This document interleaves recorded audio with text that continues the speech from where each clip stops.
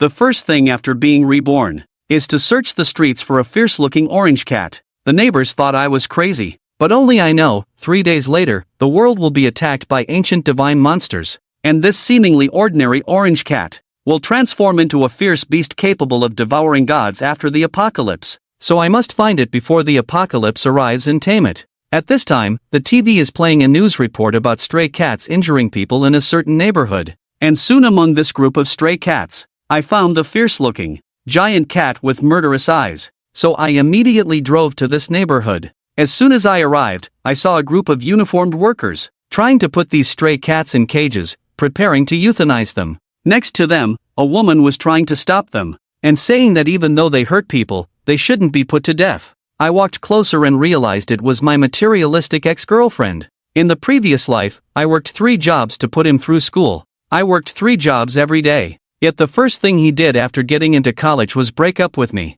and be with a second-generation rich kid. Today, his rich boyfriend is also here, and wants to spend $50,000 to buy these stray cats. This action undoubtedly moved him once again, but I paid no attention. Instead, I went straight to the cage, confirmed that it was the cat I was looking for, and then disregarding others' attempts to stop me, I grabbed the cat. Speaking of this cat, the onlookers looked at me in disbelief and said, "Is this person crazy? How dare you keep such a fierce cat? Aren't you afraid of being bitten to death?" But I didn't care. Just as I was about to leave, my ex-girlfriend Wan Ming walked up and said, "I thought you didn't like keeping pets." I responded with a serious face and a cold tone, "None of your business." My ex-girlfriend was taken aback by my response. You should know that in the past, I would never have responded to her in such a way. At this moment, her rich second-generation boyfriend walked over. With a disdainful expression, he said, "We bought this cat, so it belongs to us. Are you trying to steal it?" I didn't say anything. I punched him directly and knocked him to the ground.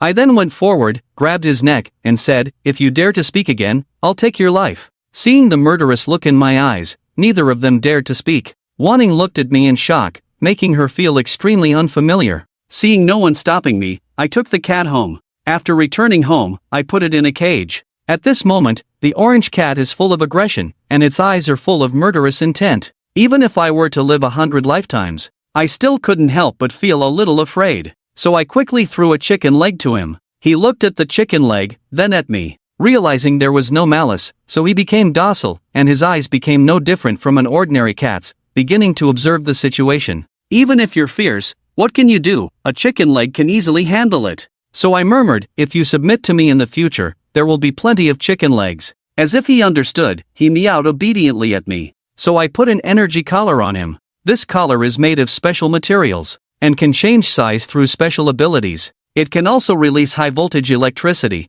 making it easy to control in the future. After everything was done, I went to the supermarket to buy some supplies. I also had someone build a steel door, made of the same material as a bank vault. I also used bulletproof glass and titanium material to build the windows. The staff all said, "You are building a safe fortress." But I said it was just to prevent thieves. After sending away the workers, I went to the black market to buy a machete. Soon, it was the next day. My heart suddenly convulsed, feeling like something was about to burst out of my body. Soon, everything went black in front of my eyes, and I fainted. When I woke up again, it was already afternoon. The orange cat in the cage looked at me obediently. I got up feeling like there was an endless amount of strength in my body, when suddenly, a sentence suddenly came to mind. "Congratulations to the host for awakening, 3S level divine skill." I was overjoyed after hearing this. You see, in my previous life, my ability was only at the B level, so S level was just a distant hope for me. But in this life, I directly awakened to 3S level. So I waved my hands, and the bomb on the window started to distort, then turned into molten iron. After a brief moment, I flicked my finger. A drop of molten iron shot into the energy coal like a bullet, and sizzling white smoke started to rise. Then I put down my hands, and with a slight turn, extinguished it. Everything around returned to its original state. I suppressed the joy in my heart. This is the power of a 3S level ability. Thinking about my previous life, I was persecuted by Lin Hai, the son of the high-level combat zone, forcing me to use a B-level ability to deal with an S-level murderer. In the end, the girl I loved died in front of me, my eyes filled with murderous intent, murmuring one day, "The world will change drastically, and I need to do something before that." So I picked up the dagger and walked towards that magnificent office building. With the saying, "Those who follow me will prosper, and those who defy me will perish," I began to advance into the building. I quickly reached the top floor of the high-rise, kicked open the door, and what met my eyes was a woman, sitting on top of a man, moving up and down, with panting sounds coming from her mouth. As the door was opened, the two of them instantly panicked. The man shouted loudly, "Who are you? Who let you in?" I, with a murderous look in my eyes, am the one who has come to take your life. Seeing this, the man took out a handgun from the drawer, bang bang bang, and fired 3 shots at me. However, using my 3S, I was easily able to make the bullets stop in mid-air, and then they dropped to the ground. The man was greatly surprised. How is this possible? He then fired several more shots until the bullets ran out, but without exception, they all dropped to the ground. Taking advantage of his lack of bullets, I ran straight at him, swinging the machete in my hand, severing his limbs. Instantly, 4 holes started to spurt blood, and Lin Haidun let out a loud wail, and soon passed out. And in the stone corridor, there were numerous hurried footsteps approaching.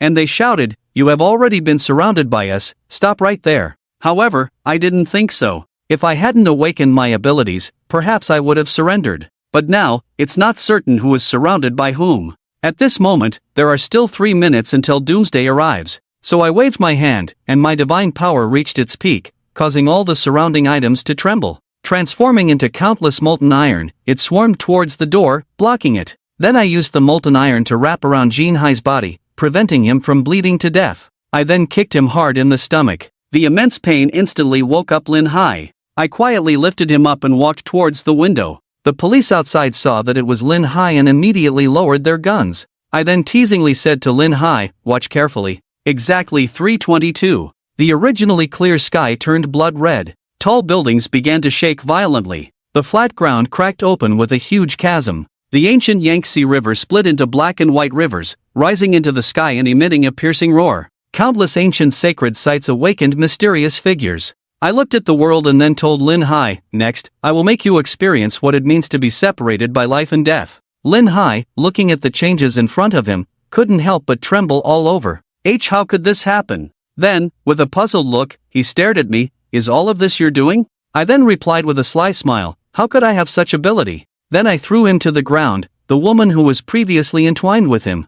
At some point, it turned into a skeleton zombie and crawled towards Lin Hai. It began to crazily gnaw at his body. Lin Hai, who had already lost his limbs, was completely defenseless. Allowing the female zombie to gnaw at him, he eventually died in agony. At this moment, the orange cat by my side also completed its initial mutation and turned into a Chang-Chi. Its body was the size of a tiger's, and it came to me, rubbing against my pants like a pet, emitting a low growl. I told him it was time to show what he could do. Then, with a roar, the Chang-Chi ran towards the woman and bit her forcefully, dealing with the female zombie. I opened the iron gate, and a large number of zombies swarmed into the corridor. Seeing this, the Chang-Chi ran towards the zombie horde. I used my abilities to control the surroundings, turning metal into molten iron and then into sharp knives, shooting them towards the zombies' heads. Then I picked up the machete and started to madly hack and slash. Soon, the zombies on the 28th floor were dealt with. I turned back to the Chang-Chi and pointed at the zombie's head on the ground, telling it to eat this. You should know that on the 10th day after the apocalypse, crystals will form in the heads of these zombies. And these crystals happen to enhance abilities and make oneself stronger. Although we don't have any now, it's still a great treasure. The Chang-Chi reluctantly growled and then began to act. Then he started to head downstairs. Upon reaching the 18th floor, he heard a woman crying in the corner, saying, "I don't want to die, I don't want to die." Following the sound, he saw 4 men struggling to block the corridor door, shouting, "Mangyao, come over here and help block the door, otherwise the zombies will come in and we'll all die." The woman took off her high heels and ran inside, shouting, "I don't want to die, I'm sorry, I don't want to die," as she ran. Immediately after, the door was pushed open, and a group of zombies rushed in, beginning to ferociously devour the 4 people. The 4 angrily shouted, "Mangyao, you deserve to die." Soon the woman ran up to me. She saw the Chang-Chi behind me. It scared her to the point of collapsing on the ground, confirming that I was a living person. It was like grabbing a lifeline. She crawled to my feet and begged me to take her with me. However, I said expressionlessly, "Why should I take you with me, like that hedgehog just now?" The woman retorted, "I just want to live, please, as long as you take me with you, I'll do anything." I looked at her disdainfully and said, "Impossible," then continued walking downstairs. As the woman saw me walking away, she shouted, "You deserve to die," and was then bitten to death by the zombies. Soon I arrived at the 1st floor, completely exhausted. The police officer who came to save Lin Hai began to frantically shoot the zombies. I rushed to the door, and the police there saw me and said, "Isn't that the person who just killed Lin Hai?" Everyone saw me and the poor strange fiercely fighting against the zombies. He opened his mouth and said, "Oh my god, this is not a human, it's like a god." The soldier next to the captain said, "He's the one who killed Lin Hai. Should we shoot him now?" The captain saw me rushing into the zombie group and said, "What time is it? You can't even kill all the zombies, and you still want to kill your own people. Do you have many bullets?" At this time, the ground began to shake violently. Then, a giant hand emerged from the ground, accompanied by a baby-like sound. I was shocked, relying on memories from my previous life. I knew this was the most powerful divine beast attack in Huanan City, but how did it wake up so quickly? Just as I felt that something was wrong, I suddenly heard in my ears, "Tired, so tired, want to sleep." Then the earth returned to calm. I wondered how I could hear the voice of the divine. Without thinking much, the crisis was temporarily resolved quickly by cooperating with the police. I also rode the poor strange back home to fight because there were not many zombies in the suburbs. I got home, opened the gate, walked into the bathroom and took a shower, and then started preparing to eat something. At this moment, the poor strange growled at me, and I instantly understood what it meant. So I threw 2 pieces of raw meat to it and said, "You've eaten so much and you're still hungry. You really are a glutton." At that moment, I heard a voice saying, "That's different." I looked at him with confusion and asked, "What did you say? Wasn't the phrase 'that's different' what you meant to say just now?" He nodded as if he understood, and I was overjoyed after seeing that. You see, in the previous life, people racked their brains, trying to figure out how to communicate with these divine beasts and understand why they came here, but in the end, countless attempts failed. And then, upon returning to this life, I effortlessly gained this ability and happily lay down on the bed. I suddenly thought about the beast-washing god during the day, and even in such a small place as South China, the divine beings are so powerful. I don't know how the fish in North China is doing, so I need to level up quickly to go find him. Soon, the 10th day of the apocalypse arrived. In these past few days, by continuously hunting and killing zombies, my rapport with Qiangqi has greatly improved, and Qiangqi has also grown larger and become much stronger by eating the zombies' brains. At least now, it's about the size of an elephant. Today is the 10th day. Crystals began to form inside the zombies' heads. So, I went out hunting zombies with Qiangqi again, just as we were getting into it. I heard footsteps behind me and thought it was a zombie, but when I turned around, it was Li Yuan, the rich second generation who stole my girlfriend. Before the apocalypse, everything was readily available, but after the apocalypse descended, he ended up on the streets looking for supplies, which is ridiculous. When he saw Qiangqi, he was so scared that he knelt down. After recognizing me, he thought we had a grudge, so he started begging for mercy, saying, "Big brother, can you spare my life?" He also said that it was that despicable person who seduced him first, and he didn't intentionally steal your girlfriend. Please spare me. Thinking about the humiliation and ridicule he brought me, my eyes were filled with murderous intent. So I stabbed him in the heart, and then Qiangqi bit off his head in one bite, causing blood to spurt high. My mood improved a lot in an instant. After collecting 30 crystals, I happily returned home and started absorbing the crystals to enhance my abilities. You should know that even though junior ability users are 3S level, they cannot absorb too many crystals, otherwise, they will be counterattacked. But the first time, I directly absorbed 30, just when I was full of doubts. Seeing the ability mark on my right hand about to be complete,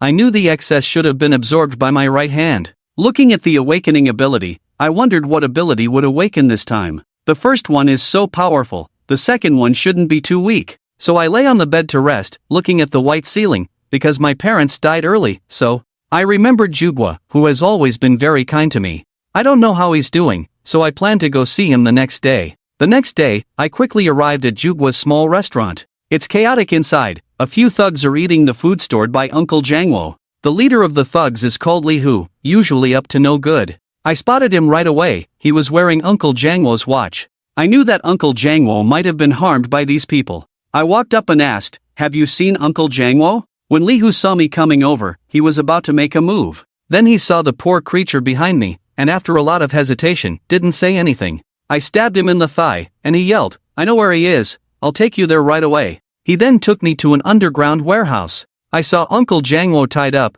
covered in bruises, and beside him was a little girl, his daughter. A girl named Chi-Chi was touching the wounds on Uncle Jangwo's face, crying and saying, "Dad, what's wrong with you? Wake up, Dad." I hurried over to Uncle Jangwo's side. I noticed his eyes were turning white, and he had a lot of scratches on his body. He had already been infected by the zombies. Someone behind me said he had been bitten by a zombie. If it weren't for us, he would have died already. Uncle Jangwo said, "These animals, I was going to share some food with them, but they wanted it all for themselves. They even injured me and forced me to go out and find supplies. I won't live much longer. Please take good care of Chi-Chi for me." Just as Uncle Jangwo was about to turn into a zombie, he begged me to give him a quick death, hitting him with a bullet right in the heart, killing Uncle Jangwo. Looking back at the person holding the gun, his name is Wu Lei. He is Li Hu's boss, the one who was talking just now. So, I was full of murderous intent, signaling to Cheongchi not to leave any trace of murderous intent. After that, I walked out with a breath of faint crying and quickly returned home. He fell asleep after having some porridge, still muttering "dad" in his mouth. At this time, the supernatural mark on my right hand began to emit a purple light. I knew that I was about to awaken my ability again, and then instructed Cheongchi not to let anyone approach. I then closed the doors and windows and fell into a deep sleep. When I woke up again, a wave of ancient voices came into my mind. "Congratulations, host. Awakening to the 3S level supernatural ability, Celestial Dog." I suddenly looked puzzled because I had never heard of this ability myself. Then I looked at Cheongchi beside me. I placed my hand on his head, and an awakening rune appeared on his head, as if a connection had been established between man and beast. Cheongchi's master. This time I didn't even need Cheongchi to speak, I knew what he wanted to say. However, the power of Tianquan is more than that. I tried to wave the celestial soft hand, and purple light emitted from my hand, and Cheongchi in front of me gradually disappeared. However, after Cheongchi completely disappeared, a terrifying pattern appeared on my arm, with a horrified and ferocious expression, just like Cheongchi's appearance. And I also feel much stronger, able to share the abilities of the poor oddity. It took me a long time to realize. Could it be that the power of Tianquan is even more terrifying than the top of the nervous system? So I slowly let the poor oddity out again, thinking about it afterwards. Can I also directly recruit more gods and fierce beasts? So I decided to go to North China City to find my true love in this life, and subdue some other gods and fierce beasts on the way. But it will be very dangerous to bring Chi-Chi along the way. After some thought, I decided to send Chi-Chi to my good brother Wu Tian. After all, with my reminder, Wu Tian hoarded a lot of food and weapons before the apocalypse, which allowed him to dominate. So we set off the next day. We hadn't walked far when Chi-Chi said there were zombies in the alley ahead. I was just wondering where they were, and then the two zombies suddenly appeared. After dealing with the zombies, I asked Chi-Chi in puzzlement how she knew. She said she had a feeling, and I didn't think much of it. But inadvertently, I saw a mark on Chi-Chi's right hand, and it was about to awaken.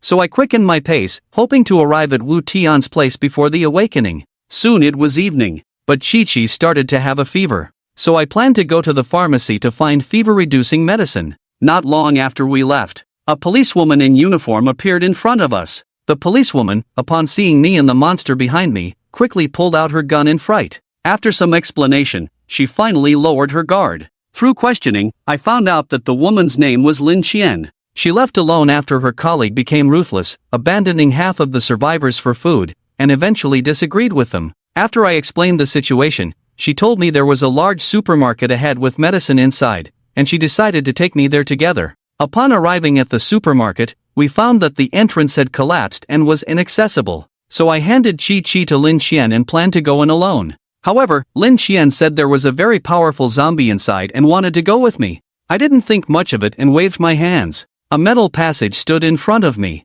Lin Qian looked surprised and muttered quietly, "Wow, this is something only a capable person can do." Then I walked in. I quickly took care of some zombies and came out with the medicine. I found more zombies behind me, and they chased me to the door. I picked up Lin Qian and started running, quickly reaching a safe place. After giving Chi-Chi the medicine, Lin Qian took us to her place and assured us it was safe here. As soon as we arrived inside, we saw the colleagues and some survivors that Lin Qian had mentioned. When they saw me come in, everyone was complaining about Lin Qian bringing a stranger. Lin Qian explained that I am a good person. It's not easy to bring a child. It's okay to stay here for a night, she guarantees it. Her colleague, however, thought I would eat their food and wanted to drive me away. At that time, Jiangqi jumped up from downstairs, roared, and no one dared to make a sound. So I walked to the corner and took out 2 self-heating beef rice meals. When those survivors saw this, they instantly felt that the bread in their hands was no longer appetizing. Then I took out 1 portion and gave it to Ling Qian. Ling Qian took it in surprise, a blush appeared on her face. After finishing the meal and preparing to sleep, someone came over at night, trying to steal the self-heating meal from my bag. Caught by me but refused to admit it. Everyone thought I was making it up. Finally, amidst the roar of Qiangqi, he admitted to being a thief. So I killed him with a single blow. Without saying anything more, I walked out amidst their horror. Just as the day was about to break, Qiqi's emergency power on her hand disappeared. Then Qiqi woke up, and I hurriedly asked if she had heard any sound. Qiqi hesitantly mentioned something about vision. In the previous life, I had never heard of any special ability related to the word vision.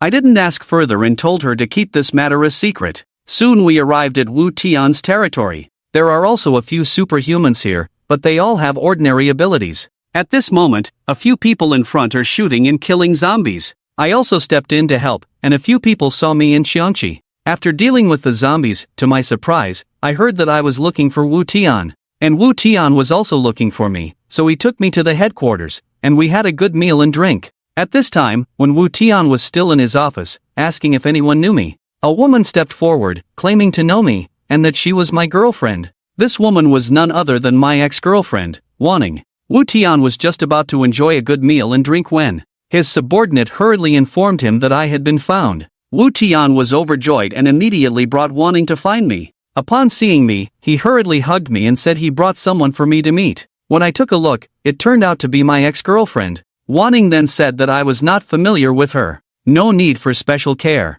Wu Tian understood my meaning and instructed his men to arrange for Wanning to move supplies in the warehouse. Wanning, who was about to say something, was taken away directly. After catching up for a while, Wu Tian suggested that I stay, but I declined, saying that I had important matters to attend to. Wu Tian saw that I was determined and didn't say anything further. He then took out a bag of things and gave it to me, saying that these were taken from the zombies' heads, and he had no use for them. When I opened it, it turned out to be a red crystal. It's truly a heaven-sent help. After expressing my gratitude, I asked Wu Tian to take care of Qiqi. I began my journey to find the fish. Just as I left the city, I encountered the most powerful divine beast, Xishan, in South China City. This divine being was several meters tall, with an appearance similar to a newborn child. Its combat power surpassed mine. So, I quickly took refuge in a safe place. Then, I took out the red crystal that Wu Tian gave me. Soon, among thousands of them, I found a second-order crystal and dozens of first-order crystals.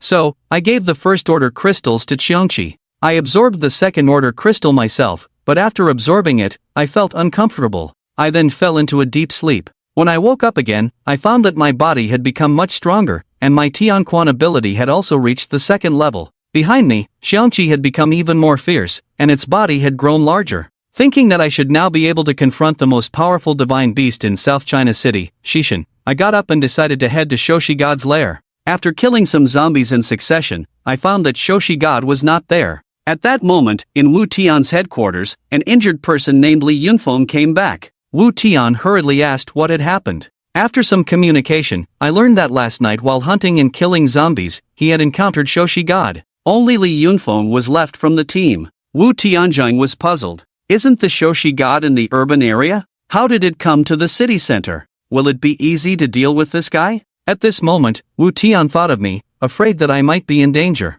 So he brought people to find me. At that time, I also arrived at the city center. Once a magnificent building, it had now turned into ruins. Suddenly, from the ruins, a zombie over 4 meters tall emerged, emitting a foul-smelling smoke from its mouth. It lunged at me. With a roar, the steel beads floating around me shot towards it like bullets. Then I used my ability to control numerous metals around me, flying towards it. Like a sandwich, I trapped it in between. Seeing the zombie unable to move, I picked up the machete and charged at it, cutting off its head with one blow. Just as I dealt with this zombie, I heard a baby crying not far away, and the sound was extremely eerie. I knew that I was not far from the Shoshi God at this time, so I turned back to Qiangqi and said, "Not far now. Be careful." Soon, following the sound, I arrived at a pile of ruins, and the scene in front of me amazed me. There was actually a female zombie fighting with the Shoshi God. That female zombie seemed to have the strength of Tier 3 as well. The Shoshi God looked like a mountain, lying on its side, over 20 meters tall, and it only had one eye, without any other organs.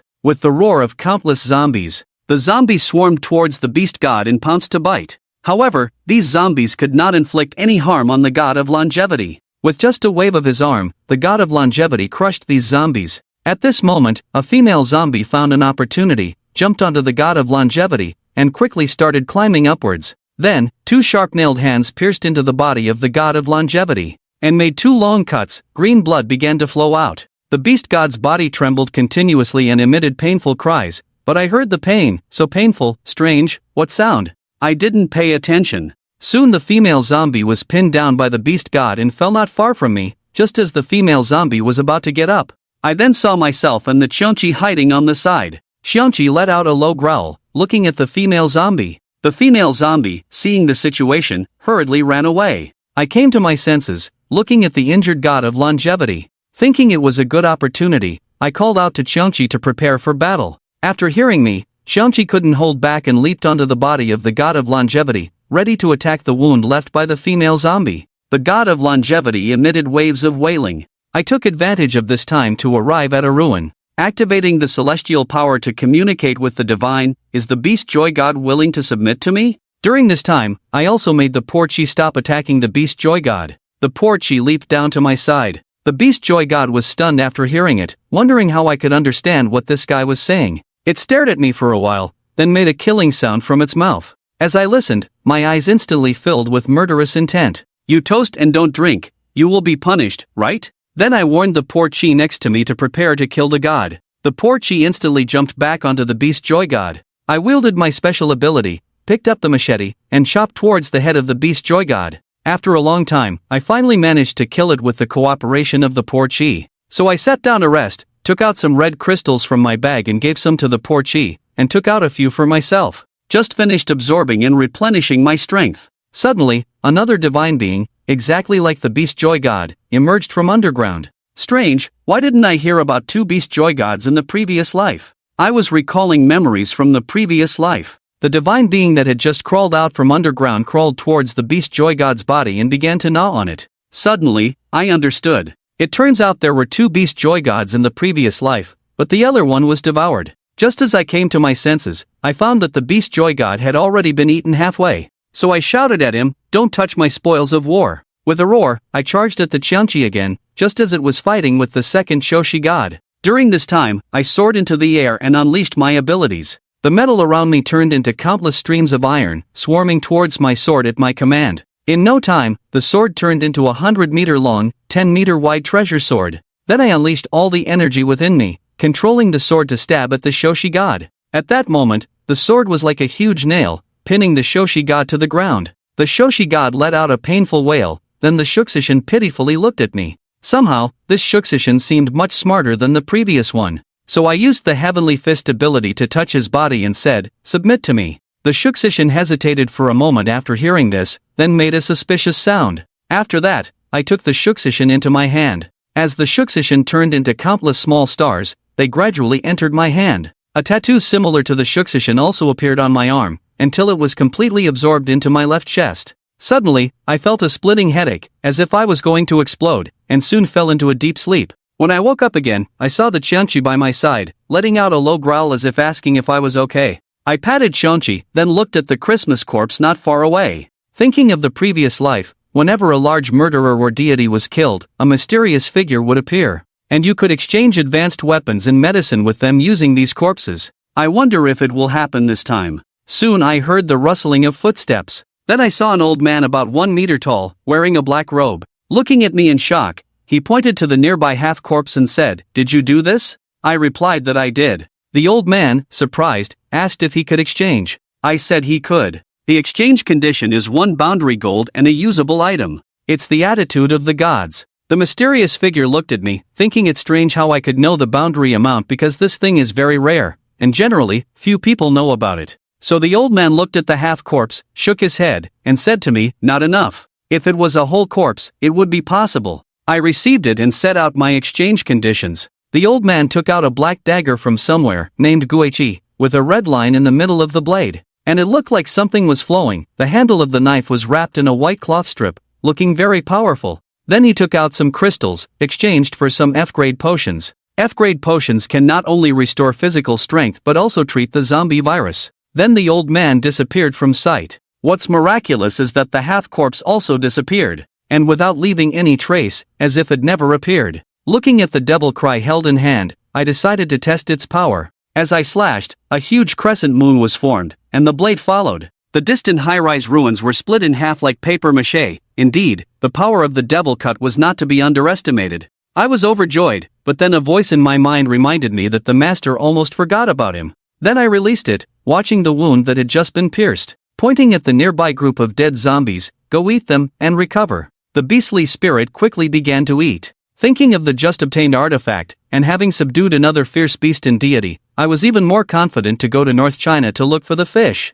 At this time, Wu Tian also arrived here. Looking at the beastly spirit in front of me, I took the gun and started shooting, and the beastly spirit reacted. It began to swing its arms and smash towards him. You should know that although the beastly spirit was injured, this punch was enough to leave Wu Tian and the others dead. Just as Wu Tian was preparing to fight, the deity over 20 meters tall in front of him suddenly disappeared into thin air. Wu Tian was greatly surprised by the situation, standing there in a daze, and the team members behind him also became confused one by one. They were puzzled at how this guy disappeared, and this feeling of having a narrow escape made them very grateful. Without much thought, Wu Tian turned and said to the person behind him, "Let's not worry about that for now. Besides, we don't know when this monster will appear again. Hurry, go find my spiritual brother." "No need to look, I'm here at the moment," a faint voice came from afar. I and Xiongqi slowly walked over from a distance. I didn't want Wu Tian and the others to know that I have the power of Tianquan and have already subdued the beast writing god.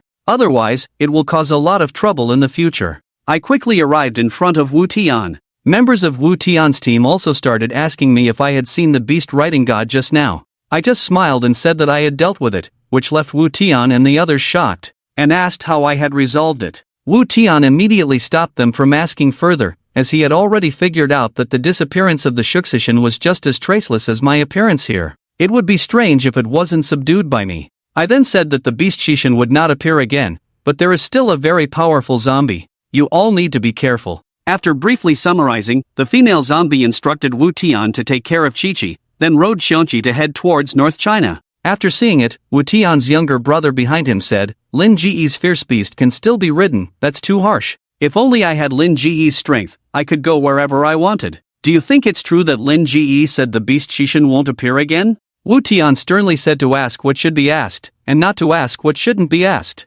No one is allowed to mention this matter again in the future. Riding on the road with Xiongqi, we raced forward and suddenly saw a huge horde of zombies not far away. With a roar, he charged into the zombie horde, and the gyuki in his hand was like a large scythe, leaving no intact corpses wherever it went. What surprised me was, on the blade of gyuki, there appeared a strange black smoke, and my own strength was gradually recovering. They say that the weapons exchanged by the mysterious person are unbelievable, possessing extraordinary power not of this world. It turns out it's true. Although the strength recovered by gyuki each time is not much, the cumulative effect of continuous zombie killing cannot be underestimated. After removing the gold cores from the heads of these zombies, I took the map given to me by Wu Tian and quickly arrived at the expressway entrance to North China City. There was a serious collapse here, and a large number of zombies were pouring toward North China. The number of these zombies is more than 3 times that of the entire North China City. But for me now, it's just a large number of first-tier crystals coming towards me. The advanced Tianquan ability requires an extremely large number of crystals, and now there is also the need to nurture the Shou Shishan and Xiongqi. I can't miss this great opportunity. Come out, Shou Shishan. The Tianquan ability is activated, and a huge creature suddenly appeared in front of the ruins. Even the field of vision was greatly obscured. At the command, the beastly god joyfully began to grab the zombies on the ground and eat them, while its previously wounded injuries slowly healed. Then I said to the Xiongqi, "Go ahead, eat as much as you want, it's all yours." The Xiongqi roared and jumped in. The zombies feasted on, blood flying everywhere. I watched the scene with wild joy. I hope these crystals can elevate my spiritual abilities to a higher realm. At this moment, the 6th military region in North China is heavily guarded, with special forces patrolling inside and out. Inside the conference room, Zheng Haifeng bowed in fear and respect, not daring to look at the middle-aged man in front of him. The middle-aged man held a document in his hand and, with a cold tone and lowered head, said, "The old man already knows about this. Tell me, why with so many of you acting that day, couldn't you capture a mere ordinary person? What exactly happened?" Zheng Haifeng looked at the middle-aged man in front of him and said, "The situation that day happened suddenly, and that young man also saved us. There were also many survivors. It could be considered an attack in some way." The middle-aged man became furious and slammed the table, saying, "What attack? It wasn't your son who died. Are those survivors more important than my son's life?" "Zheng Haifeng, You should know who's standing behind me. Seeing this, Zheng Haifeng couldn't help but feel his scalp tingle. The most powerful figure in the Lin family isn't the mayor standing in front of him. It's the old man standing behind him. Although he has retired, he still holds immense power and has awakened special abilities. At this moment, Lin Anhut is on the verge of going crazy. The end of the world has come, his son died tragically, his wife turned into a zombie and was imprisoned. Even though he is now in the safest place, he is extremely uneasy. He has seen Lin Hai's body, and the horrifying image of Lin Hai echoes in his mind every day.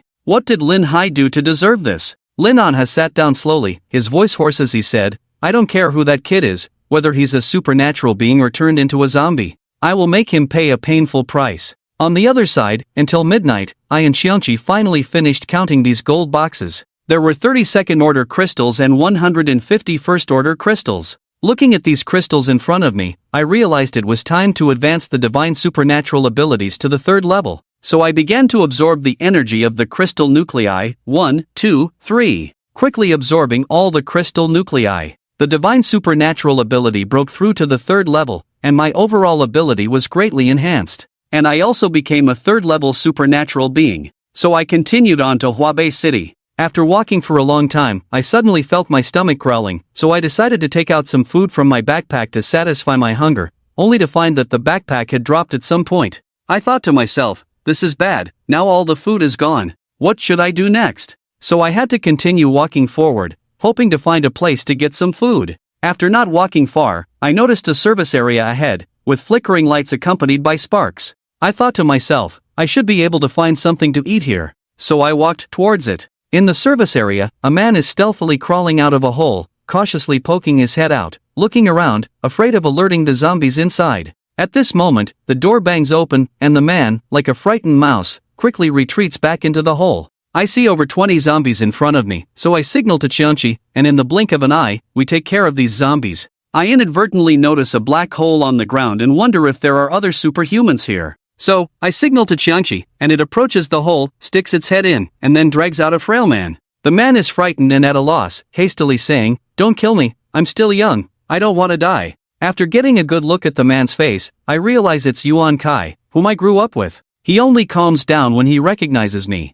Yuan Kai's ability is to manipulate earth elements and tunnel underground. Although we grew up together, our relationship isn't good. So, I didn't pay much attention to him and went to the nearby shelves to find usable supplies. Yuan Kai, on the other hand, shamelessly rummaged through the shelves after seeing the zombies on the ground. I step forward and continue, I didn't expect to run into you here. Are you still in the South China City? I reply coldly, yeah, and Yuan Kai hurriedly asks, Are you also heading to the safe zone? I finish organizing the supplies and walk away without looking at him. I no longer look at him, but he catches up and says, Can you take me and my girlfriend with you? It turns out he's not alone. I respond indifferently, I don't take along useless people, and then ride off on Xiangqi. Yuan Kai looked at my back and cursed, This bastard is just lucky to have a stronger ability. What's so great about it? Then he went back into the hole to find his girlfriend. Pang Chi and I are racing on the highway. Suddenly, several large trucks stopped in the middle of the road not far ahead.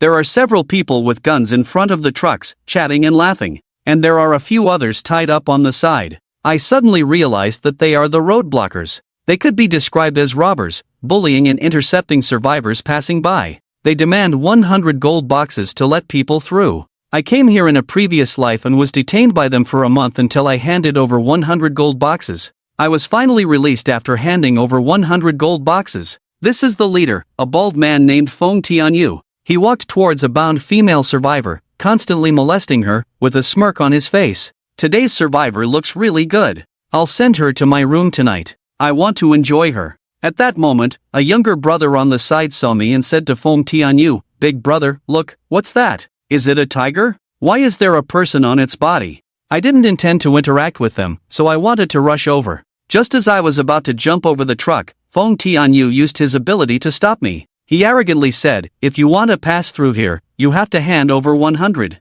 But you don't seem like an ordinary person, so hand over 3 million. I listened with a murderous look in my eyes and said, What if I don't hand it over? Feng Tianyu immediately became serious and said, Then there is only one way for you to go, and that is death. I said, No one is allowed to pass without paying. Even if the King of Heaven himself came, it would be the same. He clapped his hands together and transformed into a heavy fist, smashing downwards. Boom! The surrounding magnetic field became even heavier. Even cracks appeared on the ground beneath their feet. The survivors trapped in the gravitational field suffered even more miserably. They were slammed heavily onto the ground, unable to move at all, as if they were locked in place. This tremendous pressure made their faces pale, devoid of color, and even their internal organs trembled. Some even fainted under this intense pressure. Feng Tianyu stared at the Qiangqi in the air. He used all his abilities to press against the Qiangqi. Like a giant hammer striking it. The Qiangqi quickly adjusted its position. But it still fell under this high-intensity gravity. With a fierce and ferocious expression, it stared at the crowd and roared like thunder. Roar! When they saw such a huge and exceptionally fierce Qiangqi, they had never seen such a terrifying and ferocious beast before. This made Feng Tianyou's subordinates tremble and shiver uncontrollably. They shrunk their heads and said, "Boss Feng, what kind of beast is this? A tiger? But why does it have a pair of horns?" In the apocalypse, they had seen many different species, but they had never seen such a terrifying and ferocious beast. Of course, not everyone was afraid of the Qiangqi's appearance. What's there to be afraid of? With Boss Feng here, can't we turn the tables? Feng Tianyu stared at Chen Mo on the opposite side, scrutinizing him up and down for a while. He said coldly, "Hey, kid, you're also an ability user, right? Didn't I just talk to you? Are you deaf?" Chen Mo remained expressionless, looking at the group of gatekeepers in front of him, furrowing his brows involuntarily. "The boss is talking to you," one of his subordinates shouted. Feng Tianyou's face turned unpleasant as he spoke. "Kid, if you want to pass, you have to pay some crystal cores first. For ordinary people, 100 first-grade crystal cores are enough, but if you're an ability user, the price is different." He had seen many ability users, including some in their gatekeeper team. Only ability users could become small leaders, otherwise, they wouldn't have the ability to block the passage here. The gravitational field around them remained unchanged. Chen Mo calmly said, "Step aside. Do you want to die?" "What?" Feng Tianyu touched his ear, as if he had heard something funny. He laughed loudly and said, "Kid, you don't think ability users are invincible, do you? Let me tell you, even if you're a dragon, you have to bow down to me, and if you're a tiger, you have to lie down for me. If you don't pay these 300 crystal cores, don't blame me for being impolite." Put. Suddenly, a terrifying black droplet shot towards him. Its speed was incredibly fast, and its target was clear. Feng Tianyou's pupils contracted. He felt the immense killing intent and immediately raised his right hand to block it. He released his ability, the magnetic field gravity. Hum! The tremendous gravity pressed down directly. However, Chen Mo was a third-level ability user, and the power he controlled was immeasurable. It was far beyond what an ordinary ability user could compare to. Under this power, the magnetic field gravity seemed to disappear, and the black droplet pierced through Feng Tianyou's right palm. Put! A bloody hole appeared, continuously bleeding. Chen Mo said calmly, "Next time, it will be your head." Feng Tianyu trembled violently. This scene stunned his subordinates beside him. One by one, their eyes widened, their faces filled with disbelief. Feng Gu was injured? How is that possible? A piercing pain quickly spread through his right hand. Feng Tianyou's forehead was covered in layers of sweat. His face gradually became ferocious. In extreme pain, he clutched his bleeding right hand and howled. "Ah! Bastard, I'll kill you. Who the hell are you?" Such a powerful skill, not even his own magnetic field gravity could stop it. Feng Tianyu could hardly imagine that such a person would appear in a place like this. The black droplets, without a trace of blood, returned to Chen Mo's side. Chen Mo coldly watched this scene. He didn't want to get too involved with these people. But these gatekeepers were just too annoying. "I've already given you a chance. Say one more word, if you don't want to die, get out of my way." Roar! The poor beast beside him roared. It opened its bloody mouth and released a terrifying killing intent. Feng Tianyu, sweating profusely and with a ferocious expression, shouted in extreme pain. Attack! Kill him! Like Feng Tianyu leading his group of people causing trouble on this highway, they were lawless. They had never suffered such a big loss before.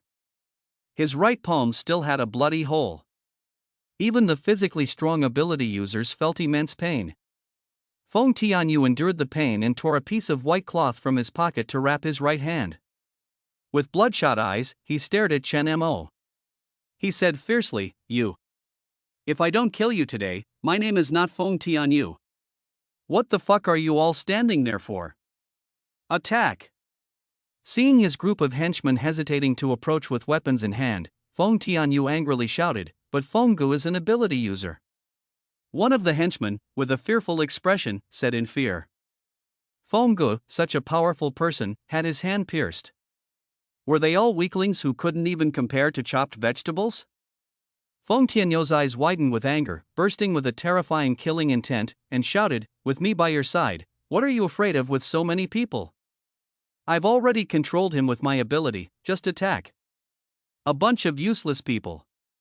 Gravity magnetic field ability was used again. Feng Tianyu shrank the gravity magnetic field here to only encompass Chen Mo. This way, the gravity he could exert became even stronger. Boom! Chen Mo and the poor beast suddenly felt the pressure on their bodies multiply, as if carrying 1,000 pounds. Even the ground beneath their feet began to crack.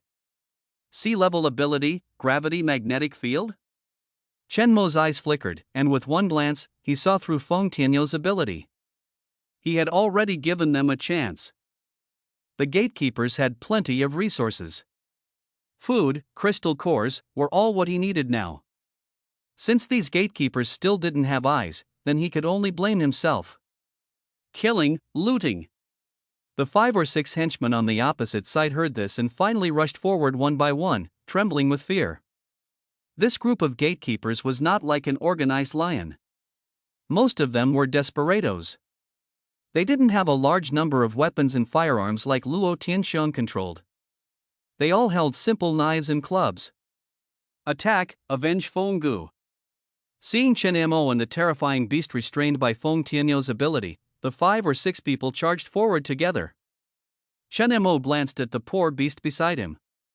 He couldn't even be bothered to make a move and said coldly, "Poor beast, go. Leave one alive." The poor beast understood and roared directly. Like a tiger entering a flock of sheep, it pounced towards the 5 or 6 people opposite. This terrifying beast, with just one glance, made those 5 or 6 people tremble in fear, their legs weak, and their will to fight lost. Ah! Soon, a piercing scream rang out. One of them had his legs broken by the Qiangqi. "No, don't kill me, spare me." The Qiangqi instinctively opened its blood-filled mouth. Under the horrified and fearful gaze of everyone, it directly bit off the person's head. At this moment, the few people who were fierce on the surface were scared out of their wits. They ran away in panic towards Feng Tianyu behind them, powerless. Feng Tianyu was sweating profusely, staring at Chen Mo, who had a calm and indifferent expression, and the terrifying beast. He was shocked in his heart. Were the two of them not affected by his own gravity magnetic field at all? How is this possible? Feng Tianyu opened his mouth, feeling somewhat incredulous. Since awakening his abilities, such a situation had never occurred before. "Brother! This friend, we were wrong before, you can go now. We don't want this toll anymore." Chen Mo sneered, with a hint of playfulness. "Do you understand now? It's too late." If they were left behind by this group of gatekeepers, they would undoubtedly suffer inhuman torture. He originally didn't want to get involved in these matters, and those survivors left behind by this group of people had no connection to him either. But since they had provoked him, they could only blame their bad luck. Chen Mo raised his right hand. The Dominator ability was activated. A suffocating scene appeared. Behind Feng Tianyu and the others, the trucks unexpectedly began to close in uncontrollably. Even the iron boxes on the trucks twisted. They seemed to be moved by some invisible force, emitting a harsh friction sound. Finally, with a boom, the trucks collided with each other, blocking the retreat behind them. Feng Tianyou's breathing stopped. What the fuck was this power?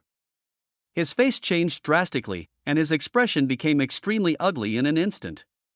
He looked at Chen Mo, took a deep breath, and said, "Brother, we were wrong this time.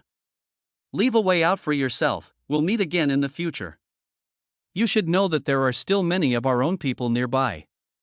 This was his confidence. With such a big commotion here, it must have already attracted the attention of the gatekeepers at several other checkpoints. Chen Mo still had a calm expression. He calmly said, "Kill as many as come." Feng Tianyou's pupils contracted. It seemed that he couldn't believe that this young man, who looked like a student, was even more ruthless than himself. Roar! The roar of a beast sounded again. The Qianqi's speed was extremely fast, swift and decisive, shuttling through the crowd. It directly tore open the abdomen of one person with a single palm, blood splattering, a huge wound on the abdomen, even the intestines were forcibly pulled out. The person's face was full of horror, staring blankly at the bloody scene. Before he could even take another look, screams came from the other side. Ah! Massacre! One-sided massacre! Even a first-order mutant was not something an ordinary person could withstand, let alone the Qianqi, which was second order. The gravity magnetic field here had no effect on its actions at all. Seeing this scene, Feng Tianyou couldn't help but tremble all over. Damn, what kind of monster is this? He took out a first-order crystal nucleus and absorbed its power directly. Enduring intense pain, the left and right hands intertwined, using all their strength.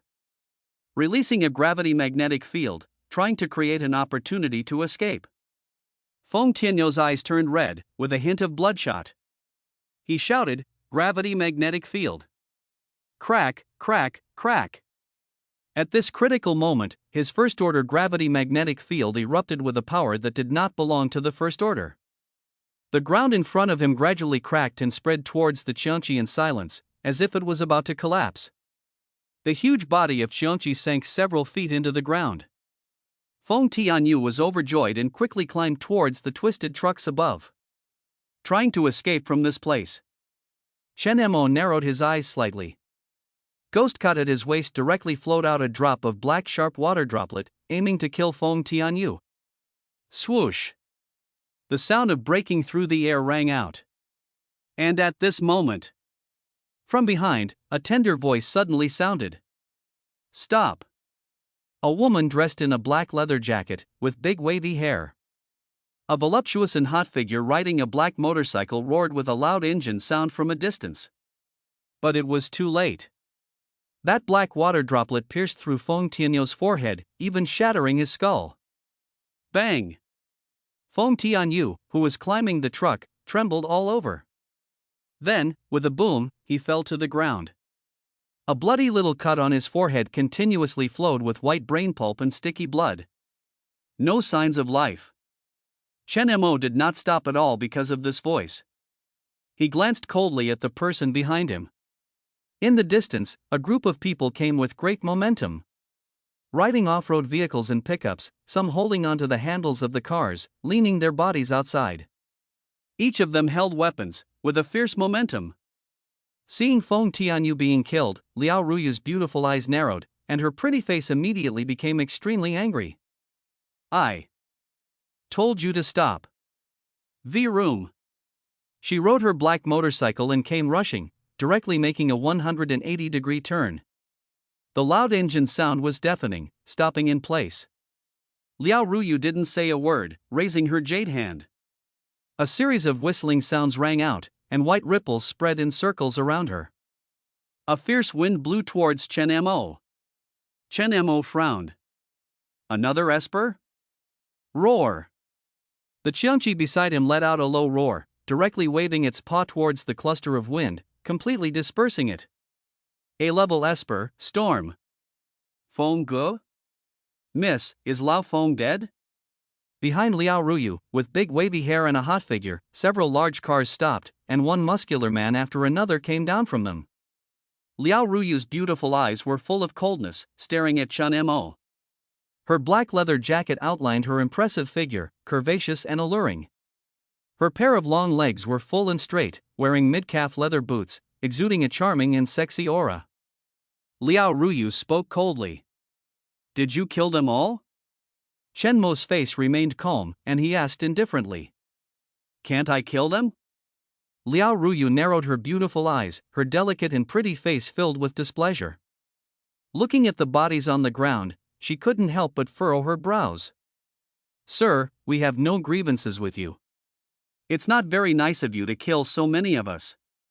From the abilities displayed by this person just now, it was obvious that he was also an esper.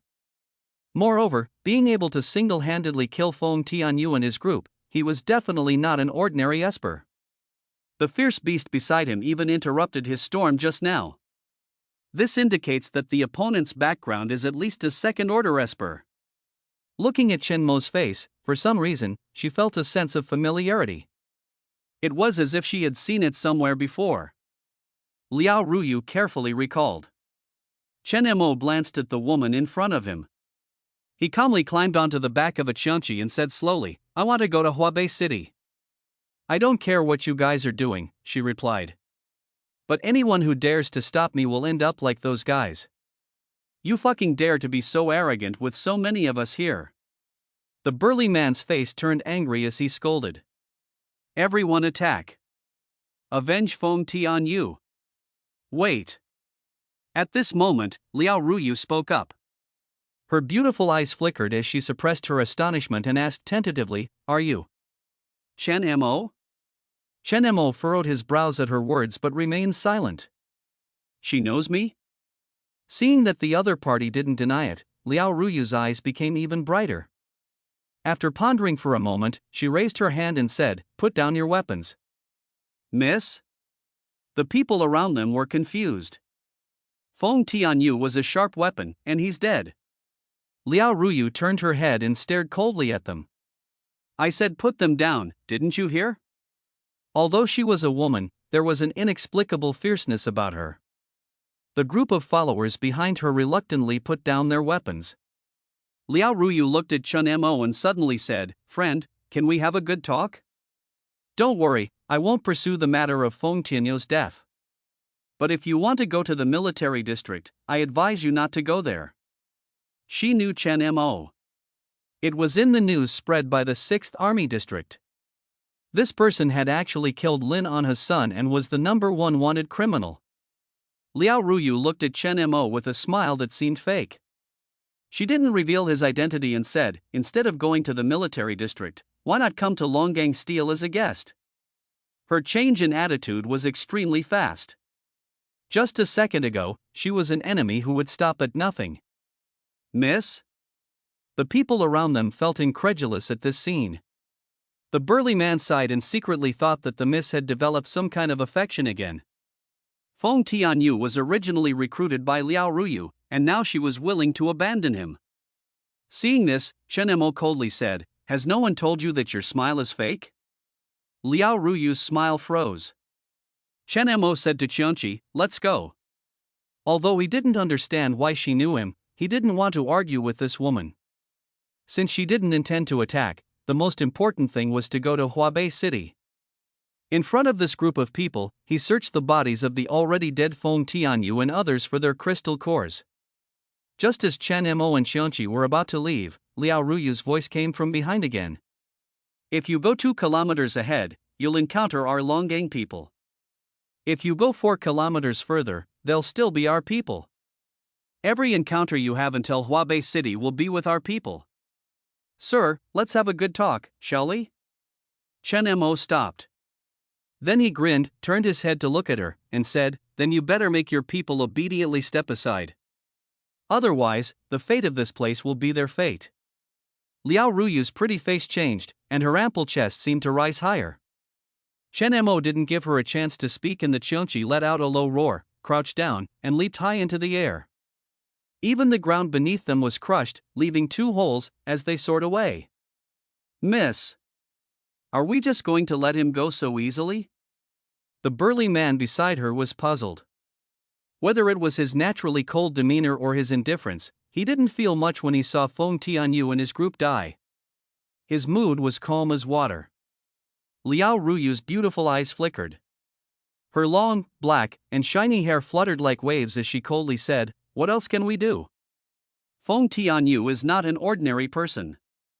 Since he killed all the people here, do you think we can stop him? I have already told my uncle that anyone who can come from such a long distance must be a formidable supernatural ability user.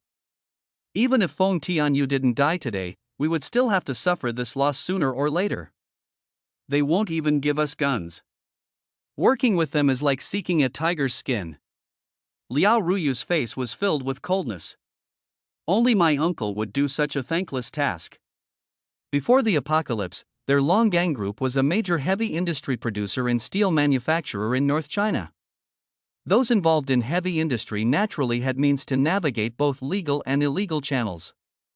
And Liao Ruyu was the niece of the chairman of Longgang Group. The burly man frowned and explained, "But miss, this is what the chairman wants." Liao Ruyu raised her hand impatiently. "I know my uncle has received a lot of help from that person to get to where he is today. But haven't we been giving gifts to that person for years? Now, in the apocalypse, our Longgang Group is such a powerful force, occupying several of the largest steel mills in North China.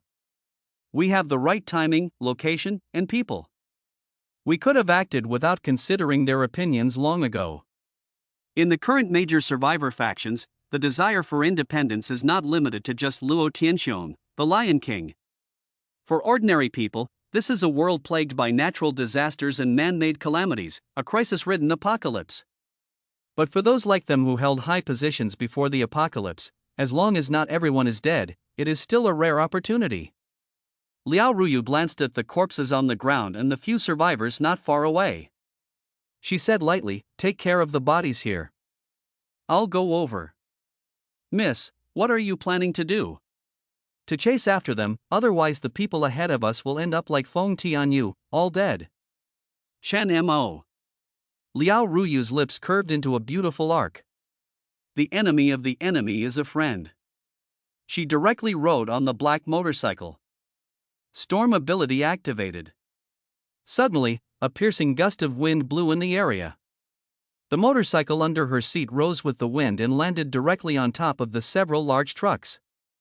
The engine roared as it pursued Chen Mo's departure. The burly man sighed, looking at Feng Tianyu's body with some pity. Miss Liao was indifferent and emotionless. Seeing this, it seemed that this grudge would be left unresolved. But she wasn't the first one. "What are you all standing around for? Get to work." The speed of the Qiangqi was extremely fast. In a short while, it had traveled 1 or 2 kilometers. And as the woman had said, there was indeed a group of interceptors stationed not far ahead. Chen Mo couldn't help but feel annoyed. These interceptors were almost everywhere at the entrances to North China City. No matter which entrance they came from, they couldn't avoid them. "Qiangqi, charge through," Chen Mo said coldly. He didn't have time to waste with them here. Roar! The Qiangqi let out a low roar and charged forward. This massive and majestic tiger scared the group of people in front of them silly. Even the first-level ability user hadn't started using their abilities yet. They watched as the large truck behind them was pierced through by a huge hole. Boom! What the F***CK? What was that? Damn it, I didn't even see it clearly. Then, the sound of an engine revving up came from behind. Liao Ruyu followed closely. When the people guarding this place saw the beautiful and sexy figure on the black motorcycle not far away, their eyes widened. "Miss Liao? Why are you here? Get out of my way." Liao Ruyu didn't stay here for long. She lay flat on the black motorcycle, her full and curvaceous figure squeezed. The curvaceous figure and straight, meaty thighs pressed against the motorcycle. Waves of hair flowed. Speeding along the hole broken by the Qiangqi, it passed by at an extremely fast speed. Many people's eyes widened, unable to help but swallow their saliva. Miss Liao has such a great figure. Who can deny that? The Qianqi, having crossed another checkpoint, continued without stopping. And at this moment, from behind, a tender voice suddenly came. Wait! Chen Mo was slightly startled. He glanced back. Surprise appeared in his eyes. Behind him, Liao Ruyu was riding a motorcycle, with the support of the storm's supernatural power, reaching a speed of almost 400 yards. Racing on this highway, like a black lightning, she caught up in just a few breaths. Chen Mo was stunned. What is this woman doing? Liao Ruyu came directly to the side of the Qianqi, wearing a helmet, and shouted loudly. I'd been telling you to wait. I have something to say to you. Even Chen Mo couldn't help but feel speechless at this scene. He patted the sitting Qianqi and whispered. Qianqi, stop. The Qianqi let out a low roar, and its massive body stopped on the highway. Wang Wang, Liao Ruyu's beautiful eyes brightened, and she also slowed down and stopped.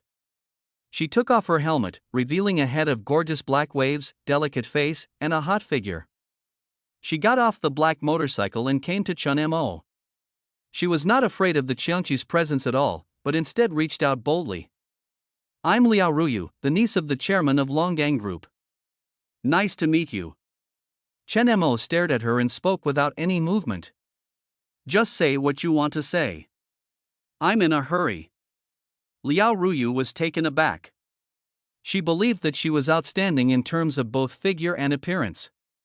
She didn't expect this young man in front of her, who seemed much younger than herself, to be so indifferent. But she didn't mind and said, Chen Mo, I know you. You're the one who killed Lin Shu, right? If you want to seek refuge with the military district, then you're completely mistaken. As soon as these words were spoken, the atmosphere in the scene instantly turned cold. Chen Mo narrowed his eyes, and his face gradually became unfriendly. Who are you exactly? Liao Ruyu smiled brightly, very charming. Didn't I say it?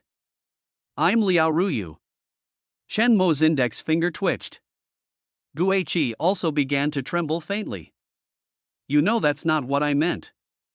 He came to Huabei City this time to find Yuer. He didn't want to contact the military district so early.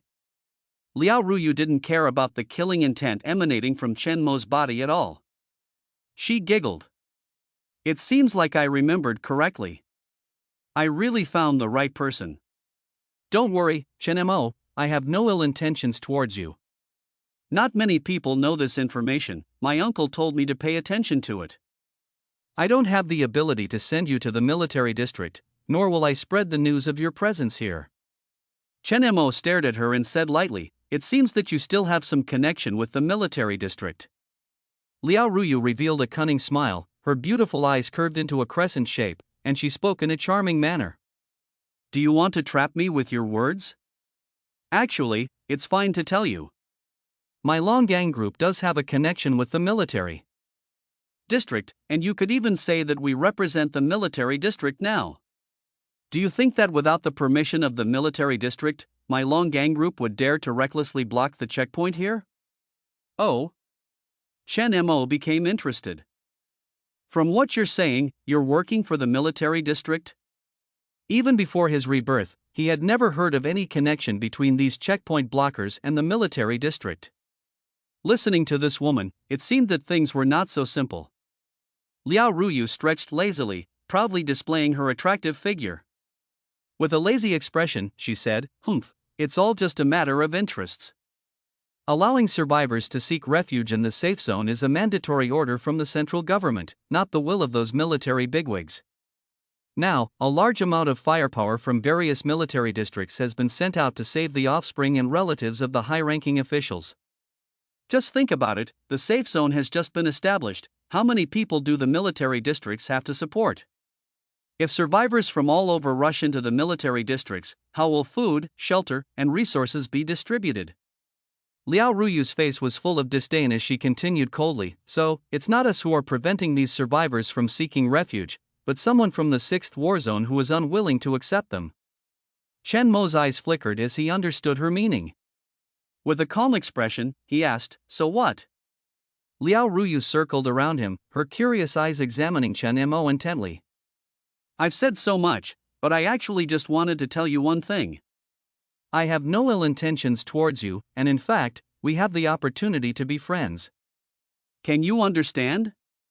Chen Mo replied calmly, those people who follow you are really pitiful. Liao Ruyu didn't care at all. You mean Feng Tianyu? If he didn't have a special ability, I would have gotten rid of him a long time ago. He's ruining the reputation of my Longgang group. But speaking of which, you have quite the courage. Do you even know that many people from the 6th Military District have already gone to Tianhai City to capture you and gain merit? At this critical moment, you dare to come to Huabei City alone. Should I say you're too confident or just ignorant of life and death? Liao Ruyu said with a smile. But you're lucky, you've encountered me. Rest assured, I won't spread any information about you here. But as a condition, you have to cooperate with my Longgang group, how about that? Chen Mo's right fingertip moved slightly. In an instant, sharp blades made of metal floated from all directions, aiming at her. As long as I want, you will soon become a hedgehog, Chen Mo said. Seeing this scene, Liao Ruyu was slightly shocked. This guy was indeed the person the military district was looking for. What a powerful ability. However, she didn't show it and instead raised her eyebrows, calmly supporting her two peaks with her hands. Chen Mo, 21 years old, from the Welfare Institute, used to work at Zhejiao Supermarket. Ability, able to control steel beads and influence bullets. Preliminary judgment is that you can control metal, Liao Ruyu said calmly. Honestly, although she appeared calm on the surface, her heart was pounding uncontrollably. After all, she was a second-tier ability user. When Chen Mo used his ability just now, she didn't even have time to react. This meant that the other party was at least a second-tier ability user like her, or even stronger. If you kill me now, you won't know anything about the Huabei City Military District. Dragon Steel Group doesn't want to be a lapdog for the military district. At least, with me here, I can guarantee that you won't be discovered by the military district in Huabei City. So, how about cooperation? Liao Ruyu revealed her value. Chen Mo stared at her beautiful and delicate face for a long time. Suddenly, the blades in front of him turned into a puddle of liquid in an instant, returning to the ghost cut. Chen Mo nodded slightly and said, tell me, how can we cooperate? Right now, he not only had to find Yor, but also, it is even more necessary to be on guard against the people from the military district. If the actions in Huabei City are exposed, they will surely be restricted everywhere. Before mastering the 4th level of supernatural powers, Chen Mo did not want to confront an entire military district. Liao Ruyu's face brightened. Her beautiful eyes looked at Chen Mo with anticipation. She immediately spoke, I want you to join my Longgang group and become my person. How about that? Chen Mo smiled and said playfully, is this what you call cooperation? Becoming your person, like that previous supernatural being? I'm not interested. Liao Ruyu blushed at his words. She said seriously, your strength cannot be compared to someone like Feng Tianyu. If you join my Longgang group, you will be one of us from now on. Chen Mo replied, give me another offer. Liao Ruyu sighed regretfully. She didn't pay too much attention and said, it's okay if you don't want to. Since it's cooperation, sincerity is still necessary. Within the influence of my Longgang group, I can guarantee that there will be no one named Chen Mo appearing. To be honest, you have offended the military district, but I am still willing to be your friend.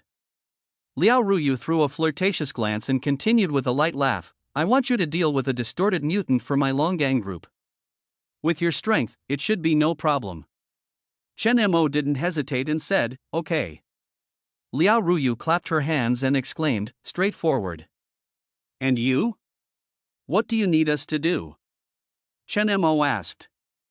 Liao Ruyu frowned and said, find someone for me using the information from the military district. Find someone? Liao Ruyu furrowed her brows.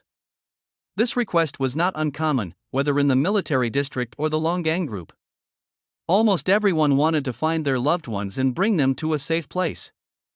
Now that information is scarce, if you can confirm that your friend is in Huabei City, you can give it a try. Liao Ruyu didn't fully agree, but said, our long gang group can only do our best. It's not like before. Besides, whether the person you're looking for is still alive or not, it's like finding a needle in a haystack in a city as big as Huabei. I think you should understand that this is not an easy task. Chen Mo nodded and said, I know. Liao Ruyu asked, what's her name? Chen Mo replied, Tang Xuanyu. A woman? Liao Ruyu was surprised. She showed a face of realization and said with curiosity, an old acquaintance? It was obvious that she was very interested in this woman named Tang Xuanyu. Chen Mo glanced at her but didn't say anything. Liao Ruyu asked, do you know where she might be? Is she a student? Chen Mo shook his head. When he first met Xuanyu, it was already several years after the apocalypse. He only knew that Xuanyu was in Huabei City. As for what Xuanyu did before the apocalypse, she rarely mentioned it. Probably still a student, Chen Mo said. Liao Ruyu furrowed her brows, feeling somewhat strange. What do you mean by probably? Chen Mo honestly replied, I'm not sure. Liao Ruyu sighed, I see. I will do my best to help you with this matter. I will ask the people in the military district if they know any information about her. As for whether we can find her or not, it will be up to fate. Chen Mo lowered his gaze, his eyes flickering. Okay. Instead of searching aimlessly like a headless fly, it would be better to use the power of this local snake in Huabei City. Liao Ruyu pondered for a moment and said, with your sensitive identity, it's unlikely that you can enter Huabei City directly from the highway entrance. The people in the military district don't trust us. At the entrance, it's not just our people. Chen Mo, you will join our team later and return to Huabei City with us. As for the pet by your side. Liao Ruyu rubbed her forehead and couldn't help but feel a headache. According to the information from the military district, Chen Mo's pet was truly extraordinary. It was also one of Chen Mo's most prominent features. You don't need to worry about the Qianqi, I have a way to hide it, Chen Mo said. Liao Ruyu smiled brightly and patted Chen Mo's shoulder. In that case, let's go to the intersection and wait for my people. They will take you to Huabei City. With a pleasant fragrance, Liao Ruyu got on her black motorcycle, put on her helmet, twisted the throttle, and said in a sweet voice, let's go. The engine roared like thunder. Liao Ruyu leaned forward on the motorcycle and instantly sped away like a black-clad queen.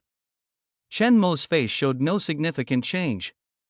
He turned to look at the Qianqi and said, Qianqi, let's go. At a broken intersection, a loud noise rang out. The black motorcycle leaped high and directly crossed the broken highway. It landed steadily on the ground. In this area, the highway had been cleared by the Longgang group. Not a single living zombie could be seen. Liao Ruyu made an abrupt stop and looked back at the approaching Qianqi. She couldn't help but grin and said in a sweet voice, it seems like your pet is not as good as my Kawasaki. The sitting Qianqi let out a dissatisfied growl. Chen Mo looked around. This place happened to be a high-speed bridge, surrounded by mountains, desolate and empty. This is it, wait here. My people should arrive soon, Liao Ruyu said, tearing open a pack of chocolates and offering it. Want some? Chen Mo shook his head and took out a piece of bread to eat. Liao Ruyu went to the edge and sat on a rock, eating chocolate and saying, I heard from the military district that although you killed Lin Anna's son, Lin Shu, there are still over 100 survivors in Tianhai City because of you. Chen Mo, why did you kill him? Did he have a grudge against you? Liao Ruyu looked at him curiously. Not only her, but even the people in the military district still couldn't understand. Why would an ordinary person like Chen Mo kill Lin Shu? What was the motive for murder? There was nothing. Lin Shu. Chen Mo's eyes flickered. Mentioning this name again, he remained calm. Indeed, before the apocalypse, Lin Shu was just a spoiled second-generation official who hadn't done anything yet.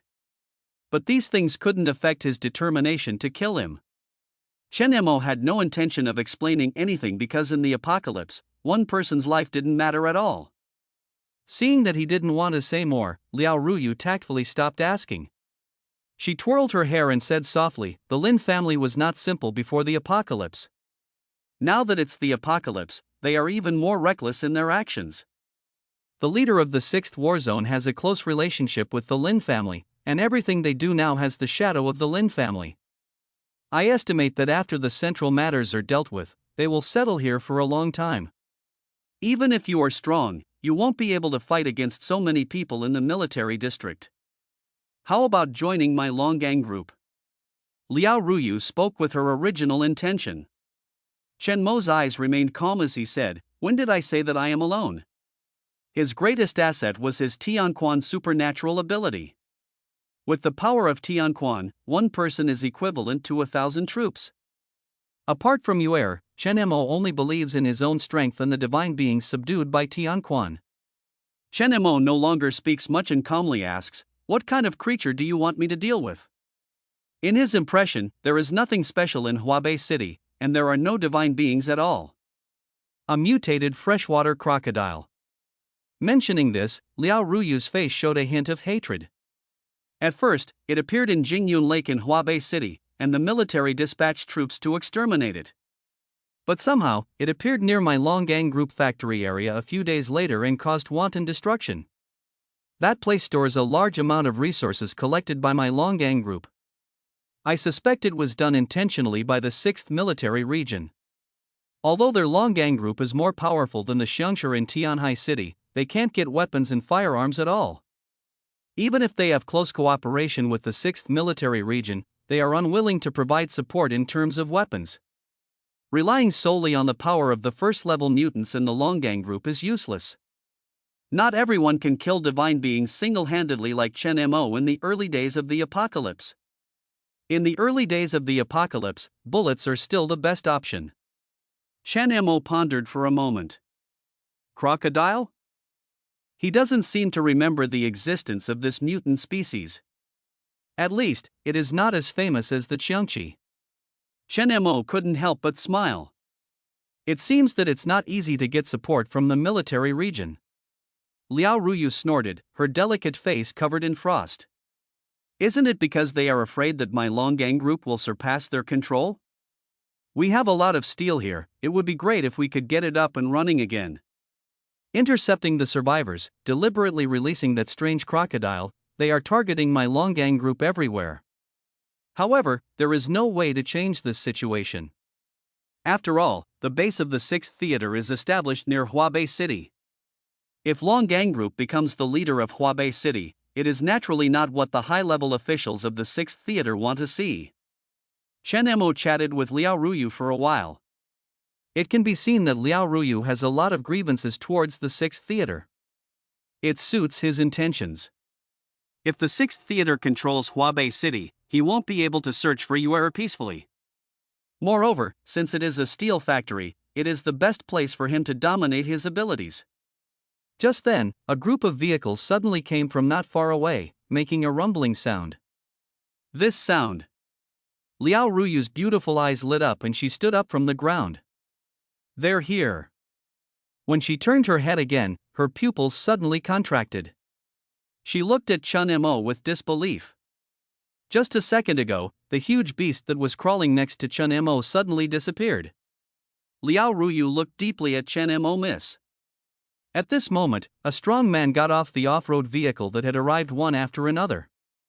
Noticing Chen Mo's presence, the strong man frowned and seemed displeased. "Miss, who is he?" Liao Ruyu, "Oh, it was just a misunderstanding before. We have already cleared it up. He will follow us later." The strong man's frown deepened. But since it was Mrs. Order, he couldn't say much. He could only nod and give a fierce glare at Chen Mo behind Liao Ruyu, showing his displeasure. "Get on the car. Let's go back to Huabei City." Chen Mo sat in the back of a large truck with a group of men. The atmosphere inside the car was solemn and silent. 5 or 6 men with gloomy faces sat there, holding iron rods and some crude weapons.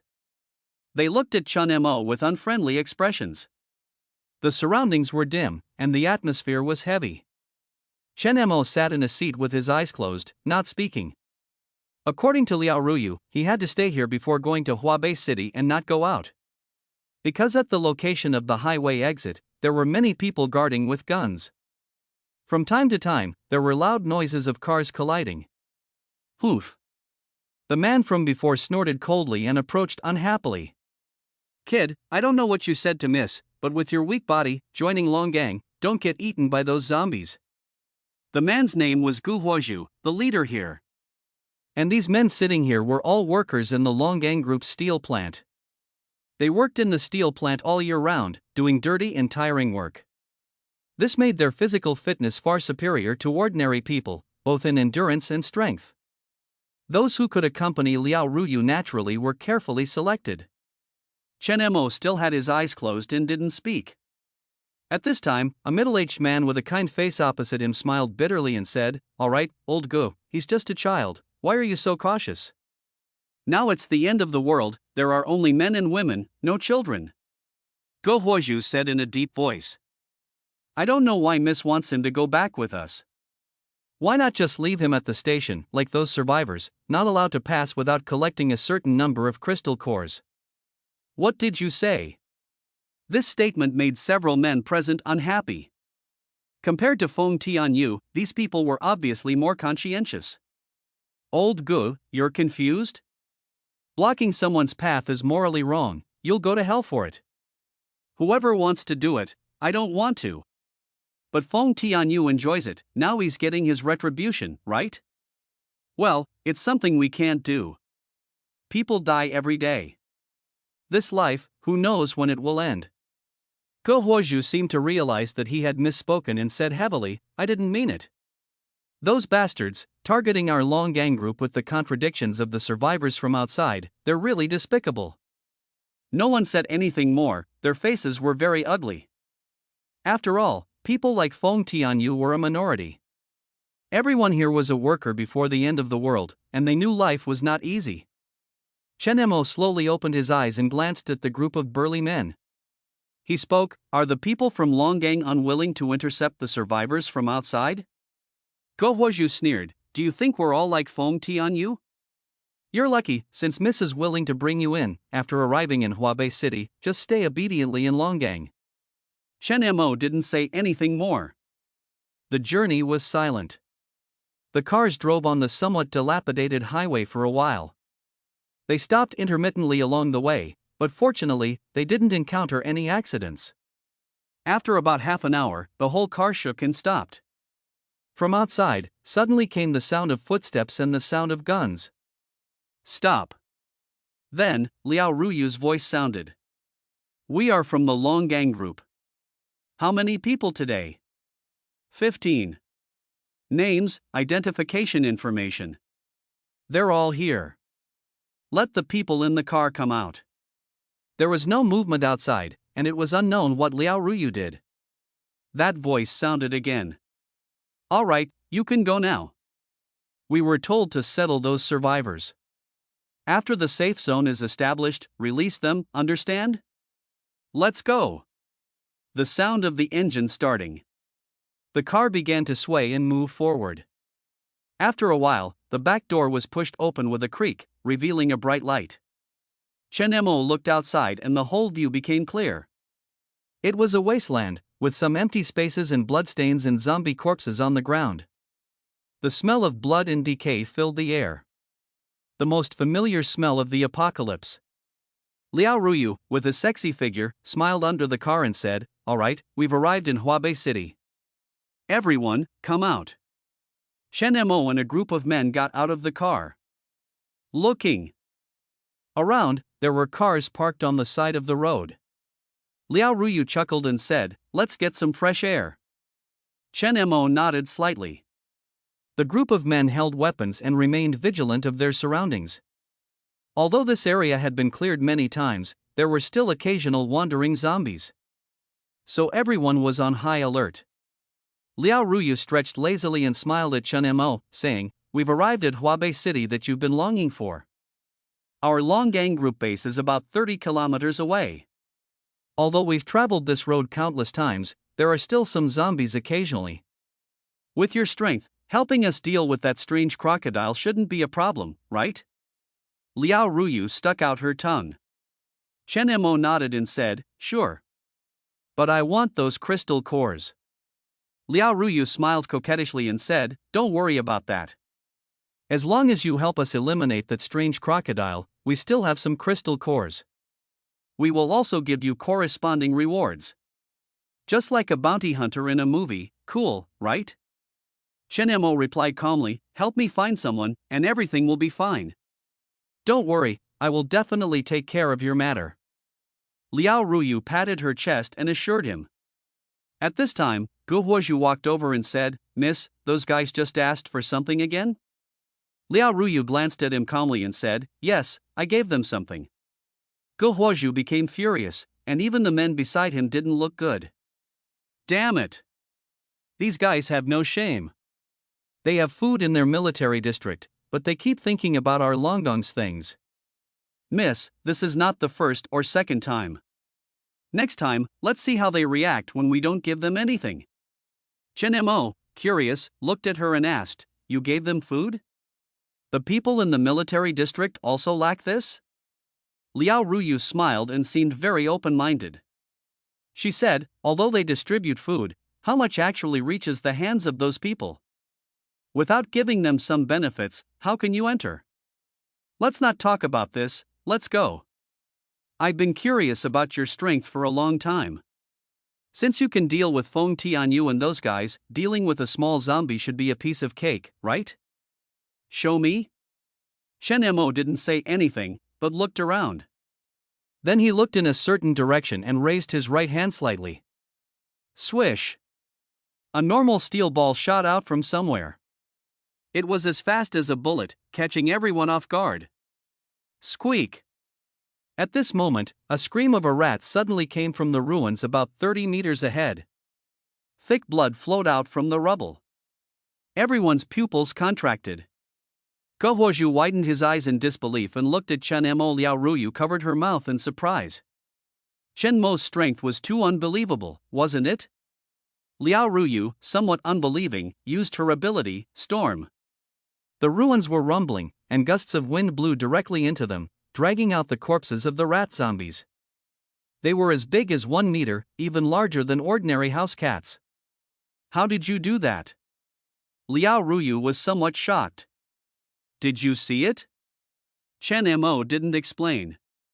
The poor creature transformed into a tattoo of heavenly power, constantly strengthening its senses.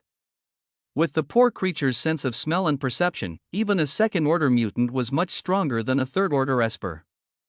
You guys cleared the zombies here. But there are still many rat zombies. Chen Mo said casually. The senses brought by the poor creature allowed Chen Mo to stand on this ruin and clearly hear the noisy sounds of the rat zombies scurrying in the sewer below. If the rat zombies accumulated to a certain extent, they would become like the Rat King in Tianhai City. Chen Mo reminded, we should clean them up when we have time. This simple strike surprised everyone present. Gu Huozhu didn't even see when Chen Mo made his move. He couldn't help but look at Chen Mo with admiration. Liao Ruyu glanced at the rat zombies scurrying in the ruins and shook her head in amazement. I understand, I'll arrange for someone to deal with them in a few days. With your strength, you should be a third-order esper, right? It seems that it is enough for me, Long Gang, to find you to deal with that strange crocodile. Let's go. The group set off mightily.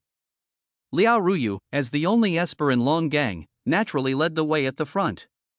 Chen Mo, because he couldn't summon the poor creature and was also an esper, was invited by Liao Ruyu to sit on her motorcycle.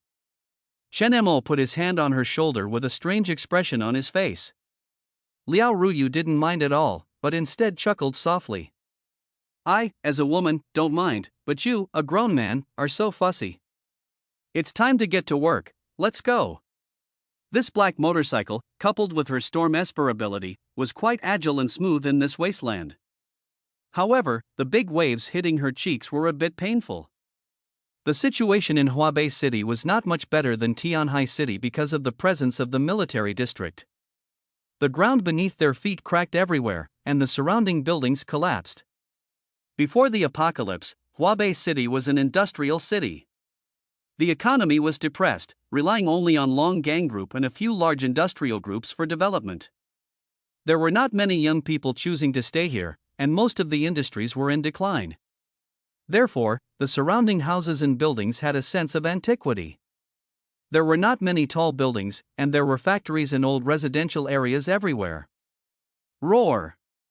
As the group continued to move forward, they finally encountered the first wave of zombies in this area.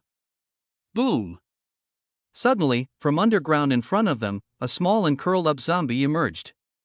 Caught off guard, Liao Ruyu's face changed, obviously startled. Then she furrowed her brows, accelerated the motorcycle, and directly rammed into the zombie that emerged from the ground. Bang! Blood splattered, and the zombie directly performed a 360-degree rotation in the air, flying horizontally. Its bones shattered, like a pile of mud, crashing to the ground and constantly growling. Roar dash around them, zombies emerged from collapsed or broken shops. Bang! Bang! The sound of hitting constantly came from behind. The men of Long Gang, each wielding sticks, fire axes, and sharp weapons, swung at the surrounding zombies. They entered into a fierce battle. Liao Ruyu stopped the motorcycle and said coldly, "These zombies are getting more and more annoying. How come they can still burrow underground and launch sneak attacks? Chen Mo, they can also evolve." Speaking, Chen Mo drew Gisei from his waist and quickly stabbed it into the body of the short zombie. Poochie! Blood splattered. One strike, one kill. Looking at these zombies in front of him, without exception, all of them were first-tier existences. A strong wind blew in the field, sharp as a blade, cutting through people. Liao Ruyu directly controlled the storm and swept out a wind blade. Poochie! She cleanly separated the head from the body of a zombie. Obviously, she had already mastered her abilities. Chen Mo, let's see who can kill more. Liao Ruyu turned around and teased. With a proud and graceful posture, she easily avoided attack after attack from the group of zombies. She was a second-tier esper, with extraordinary abilities. Ordinary zombies couldn't even harm her. Chen Mo glanced at her. He swung Gisei heavily. Dominator Esper activated. Gisei instantly turned into countless black liquid, shooting in all directions like waves. Those black droplets pierced through the brains of one zombie after another, accurately and without error. Poo pew poo. The zombies fell to the ground, their strength terrifying. Seeing this, Liao Ruyu's mouth opened wide. She stood there dumbfounded. The speed of these kills was simply astonishing, right? This freak! She muttered softly, and the surrounding strong winds became even fiercer. The two espers clearly demonstrated the difference between them and the ordinary people like Long Gang. Under the pervading mysterious power of the apocalypse, the zombies had also undergone significant evolution. Although they were often cleared out, the zombies were like wild grass that never stopped growing, gathering in large numbers after a period of time. There were more than 50 zombies here. Long Gang and the other strong men, with their robust bodies, continuously slaughtered the zombies with their weapons. But their blades struggled even to sever the heads of first-tier zombies. Die, damn it! Gohuozhu roared, his eyes bloodshot as he swung his axe with all his might. The fire axe embedded in the zombie's head tore through a large portion of flesh and blood. Finally, he chopped off its head. Blood splattered all over him. These beasts have become stronger again. Gohuozhu spat, his whole body drenched in sweat. Watching Chen Mo crazily killing zombies not far away, while he struggled so much just to kill one. Gohuozhu couldn't help but feel a deep sense of powerlessness. He fiercely rushed towards the group of zombies. And at this moment, from a distance, a hissing sound rang out. Roar! Suddenly, a pool of green corrosive liquid appeared in the sky and attacked. Plop! It splashed onto the ground, corroding and drying up the stones and zombie bodies. Sizzle! The sticky liquid on the ground kept bubbling and boiling. There was the sound of burning, as well as a strong smell of blood. Ugh! Someone couldn't bear the extremely uncomfortable smell and couldn't help but vomit. What the hell is this? At this moment, Chen Mo narrowed his eyes. As the zombies' roar sounded, the surrounding zombies began to become restless. Roar! Roar! Liao Ruyu's face changed, covering her nose and using her storm esper to disperse the smell around her. Although she was in a better state than the others in Long Gang, she was still disgusted by the green slime. Roar! The previous sound rang out again. Only to see a black, extremely agile figure swiftly stomping on the surrounding buildings and approaching. Boom! It heavily landed on the ground. It turned out to be a zombie with a slightly bulging abdomen and a neck as long as a snake. It was a middle-aged man. The corners of his mouth split to his earlobes, and his whole body was rotten. His intestines hung around his waist, and his internal organs were clearly visible, continuously oozing green mucus onto the ground. Even from a distance, you could smell the stench of the rotten corpse like stinky sewage. It looked extremely disgusting, constantly shaking its limbs and growling lowly, dancing there. What kind of ghost is this? Seeing this scene, Liao Ruyu frowned, showing a strong disgust. Chen Mo, second-level zombie. Decomposer. He didn't expect that the zombies now evolved so quickly. There have already been zombies with special abilities, similar to superhumans. Once the decomposer appeared, the men of Long Gang couldn't help but tremble. They had never seen such a zombie before, and it was obviously not something simple. Gohuozhu was even colder. The extreme sense of oppression brought by the decomposer was stronger than any other zombie. Liao Ruyu immediately asked Chen Mo, "Decomposer? What is it?" Chen Mo's face was calm as he replied, "Don't touch its skin and mucus, they are corrosive and even superhumans can't withstand it. You can think of it as highly concentrated sulfuric acid, but its corrosiveness is even more terrifying. And, don't engage in close combat." What? Liao Ruyu was shocked, looking at the liquid flowing in the distance, emitting hot steam. Her scalp tingled. What should we do now? Chen Mo's eyes flickered. The decomposer can be said to be the most troublesome type among special zombies.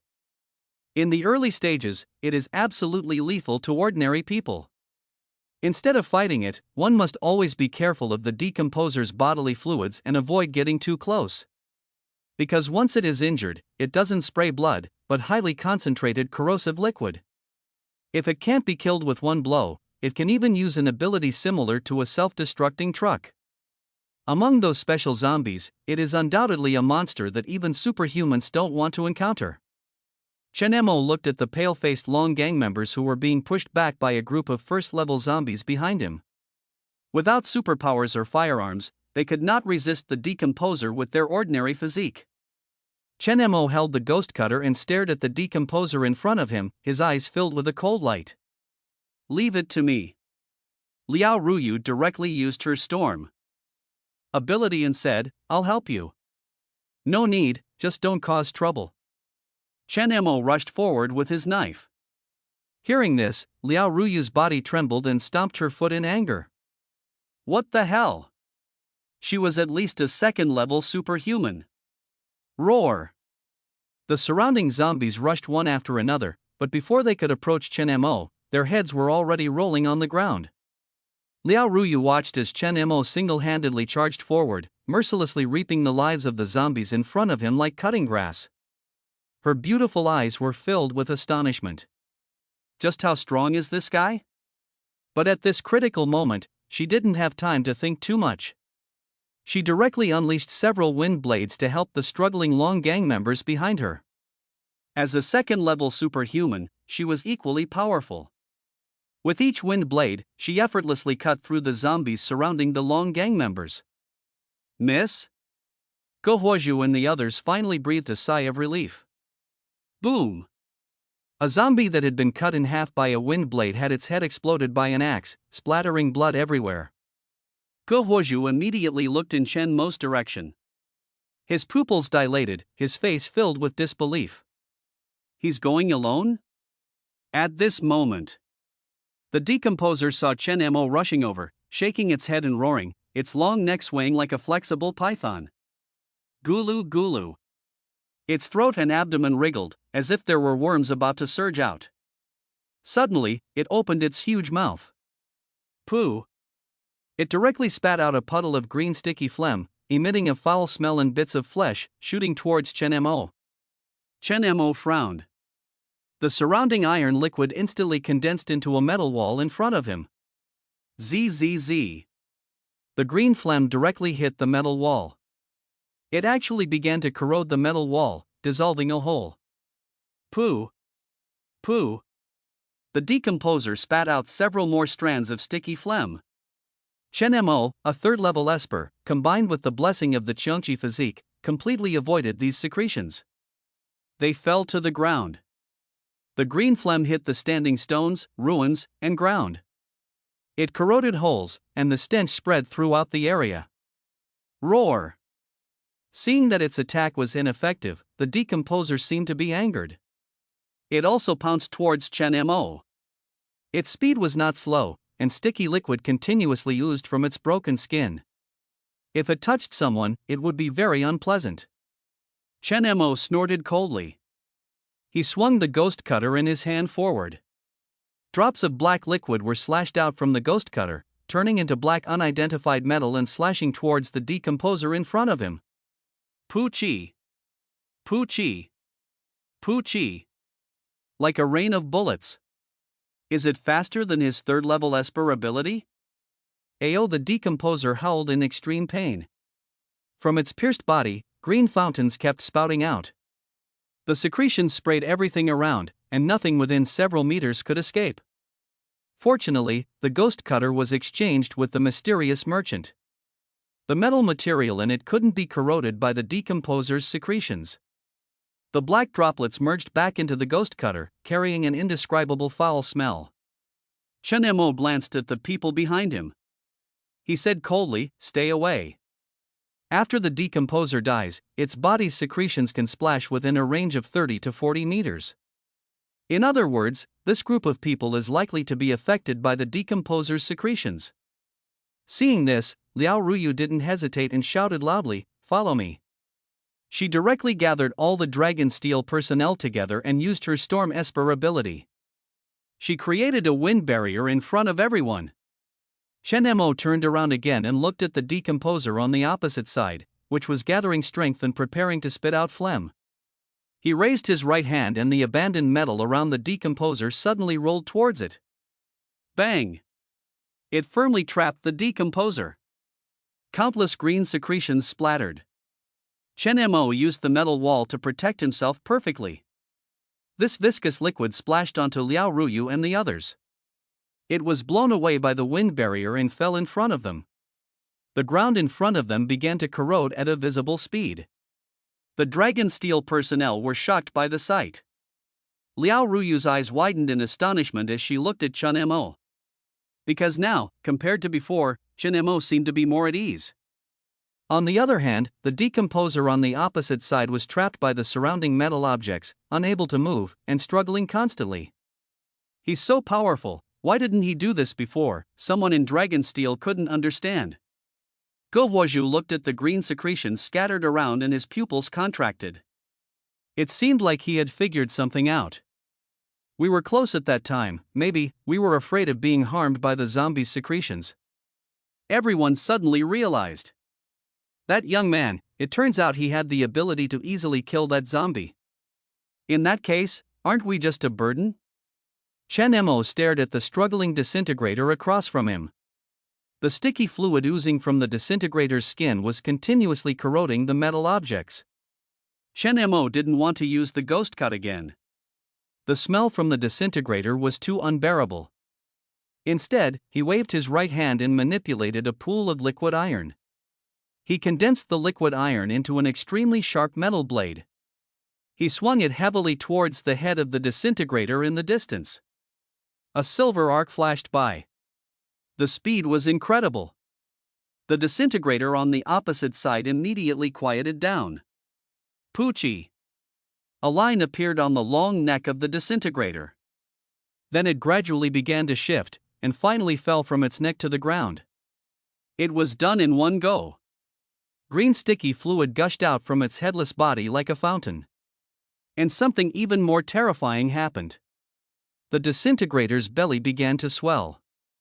It was covered in blood vessels, and a stream of sticky fluid continuously seeped out from its abdomen.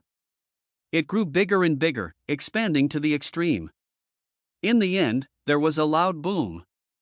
It exploded, spraying countless droplets of sticky fluid and shredded meat. The power was immense, splattering within a range of tens of meters around. Chen Mo immediately activated his Dominator ability. All the surrounding metal objects began to melt, and silver liquid iron came from all directions. Above Chen Mo and the Dragon Steel group, it formed a huge, 3 to 4 meters high, crescent-shaped metal barrier. The tremendous explosive force was blocked by the metal barrier. Sizzle! The metal barrier in front of them was corroded with small holes. The screams of the zombies constantly echoed in their ears. Roar! Those zombies were dissolved by the sticky fluid sprayed by the disintegrator. Long Gang's group stared blankly at the scene before them. Through the holes in the metal barrier, they could see everything clearly.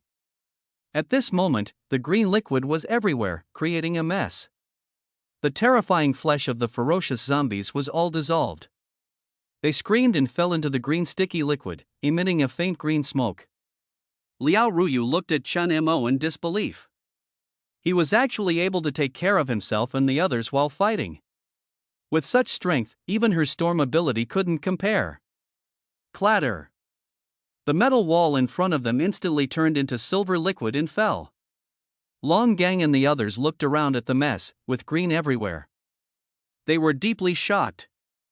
Is it over? What about that zombie? It's dead. Chen Mo's face remained calm. After killing the second-level disintegrator, there was no ripple in his heart. This wasn't the first time he had killed a second-level mutant zombie. With his current strength, the second-level zombie posed no threat to him at all. Chen Mo could have dealt with the disintegrator long ago. But it was different for Long Gang and his group behind him. That's why Chen Mo would rather join forces with the mutant deity than join a faction and establish a small team. Those without strength would only drag him down. The nauseating smell of the disintegrator permeated the air. Ge trembled all over, his body covered in goosebumps. A big man next to him said with a tingling scalp, "Miss, how is this guy so strong? In just an instant, he dealt with all the zombies around us." Liao Ruyu also lost herself for a long time and said softly, "Let's go over there. Be careful of the sticky fluid around here, don't get contaminated." After assessing the battlefield, the good news is that there were no deaths among the dozens of Dragon Steel members present. After all, with the care of two superhumans, Chen Mo and Liao Ruyu, who are also elite members of Dragon Steel, these people have rich combat experience. But the bad news is that because of the explosive nature of the disintegrator, even its green slime can corrode crystal cores. After cleaning up the battlefield, only 16 first-order crystal cores that were not contaminated with slime were collected. There is also a high-quality second-order crystal core of the disintegrator. This is why even superhumans do not want to encounter the disintegrator. It's so difficult to collect the zombie crystal cores that were finally killed. It's simply a thankless task. Liao Ruyu took a deep breath and calmed down her excitement. She came to Chen Mo's side. Her beautiful eyes flickered, and at this moment, she looked at Chen Mo with some awe. "Here, these crystal cores are all for you." She handed over the collected crystal cores. Chen Mo did not refuse and accepted them. Liao Ruyu stared at Chen Mo with her beautiful eyes. But she found that the mysterious young man in front of her had a calm expression without any ripples. Isn't he excited? It took Liao Ruyu a while to say, "How did you manage to be so strong?" "I have seen many superhumans with powerful abilities in the military district in Dragon Steel, but without exception, none of them can replicate Chen Mo's ease of operation. Chen Mo is at least a third-order superhuman. Liao Ruyu can be sure of that." Chen Mo glanced at her and said lightly, "I am not strong alone, I can't make it here without help. Many people died on the way." "That's true," Liao Ruyu murmured. "Being able to come here alone from Tianhai City, there must have been many dangers on the way." Chen Mo's safe arrival from Tianhai City is enough to explain many things. After this battle, the group of Dragon Steel's tough men no longer dare to underestimate the young man brought by Mississippi. They all looked at him with admiring eyes. In the end times, strength is always a respected capital. The power displayed by Chen Mo has won the respect of everyone. Go Huozhu stepped forward, hesitated, and said, "Kid, thank you. I have offended you before. If it weren't for you this time, I don't know how many brothers would have died." Chen Mo said calmly, "It's nothing. We all got what we needed." Liao Ruyu smiled and looked at Go Huozhu, jokingly saying, "You, apologizing too?" Go Huozhu has been an old worker of Dragon Steel Group for most of his life and has shown outstanding strength in the end times. Although he doesn't have superpowers, he has been with Dragon Steel for more than 20 years and has now risen to a middle management position after the end times. He has always been dismissive of people outside of Dragon Steel. Go Huozhu smiled bitterly and said, "Miss, please don't make fun of me. I'm not a fool. With such strength, entering Dragon Steel is definitely more beneficial than harmful." Liao Ruyu looked at the center of the disintegrator's explosion. It was almost all stained green by the foul-smelling slime. Liao Ruyu pinched her nose and waved her hand. "All right, let's go quickly. The smell here is disgusting." The group of people carefully avoided the green slime around them and continued towards the direction of Dragon Steel. Liao Ruyu and Chen Mo walked at the forefront. There were fewer zombies in this area compared to the places they had passed before. Liao Ruyu was a little puzzled and said, "But it's strange. We often come and go in this area. According to reason, the zombies here should have been cleared by us and the military district. Why did we encounter so many today?" Go Huozhu frowned and pondered for a while before saying, "Miss, you said. Could it be the people from the military district deliberately leading these zombies here, just like they drove away that strange crocodile before?" A man beside her joked. "I say, Lao Ge, have you gone crazy? They always talk about the military district every day. But people also have to pass through this road." Liao Ruyu was stunned and secretly pondered. At this moment, Chen Mo spoke lightly. "It shouldn't be.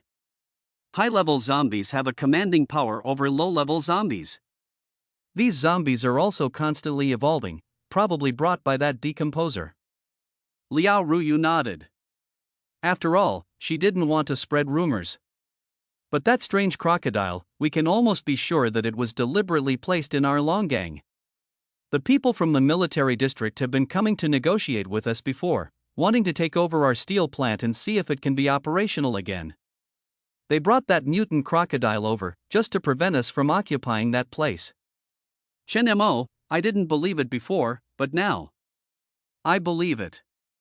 Liao Ruyu looked Chen Mo up and down. Suddenly, she realized that this guy was quite handsome, with a strong and determined face. Especially those deep and indifferent eyes, with an olden calmness that didn't belong to his age. And that unique temperament. If he dressed up a bit, his appearance would probably be very good. "No. What am I thinking?" Liao Ruyu quickly shook her head, dispelling the distractions in her mind. She smiled and said, "Chen Mo, would you consider joining Longgang? Such talent would be highly sought after no matter where they went. Nowadays, any powerful ability user would choose to join the major military districts." She was the first one she had seen who had a grudge against the military district and could still survive so freely. Chen Mo's eyes remained calm, ignoring her. There weren't many powerful ability users in the post-apocalyptic world. Among them were those with prominent reputations and strong abilities. Currently, although he hadn't encountered those guys himself, Longgang was still not on the same level. If he didn't intervene, Longgang would eventually be merged with the 6th Military District. Seeing that Chen Mo ignored her, Liao Ruyu couldn't help but pout, feeling somewhat dissatisfied. He's really a strange person. "Well, if you don't want to, I won't force you." The group continued on their way. After about 2 hours of travel, they finally arrived at the current base of Longgang. As a survivor force, the base of Longgang Group was an extremely spacious large shopping mall. Around it, they had built a barrier using scrap iron and small cars collected from various places. The area was large, and at the entrance, one could occasionally see large trucks coming and going, as well as members of the Longgang group. Liao Ruyu introduced, "This is where we used to gather supplies for Longgang. It has been cleaned up a bit, and we've settled here temporarily. In the past, we were in the steel plant, which was our true territory. Unfortunately, the steel plant is now occupied by that strange crocodile, so we had to avoid it and move all the members of the group here." Chen Mo nodded. Most of the members guarding outside were middle-aged men. After all, Longgang group was a steel plant, and there were relatively few women. When Liao Ruyu and the group returned, the members guarding outside respectfully approached. "Miss Liao." Liao Ruyu nodded, looked around, and asked, "Is everything okay today?" "Everything is fine, Mississippi. The strange crocodile in the steel plant is still sleeping, and it has eaten most of the zombies near the steel plant." "Miss Liao, the chairman wants you to come back and see him." Liao Ruyu was stunned for a moment, a little confused. "Uncle Liao is back? Didn't he just go to the military district yesterday? What does he want with me?" The person shook his head and said, "I don't know, but when the chairman came back this morning, there were two people with him, a man and a woman. It seems like they were brought back from the military district." Liao Ruyu furrowed her brows and glanced at Chen Mo behind her. After a moment of contemplation, she nodded. "I understand." Liao Ruyu turned around and approached Chen Mo, saying, "Chen Mo, someone from the military district has come.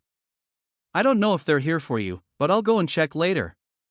But don't worry, as I've said before, as long as you're in Longgang, no one can take you away." Chen Mo looked at Liao Ruyu, who had a serious expression on her face.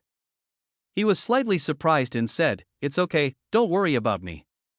If they're here for me, I'll handle it myself." He didn't want to get too involved with Longgang. Liao Ruyu, hearing this, stomped her foot in anger. "What do you think I said? First, let Go Huozhu take you to rest and eat something. Wait for me obediently, don't go anywhere, got it?" "Go Huozhu," Liao Ruyu said. "Go Huozhu, miss, what's wrong?" Liao Ruyu glanced at the group of Longgang men behind her, slightly opened her lips, and said, "Take Chen Mo to our lounge and arrange some food. I'm going to Uncle Liao's place, I'll be there soon." Go Huozhu nodded in response. "I understand. Brother Chen, come with me." Because Chen Mo had saved their lives before, Go Huozhu was also more polite. Chen Mo followed the group of people to their exclusive lounge. The lounge was a bit simple, a temporary shelter set up near the large supermarket. There were many similar lounges around, just like this one. But Go Huozhu and the others were followers of Liao Ruyu, so their lounge was naturally unique, located in a relatively open area. Go Huozhu opened the door. After entering the lounge, he directly took out boxes of instant noodles from the ground. The boxes were mixed with eggs and ham sausages. Go Huozhu carefully took out the topmost instant noodles and placed them on the table. Underneath these instant noodles, there were several boxes of self-heating meals. These were their treasures. There were still over 300 surviving employees of Longgang Group. With the addition of the families of some survivors, there were about 700 to 800 people. Except for the employees of Longgang who lived here, everyone else lived elsewhere. Unlike Xiangshi, even the people under Liao Ruyu's command had limited food rations. Several men around took off their shirts and sat down, relieved. Go Huozhu swallowed his saliva and took out a self-heating meal and handed it to Chen Mo, saying, "Eat it.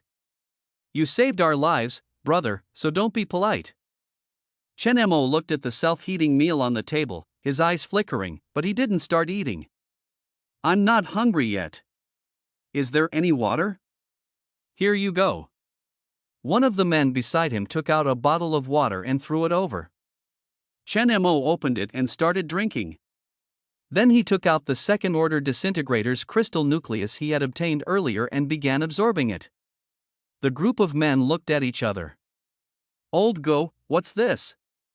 Go Huozhu shook his head. "Brother Chen seems to be absorbing this crystal nucleus." Miss also does this often.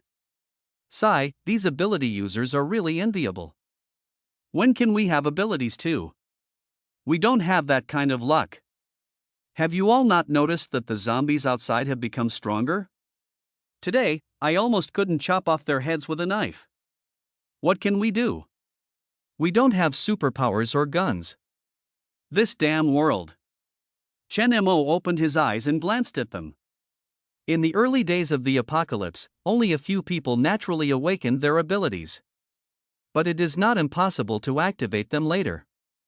Crystal cores can be forcibly absorbed by ordinary people, and there is a chance of awakening abilities as a result.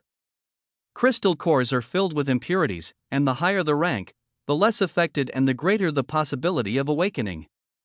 Although inferior and first-rank crystal cores possess this ability, when absorbed by ordinary people, 99% of them lose their sanity and become mutated zombies. Before his own rebirth, Chen Mo relied on a third-rank crystal core given to him by Yuer to awaken his ability through spiritual interference. Of course, Chen Mo did not tell anyone about this important information. He didn't even tell Luo Tianxiong. After all, the temptation of becoming an ability user was too great for ordinary people. But it was also extremely dangerous, a matter of life and death. If he were to tell Luo Tianxiong or Long Gang, many people would undoubtedly take the risk and forcibly absorb the crystal cores. If more people died as a result, it would be his fault, and it would be unnecessary and unrewarding to do so. After becoming a third-rank ability user, Chen Mo began to remember more and more things. Chen Mo lowered his eyes and pondered silently. If I remember correctly, that person in Huabei City is also here. That person had been following Lin Shu since Chen Mo and Yuer joined the 6th Army District, responsible for protecting his safety. He possessed an extremely powerful A-level elemental ability called Annihilation. Anything touched by him could explode at any time under the influence of his ability. The most common usage was to attach the power of his ability to bullets. He was a very powerful ability user in the 6th Army District, Lin Shu's loyal dog. At this moment, in the chairman's office of Long Gang Group. This was the most central and safest place in the entire area.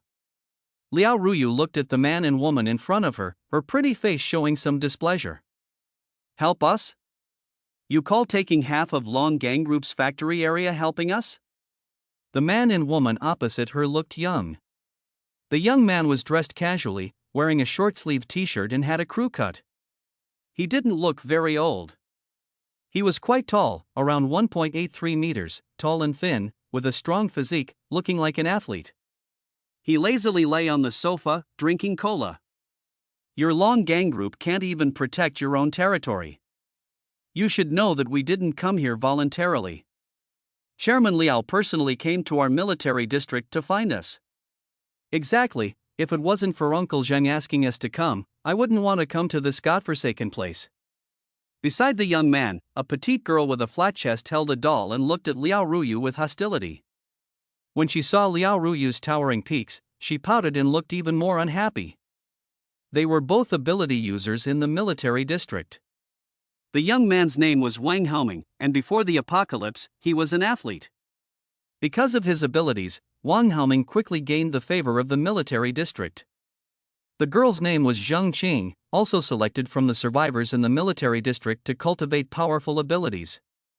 Seeing this, Liao Ruyu became angry, her bosom rising and falling. Liao, are these the people you brought in? The military district sent 2 kids to help?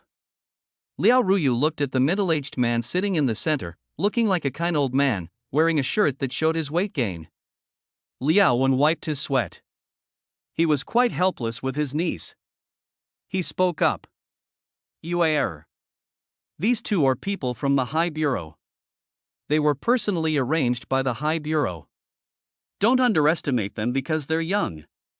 They all have extraordinary abilities and are very powerful. Liao Ruyu was furious. Powerful? She had already found the perfect candidate to deal with the strange crocodile, and there was no need to agree to the harsh conditions from the military district. Asking 2 kids for help. Uncle Lie. I've already found the right person. Liao Wen was taken aback. Wang Haoming took a sip of cola, glanced at the attractive figure and beautiful face of Liao Ruyu without changing his expression, and said with a smile, "Miss Liao, don't you trust us? You know, it's a special period now, and most of our forces have been sent to find survivors. Since the higher-ups are willing to send us here, it's because..." Wang Haoming slowly stood up in an instant and appeared behind Liao Ruyu. In his hand, there was a special pistol that appeared out of nowhere, pressed against Liao Ruyu's slender waist. "The two of us, Xiaoxing and I, are enough." Liao Wen's eyes widened in shock. And Liao Ruyu's beautiful eyes became even colder. Wang Haoming deliberately showed off his abilities and said in a flirtatious manner, "Xiaoxing and I are both second-tier ability users. And my ability is sea-level speed. This gun is also a special military district weapon, capable of killing third-tier zombies without a problem. The military district knows that strange crocodile very well. Miss Liao, do you think we have the ability to deal with it?" Wang Haoming was feeling quite pleased at the moment. Before the apocalypse, he was just an ordinary student with average looks and grades. After 3 years of seclusion, his dream of going to university was destroyed by a heavy rain. After being dumped by his girlfriend for being useless, he fell into a long period of decadence. After awakening his abilities, he gained recognition from the military district. Not only did he have a high status, but he also gained the favor of the higher-ups in the 6th military district. Everyone who saw him treated him with utmost respect and awe. Just like Liao Wen, the chairman of Longgang Group. Such a figure was someone he could never have dreamed of reaching before the apocalypse. He had only seen him on TV. And now, this influential and powerful chairman in North China was being so cautious in front of him, which made Wang Haoming very pleased. Liao Wen was startled by the scene and quickly stepped forward to dissuade him. "Brother Wang, what are you doing?"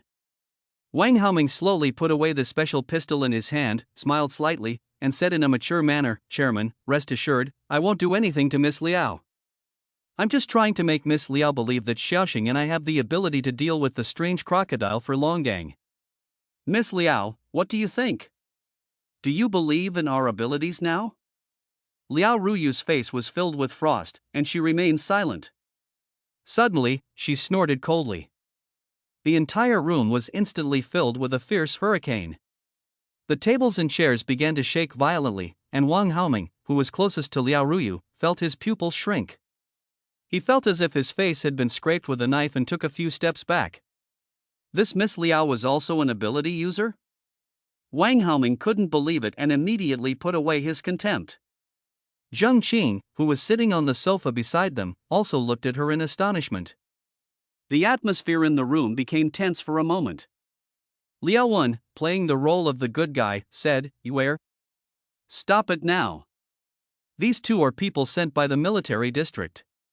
He knew his niece's temper and was afraid she would harm Wang Haoming and Zheng Qing.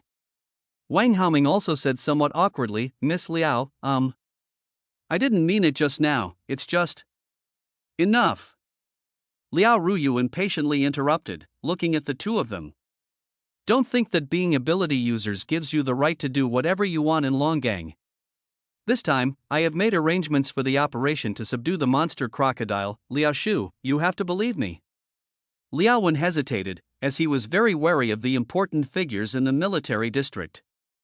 It can be said that without the care of those important figures, Longgang would not be where it is today.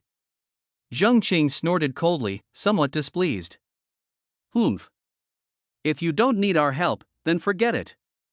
Do you really think we wanted to come and help you? When the time comes, don't come begging us to solve that monster crocodile." Liao Wen sighed, as the oldest person here and the chairman of Longgang Group. He spoke up. "All right, stop arguing. You two, calm down. The conditions for the military district to send people to help us at Longgang can still be negotiated. In my opinion, you should let these two go with you first. Liao Ruyu, Uncle Lie." Liao Wen's face darkened, and without a doubt, he spoke. "What? You don't even listen to what your Uncle Liao, say anymore?" After some discussion, a final conclusion was reached. Wang Haoming and Zheng Chang would assist Liao Ruyu in dealing with the monster crocodile, while he would have another discussion with the people from the military district. Liao Ruyu left with a displeased expression, accompanied by Wang Haoming and Zheng Cheng. Seeing the three of them leave, Liao Wen sighed heavily and sat down on a chair. He murmured with a deep gaze. Ah, Yuer, some things are not as simple as you think. If these two people sent by the higher-ups don't take a piece of flesh from our long gang, our relationship will truly break apart, like water and fire. As the president who built Long Gang Group from scratch, Liao Wen had seen countless people and was experienced in dealing with them. How could he be an incompetent person? However, there were many things that he couldn't do anything about, even if he didn't want to. Considering the current situation of Long Gang, if they were to break ties with the military district, there would be only disadvantages and no benefits. In the lounge, Chen Mo absorbed the second-level crystal nucleus and several first-level crystal nuclei. His mastery of supernatural abilities had reached the third level, and now only second-level and third-level crystal nuclei had a significant effect on his advancement. Chen Mo's eyes flickered. At this rate, it wouldn't be long before his supernatural ability, Tianquan, advanced to the third level. If his Tianquan ability reached the third level, he would be able to accommodate and receive more different species and deities. Several big men in the lounge were sleeping at the moment. Seeing this, Chen Mo was about to go out for a walk and opened the door. Creak, coincidentally, he ran into Liao Ruyu who had just returned. Their eyes met. Liao Ruyu was slightly stunned, then glanced at the members of Long Gang who were already resting in the lounge. With a somewhat serious expression, she spoke. Chen Mo, come with me. Seeing Liao Ruyu's appearance, Chen Mo sensed that it had something to do with the people from the military district. He nodded slightly and followed her out. Liao Ruyu looked around and led Chen Mo to a secluded place, speaking in a low voice. Chen Mo, two supernatural ability users have come from the military district. Chen Mo, whom? Liao Ruyu was taken aback. Seeing his calm expression, she couldn't help but ask. Don't you care at all about why they came? Chen Mo replied calmly. If there are no spies in Long Gang, I think the military district shouldn't know why I'm here. Liao Ruyu smiled brightly, very beautiful. Don't worry, they didn't come for you. They were sent by the military district to help us deal with the monster crocodile. They are just two little ghosts. I tested them just now and found out that they probably don't know your identity. Saying this, Liao Ruyu stared at Chen Mo's face and paused. However, your identity is too sensitive, it's not suitable to expose. Can't you control metal with your ability? Then, can you make a metal mask to wear on your face, to hide your identity? Liao Ruyu thoughtfully reminded him. Chen Mo remained silent for a while after hearing this, then nodded, thinking that Liao Ruyu had a point. He didn't want to encounter too much trouble before finding Yuer. He raised his right hand, and from an unknown source, a silver liquid flowed towards him. The metallic liquid floated in the air, constantly changing. In the end, it turned into a crude and thin mask. Chen Mo put it on his face. Liao Ruyu's eyes lit up when she saw this, and she smiled and said, You know what, you look quite interesting like this. Liao Ruyu kept examining the iron mask on Chen Mo's cheek and suddenly frowned. It seemed like she felt something was not right and murmured, I always feel like something is off. It's too empty, maybe it's too crude? Liao Ruyu had studied design abroad before the apocalypse, and she carefully examined Chen Mo's mask, pondering for a while before saying, You should make some depressions here, add some patterns. Chen Mo. He was speechless, but seeing Liao Ruyu's eager expression, he still used his ability to make the changes.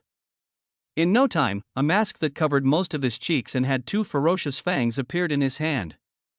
Liao Ruyu couldn't wait and said to Chen Mo, Put it on quickly. Put it on. Chen Mo obediently did as she said. Liao Ruyu's eyes brightened, and she kept praising, Not bad, it's worthy of being designed by me. You look handsome with it. Tomorrow, you'll wear this mask. I'll take you to a resting place, and after discussing in the morning, we'll head to the steel factory. The accommodation arranged by Liao Ruyu was not bad, with a bed and food, and it was a small box-like building similar to the outside. Chen Mo sat outside, feeling the slightly cool night breeze, and fell into deep thought for a while. We can't resist this monster at all. Lin Shu, that beast. I won't let him go even if I become a ghost. Boom! Like the twilight of doomsday, the sky turned deep red, as if it was about to collapse. Mountains of corpses, blood, and a wasteland filled with smoke and ruins. On the high mountain covered in dense gray mist and constantly erupting lava, a creature with 6 pairs of flesh wings that covered the sky extended. It emitted an incredibly holy and pure white light like a deity, judging these ignorant god-slayers. It only let out a mournful sound like a whale's cry. The terrifying mutants and zombies flooded in like a tide from all directions. Thousands of ability users appeared so weak and fragile in the face of this immense horror. No one could imagine that this domain, like the border of the world, was the capital city. And not a single person who provoked it survived. Until now, Chen Mo still couldn't understand why he was the only one who survived.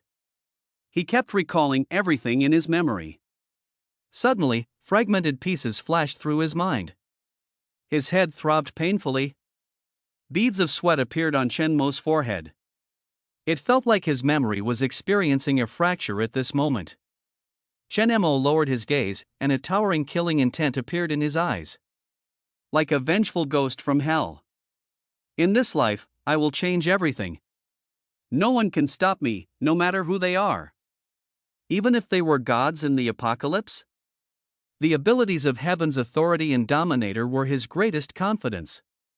Chen Mo slowly got up from the ground, his eyes flickering. We will meet soon. Early the next day, Liao Ruyu came to the place where Chen Mo was resting. For some reason, Chen Mo, wearing a mask, always felt a little uncomfortable. But Liao Ruyu was obviously very satisfied with her outstanding design. The two of them went to a lounge together. Before they could push the door open, they heard a very dissatisfied voice coming from inside. Where is that woman? Why hasn't she come yet? We are from the military district. Wait. Miss is going to pick someone up. Pick someone up? I said, it's enough with me and Wang Haoming. Who else do we need? We don't want to bring another burden. Bang! The door suddenly pushed open heavily. Liao Ruyu brought Chen Mo in with a domineering manner. The lounge immediately quieted down when they saw the newcomer. There were 3 people inside. Wang Haoming, Zhang Cheng, and a young man who looked submissive, wearing glasses and had a weak temperament. Liao Ruyu coldly glanced at Zhang Cheng. From yesterday until now, this guy had caused the most trouble. He actually used their scarce water to take a bath, refused to eat this and that, and insisted on eating cooked food. In this post-apocalyptic world, it was good enough to have something to eat, yet he had so many conditions. If it weren't for being from the military district and Liao Ruyu's constant reminders, Liao Ruyu would have exploded long ago. Seeing the newcomer, Wang Haoming smiled and approached. Miss Liao. For Liao Ruyu, who was beautiful and had a hot figure, he, a young university student full of vitality, couldn't help but feel excited. In addition to Liao Ruyu's display of strength yesterday, a special fondness inexplicably arose in his heart. He had been trying to get close to Liao Ruyu yesterday. But the other party's arrogant appearance seemed to look down on him. This deeply hurt Wang Haoming's insecure and sensitive heart. However, Liao Ruyu didn't give him a good face. In her eyes, both Wang Haoming and Zhang Cheng were nothing. Is this the powerful helper you mentioned? Why are you still wearing a mask? Is it because you're too ugly to be seen? Zhang Qing seemed to have a great hostility towards Liao Ruyu from the first day and couldn't help but mock. Wang Haoming frowned as well. He had never seen such a strange person before, wearing a mask. Cosplay? He looked at Chen Mo and asked, who is this? Liao Ruyu snorted coldly, glanced at Zhang Cheng, and said coldly, little brat, it's best to show some respect when you speak. Chen. Tion's strength is much stronger than all of you. Little? Zhang Qing's face turned red with anger. She hated it when others called her small. You. Humph. I won't argue with you. Powerful ability users are all in our military district, how could they be here with you? Wang Haoming spoke up. Alright, Xiaoxing, let's focus on the main matter. Your Uncle Zhang said that you should listen to me when you come here. Miss Liao, and this brother, let's talk inside. Wanting to show himself, Wang Haoming said with a gentlemanly demeanor. Liao Ruyu's face looked better, and she pulled Chen Mo inside. Wang Haoming was a little displeased, but he didn't say much. Liao Ruyu glanced at the people present, coughed twice, and said, "Let's introduce ourselves to each other. There are 5 of us on this mission, and we will set off after noon." Liao Ruyu looked at Wang Haoming and Zhang Cheng. She turned to Chen Mo and introduced, "These two, Wang Haoming and Zhang Cheng, are 2 ability users from the military district. And this one is from our Longgang, named Zhou Zimo. My ability is A-level storm, I can manipulate the surrounding wind. Everyone, let's introduce ourselves and talk about our abilities. We should also arrange the distribution of duties." Liao Ruyu spoke with an air of authority, without a doubt. Chen Mo glanced at the 3 people in the room and paid no attention to Zhang Qing's arrogant expression. Most of the ability users in the apocalypse had a superior attitude. It could be said that if Chen Mo and Liao Ruyu were not ability users, Zhang Qing's behavior would be even worse. But at the moment, everyone in this small team was unfamiliar with each other. In that case, it would be better to act alone. Chen Mo thought to himself. The boy wearing glasses, who looked weak and scholarly, spoke hesitantly. I am a first-level ability user. My ability is C-level insight, which allows me to find weaknesses and observe strength. Insight? Such a weak ability, what's the use? Zhang Cheng said disdainfully. This guy coming with us will only hold us back. Zhou Zimo's face changed slightly, feeling somewhat embarrassed. Liao Ruyu furrowed her brows and asked, "What do you mean?" Zhou Zimo's ability is definitely not as simple as you imagine. Since both of you are here, then everyone must listen to my command for this operation. Wang Haoming intervened. Alright, Xiaoxing, you should also say a few words less. Xiaoxing and I are both second-level ability users. Mine is C-level extreme speed, as the name suggests. I can increase my speed several times in a short period of time, and at the same time, the movements around me will appear slower in my field of vision. Zheng Qing obviously didn't want to say much, and Wang Haoming was somewhat helpless. Xiaoxing had a serious princess syndrome, and her uncle was the military district instructor, Zhang Haifeng. The higher authorities took great care of her because of Zhang Haifeng's face, and Zheng Qing's ability was also quite impressive. Even in the 6th military district, she held a high position. Wang Haoming continued, Xiaoxing is a B-level psychic ability user, with psychic interference, able to control some low-level zombies and mutants. It can also influence the actions of zombies. Psychic interference? Chen Mo was slightly surprised and looked at the extremely arrogant Zheng Qing. This guy actually had the same ability as the one he awakened before his rebirth? If it was about psychic interference, Chen Mo was undoubtedly very familiar with it. Before his rebirth, he had mastered psychic interference and had put in countless efforts to elevate it to the 6th level. Chen Mo looked deeply at Zheng Qing. Zheng Qing naturally noticed Chen Mo's gaze and snorted unhappily. What are you looking at? What is your ability? Chen Mo asked with a teasing smile. I'm just wondering if you really understand this psychic interference. This ability, although not strong, could always play a huge role at critical moments.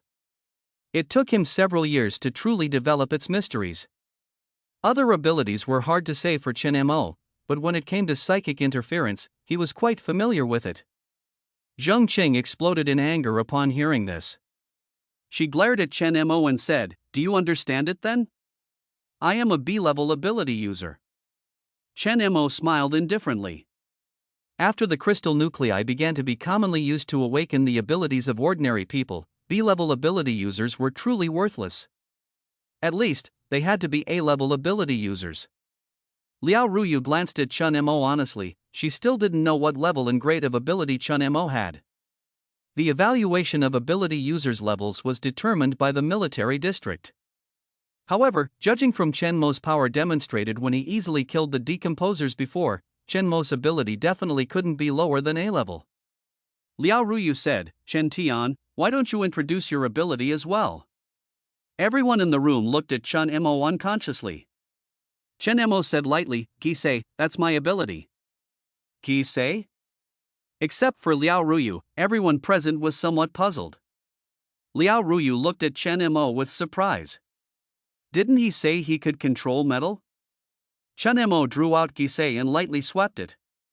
The ground beneath his feet was unexpectedly torn apart by Kisei, leaving a long crack. Witnessing this scene, Wang Haoming and Zhang Qing's pupils contracted. They looked at the pitch-black katana in disbelief. Is this for real? This sword can easily cut through the ground, how sharp must it be? Zhou Zimo stared at Chen Mo, constantly assessing him. Although he was only a first-level esper, his insight ability told him that among those present, this person was the most dangerous. His whole body was filled with terrifying killing intent, definitely not simple. Zhou Zimo secretly thought. Wang Haoming re-evaluated Chen Mo. Such a sharp blade. Zhang Qing said indifferently, it's just that the weapon is powerful. Are you also an esper? Noisy.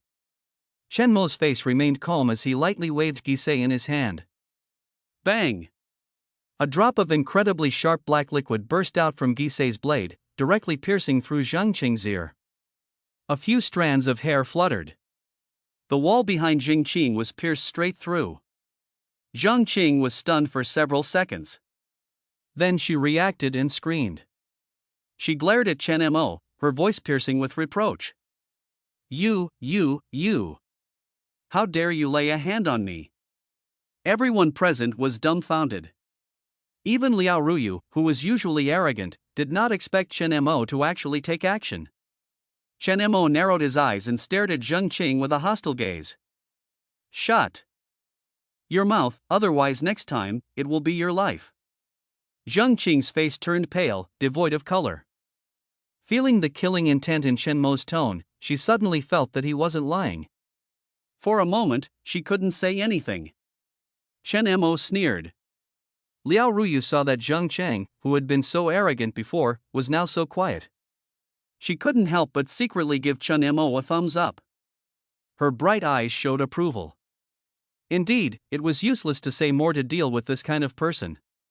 It was better to be straightforward like Chen Mo. Wang Haoming quickly came to comfort Zhang Qing. After all, they were from the same place. Liao Ruyu coughed, and when she saw that the situation had calmed down, she spoke. All right, Chen Tian didn't mean it. Wang Haoming, since you are from the military district, you should be more familiar with that strange crocodile. Tell us about it. Wang Haoming nodded, and after thinking for a while, he stepped forward and said, that strange crocodile's ability should be equivalent to a third-level esper. Its bite force is extremely strong, ordinary bullets and blades can't break through its defense at all. But it has a wound on its abdomen that was previously inflicted by our military district, so we can target it there. There is also one more thing to note, that strange crocodile has two abilities. Death roll, which we absolutely cannot directly resist. If the crocodile suffers too much damage, it will escape underground or into the water, making it difficult to find again. That's how it escaped from us in the military district before. Liao Ruyu nodded slightly and said softly, in that case, for this operation, the main force will be me, Wang Haoming, and Chen Tian, responsible for killing that strange crocodile. Xiao Zhou, your ability is insight, so pay attention to observing the movements of that strange crocodile from behind. Zhang Qing furrowed her brows and asked, what about me? Liao Ruyu smiled and glanced at her. You? Act freely. It would be good if she didn't cause trouble for herself and others. Liao Ruyu was too lazy to serve this person with a princess syndrome. Zhang Qing was angry, but when she saw Chen Mo beside her, she couldn't erupt again.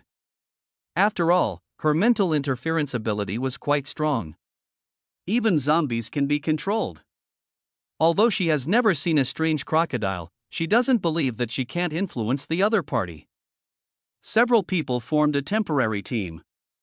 They discussed until noon.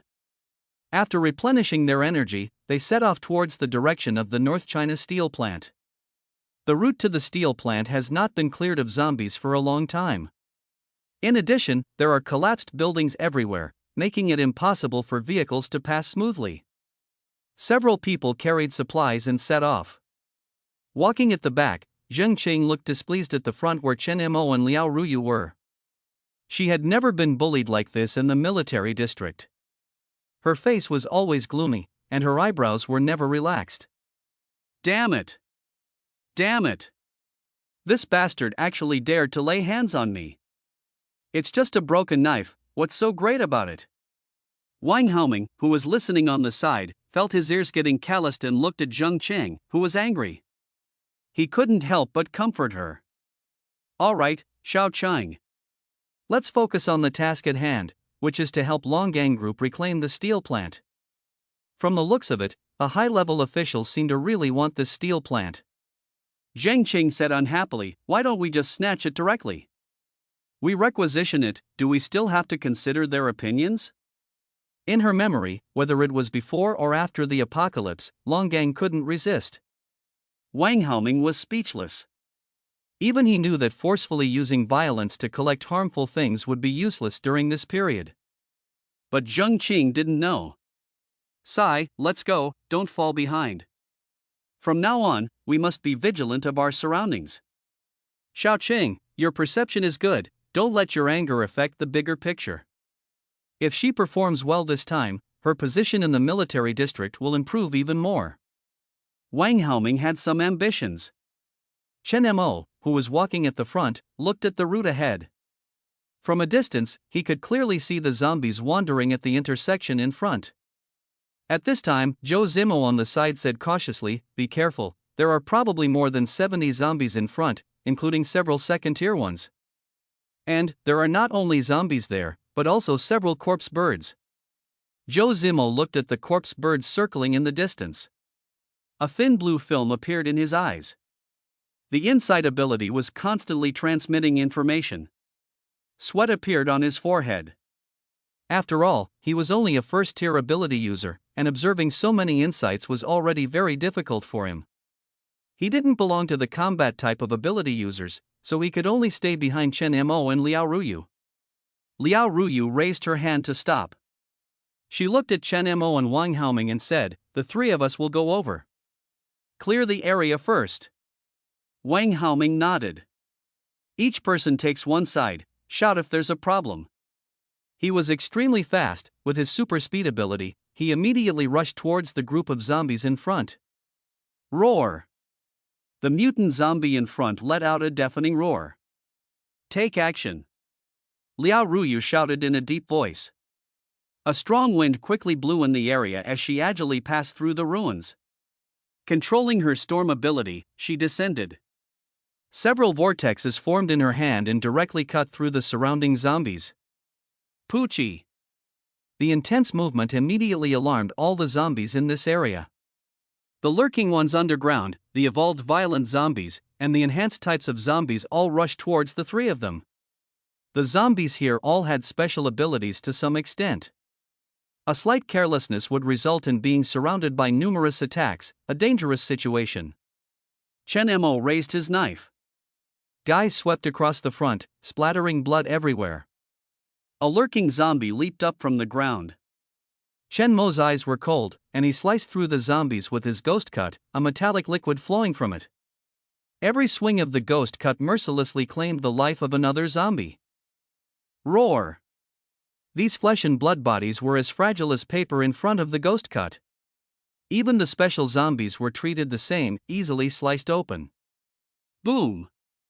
At this moment, an explosion sounded not far away. Chen Mo looked in that direction. He saw Wang Haoming moving quickly, disappearing among the zombies.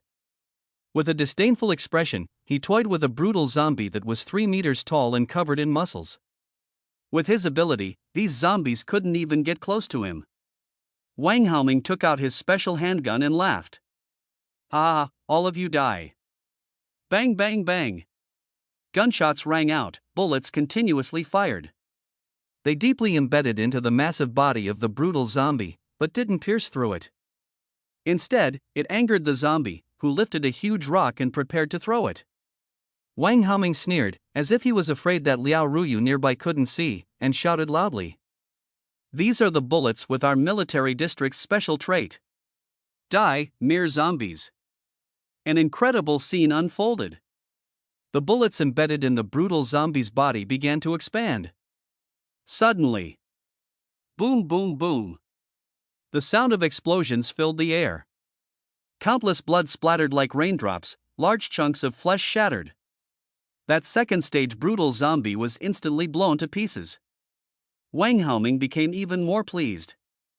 Chen Mo noticed this scene and his face gradually turned cold. Those bullets were actually infused with that guy's A-level ability.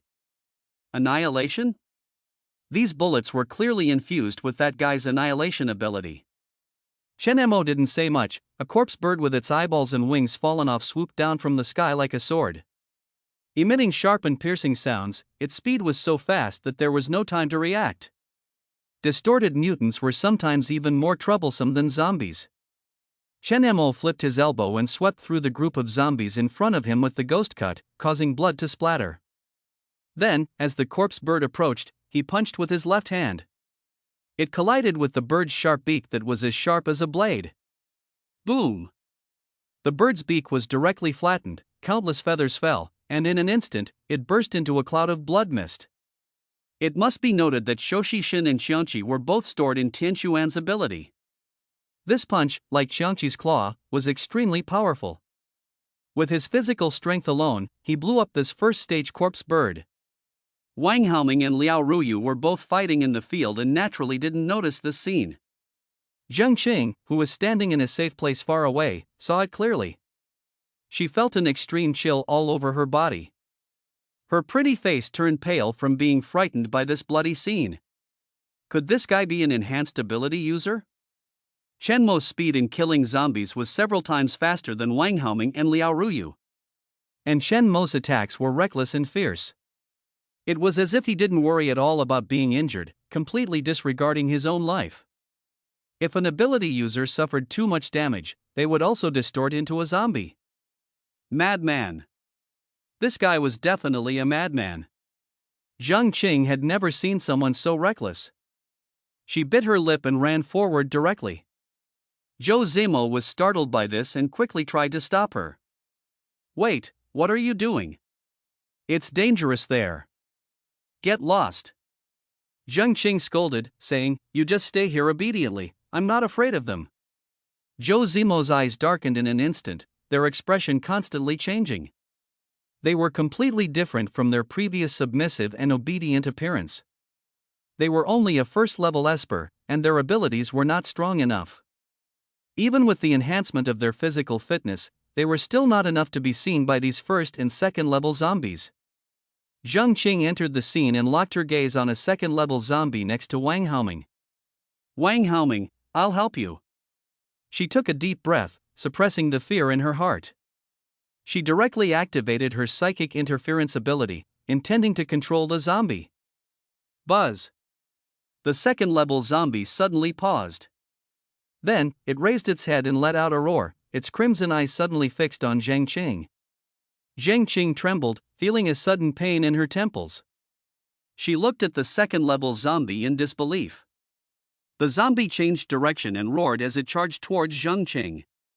As a second-level zombie, it was faster and more bloodthirsty than a first-level zombie. Moreover, it was an extremely agile and ferocious claw widow. Its limbs were long, swinging long claws. In just a few breaths, it arrived less than 2 or 3 meters away from Zheng Qing.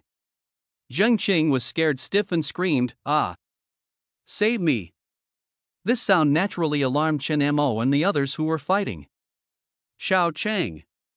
Wang Haoming's face turned pale, and he directly activated his extreme speed ability, being the first to leave the battlefield and rush towards Zheng Qing. However, he was too far away.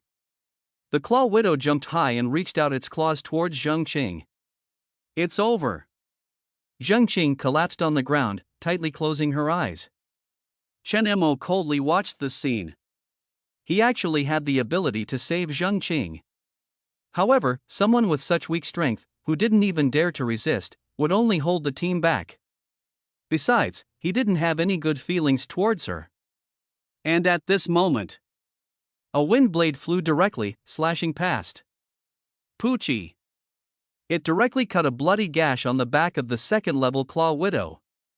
Roar! The zombie let out a painful and miserable scream, and its body fell to the ground. Chen Mo frowned and looked over. It turned out to be Liao Ruyu who made the move. Liao Ruyu's face was pale at the moment, and her lips were colorless. This wind blade attack had directly depleted most of her Esper abilities. She was only a second-level Esper, and her abilities had a limited range. If she reached the limit of her range, it would consume a lot of her energy. Seeing that Zheng Qing hadn't moved from a distance, Liao Ruyu scolded, "What are you still doing?" Zheng Qing finally snapped out of it and quickly got up and ran away.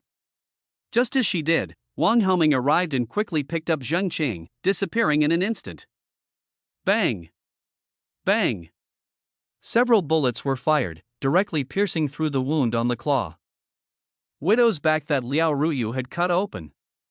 Boom! Then, an explosion tore the zombie apart. Chen Mo's face remained indifferent, not saying much about it. He swung his ghost cutter and easily dealt with the last second-level zombie that pounced on him. His speed was so fast that he flashed behind the zombie, and a black blade flashed past. The second-level zombie froze in place, and then its head and body were split in two. Plop! It fell to the ground. Chen Mo scanned the dozens of zombies remaining in the area. His eyes narrowed, and he held the ghost cutter, sweeping out a black liquid. These liquid splashes turned into extremely sharp droplets of metal, shooting towards the surrounding zombies. The ghost cutter was sheathed. Bang! Bang! Dozens of roaring zombies on the scene fell one after another. The world suddenly seemed quiet. Chen Mo's eyes were calm, without saying much. He was most familiar with the psychic interference ability. Zheng Qing's second-level psychic interference could only affect the actions of second-level zombies when they were at their weakest. Using it directly from the start would inevitably result in the backlash of psychic abilities. It was practically suicide. Chen Mo turned around and headed towards the direction of the steel factory alone, without saying goodbye. Wang Haoming, who was holding Xiao Qing and hiding from the zombies, watched as a bloody hole appeared on the head of the zombie in front of him, and it fell down. He looked at Chen Mo in the distance with an incredulous expression, his mouth agape. He wanted to say something but stopped himself. Zheng Qing was even more frightened, trembling in Wang Haoming's arms. Xiao Qing.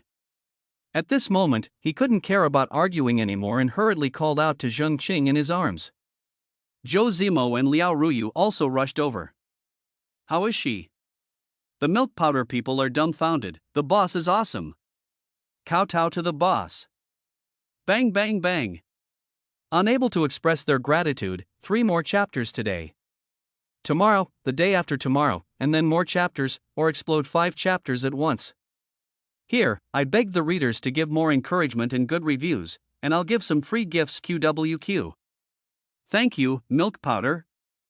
Liao Ruyu frowned and asked, Xiaozhou, didn't you stop her? Zhou Zimo looked helpless and said, Liao Jia, I really couldn't stop her. Liao Ruyu also had to admit it. None of them had even reached the crocodile monster yet, and Zheng Qing had already caused such a big trouble. I already said, let her stay in a safe place. She talked so big when she came, but she was the first to fall in battle. Why did she still go? Wang Haoming said anxiously. I didn't expect Xiao Qing to want to control a second-level zombie. Xiao Qing, are you okay? Liao Ruyu took a deep breath and calmed down her anger. We can't go back now that we've come this far. I don't have time to take care of you in the next battle. I'll have Xiaozhou take you back. Although Wang Haoming had good combat power, Zheng Qing was completely useless and only held them back. Fortunately, there was Chen Mo, who ultimately shared a lot of pressure. At this moment, she finally understood why Chen Mo was so unwilling to team up. Where is Chen Tian? Liao Ruyu looked around and couldn't find Chen Mo's figure. At this time, Zhou Zimo hesitantly spoke up. Liao Jia. Just now, brother Chen Tian seems to have left. That direction is towards the steel factory. What did you say? Liao Ruyu was instantly shocked. She quickly looked over and found that Chen Mo had already gone far. Her heart trembled, and she looked at Zheng Qing and Wang Haoming beside her with some blame. Can you still fight?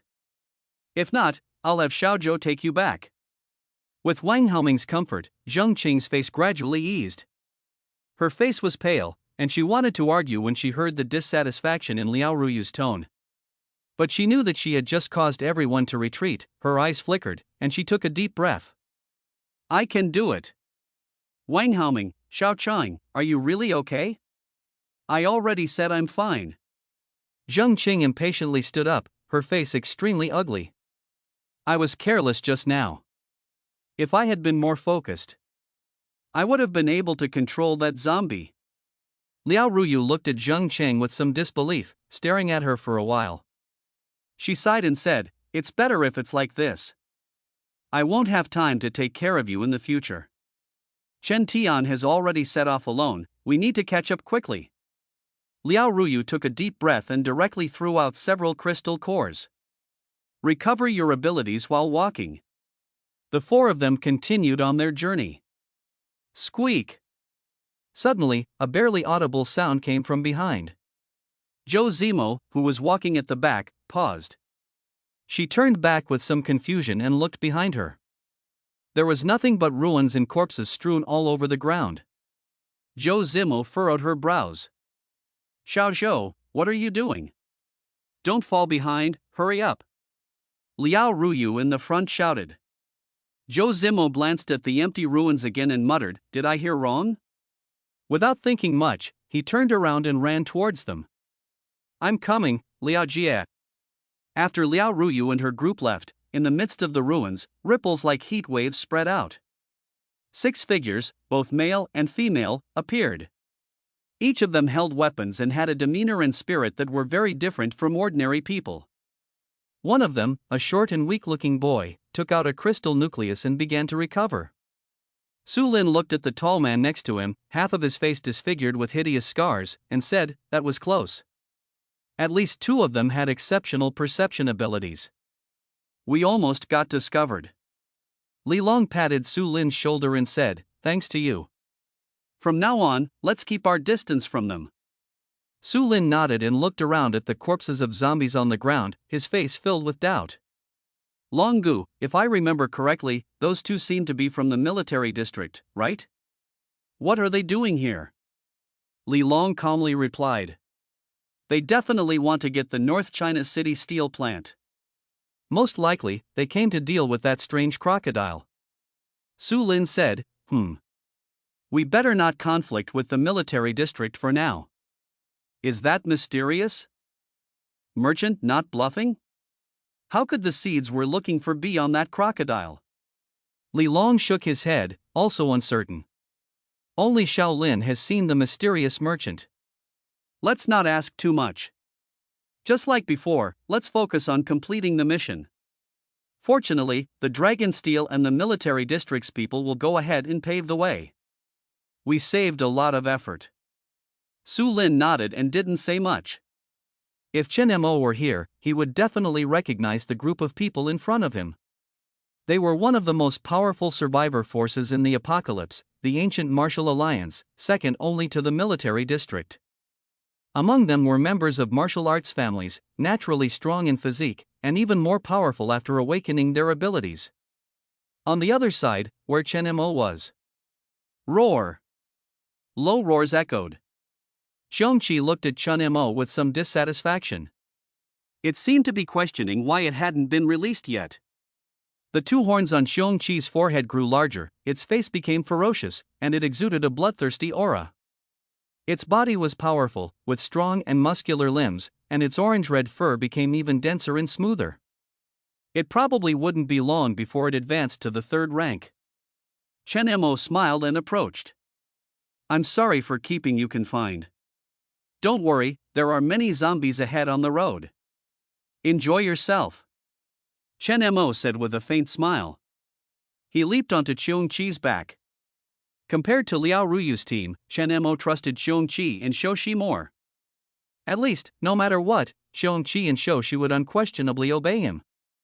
And their combat power was impressive, ordinary zombies were no match for them. Xiongqi let out a long roar and rushed forward at high speed. In order to quickly deal with that strange crocodile, Chen Mo didn't linger in battle. Xiongqi plowed through, leaving a trail of bloodshed wherever it went. A group of zombies fell down, smashed into minced meat by a slap from the poor strange creature. The ordinary first and second tier zombies were no match at all. After getting rid of Liao Ruyu and his group, with the assistance of the poor strange creature, Chen Mo arrived at the largest heavy industry group in Huabei City in just a few minutes. Efficient and decisive. This is the Longgang Group steel plant. At a glance, there are several blueskin production plants standing tall. The steel plant is huge, serving as the backbone of Huabei City, supporting countless families. The scope here extends for dozens of kilometers, all belonging to the steel plant area. The nearby schools, snack streets, hospitals, and residential buildings used to be industries within the Longgang Group. But after the apocalypse, they have completely changed. The outside is surrounded by zombies and mutants. Damaged cars and buildings are scattered around. The surrounding zombies and mutants are fighting each other, each one extremely powerful. Stray cats and dogs, under the distortion of the apocalypse, have not undergone extraordinary mutations like the poor strange creature. But even so, they are not opponents that ordinary zombies can withstand. The group of corpse dogs in front of them have saliva flowing from their mouths. Their whole bodies are rotten, fierce, and ferocious, staring at Chen Mo and the poor strange creature. Ha! Constantly emitting low growls. Chen Mo squinted his eyes. This group of distorted corpse dogs in front of him.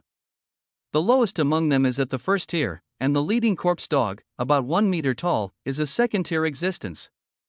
A hot stream gushed out from the poor strange creature's mouth and nose, rubbing its front paws, roaring at the 4 or 5 corpse dogs in front of it. Roar! This roar made the opposing corpse dogs restless. They took a few steps back, instinctively feeling uneasy. The leading corpse dog howled, and the group of corpse dogs turned around and chose to retreat and escape. A trace of human-like light flashed in the poor strange creature's huge beast pupils. A look of disdain. The reason why these mutated mutants in the apocalypse are stronger than zombies is because these species have extremely keen instincts, which are already much stronger than humans, especially after the apocalypse. The aura emanating from the poor strange creature makes them feel fear. Chen Mo did not linger here for too long. Instead, he patted the poor strange creature beside him and said, let's go in." The man and the beast directly entered the steel plant. Roared Guichi directly slashed down, blood gushing like a pillar, and the last zombie also died here.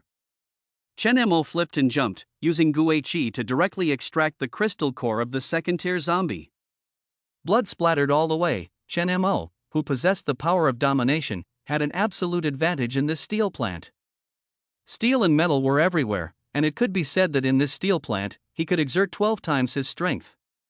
He was the master here.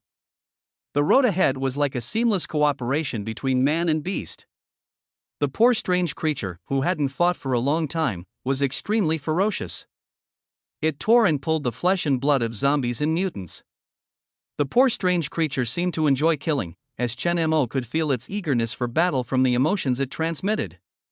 Along the way, they harvested 8 second-tier crystal cores and 47 first-tier crystal cores. Surprisingly, the number of zombies inside the steel plant was not much different from outside. The surroundings were empty, with collapsed buildings. The blueskin factories seemed to have been flattened by some giant creature, sinking down, and there were giant pits on the ground. Chen Mo paused here and observed the surroundings. In the apocalypse, if there were very few zombies in a place that had not been occupied by forces, there were only 2 reasons. Either the zombies in this place had been cleared away by survivors. Either way, there is a very powerful mutant corpse king here, devouring and gathering the zombies.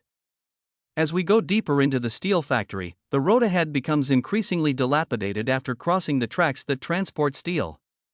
It seems that the strange crocodile should be nearby, Chen Mo muttered. Suddenly, as if sensing something, Chen Mo sniffed the air and inexplicably felt something. Besides the strong smell of rust, there was also a strange fragrance. Chen Mo frowned, feeling puzzled. Sensing something strange here, Chen Mo became alert and continued to move forward with the poor strange creature. The scent in the mouth and nose became stronger.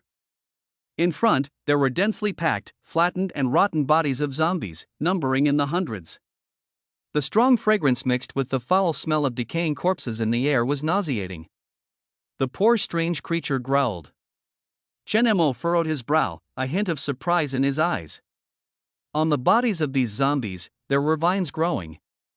The vines had pink flowers, as if embedded in the flesh of these bodies, absorbing nutrients. The fragrance in the air came from these flowers. Peach blossoms? Chen Mo had a bad feeling. In the apocalypse, plants, zombies, and mutants rarely undergo mutations. However, without exception, almost every mutated plant is extremely powerful and has a strong vitality. The most famous one is the enormous ancient tree that covers the sky in Xizang City. Xizang province has many mountains, and on those towering mountains, there is a deformed ancient tree that stretches for thousands of miles. On that ancient tree, there is also an apocalypse deity. At first, no one paid attention. It was not until the ancient tree covered half of Xizang province and several cities that people noticed it and were terrified. The peach blossoms here had to attract Chen Mo's attention. Chen Mo and the poor strange creature proceeded cautiously. It was unknown how long had passed. Finally, at a railway track where steel was being transported in the steel factory, they found the strange crocodile. Surrounding it were flattened blue skin factories. The strange crocodile looked ferocious, with a body over 30 meters long and about 4 to 5 meters tall. Its dark scales looked extremely sturdy as it lay sleeping under an enormous peach tree. A peach tree stood in the middle of the railway tracks, with branches extending hundreds of meters in all directions. It was deeply rooted in the bodies of countless zombies piled up like small mountains. The tree trunk continuously expanded and contracted, as if it were breathing. Thump! Thump! Even from a distance, Chen Mo could clearly hear the sound of a heartbeat. Staring at the enormous peach tree, Chen Mo's pupils contracted. He murmured in disbelief, could it be a deformed peach tree? How could something like this exist in the steel factory? Chen Mo stared intently at the strange crocodile in front of him. According to Liao Ruyu, it was just a third-stage mutant. Being a mutant, in order to evolve, it must continuously devour zombies and mutants. He thought that along the way, the zombies in the steel factory would have been mostly eaten by the strange crocodile. But now, in front of him, there was this pile of bodies, and even the ground was littered with corpses. It seemed like they were all eaten by this peach tree. The poor strange creature growled twice. As another mutant, it seemed to sense a dangerous aura emanating from the strange crocodile. Looking at the cracks in the ruins on the ground and the tree trunks spreading through the bodies, Chen Mo's eyes flickered as he pondered. He realized that it would be unwise to rashly approach the peach tree without knowing the situation. And at this moment, the strange crocodile sleeping next to the peach tree suddenly made a loud noise. It opened its eyes, and its white eyes flashed. The strange crocodile woke up. Chen Mo immediately found a hidden place with the Qiangqi and hid their figures. The strange crocodile raised its head and looked around. It seemed to smell other scents. Despite its intelligence, after inspecting the surrounding corpses and finding no other movement, it crawled back to the peach tree. It growled at the tree. Chen Mo observed in the dark. With his ability to hear the language of the strange crocodile, he could clearly understand its words. Eat? Chen Mo frowned. He saw the huge peach tree in the distance shaking, and petals fell from it. A transparent sticky fluid gradually secreted from its massive trunk. Then, a branch slowly extended from the trunk. It was covered with pink petals, and a bright red peach, dripping with juice, formed. The strange crocodile's eyes showed a hint of joy as it opened its huge mouth and bit down on the peach, along with the branch. Crunch! More peach blossoms fell. The peach tree trembled more violently, and a message of pain came. After eating the peach, the strange crocodile's body began to expand at a visible speed.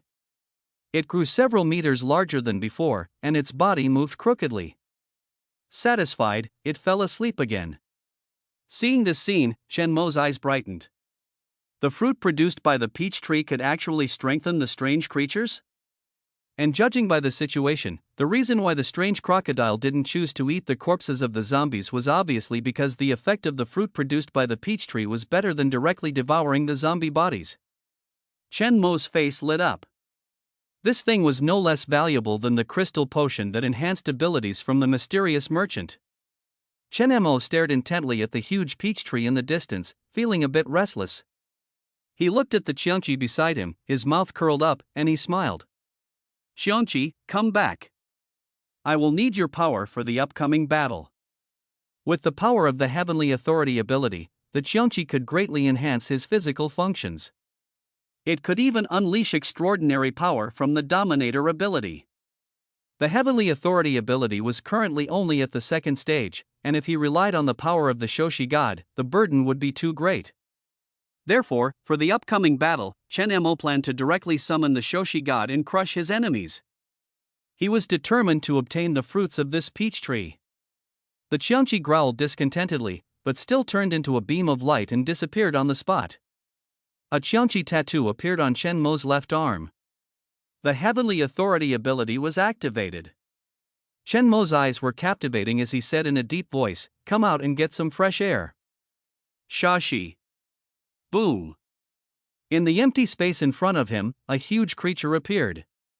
Countless dust was stirred up, and it was several times larger than the strange crocodile.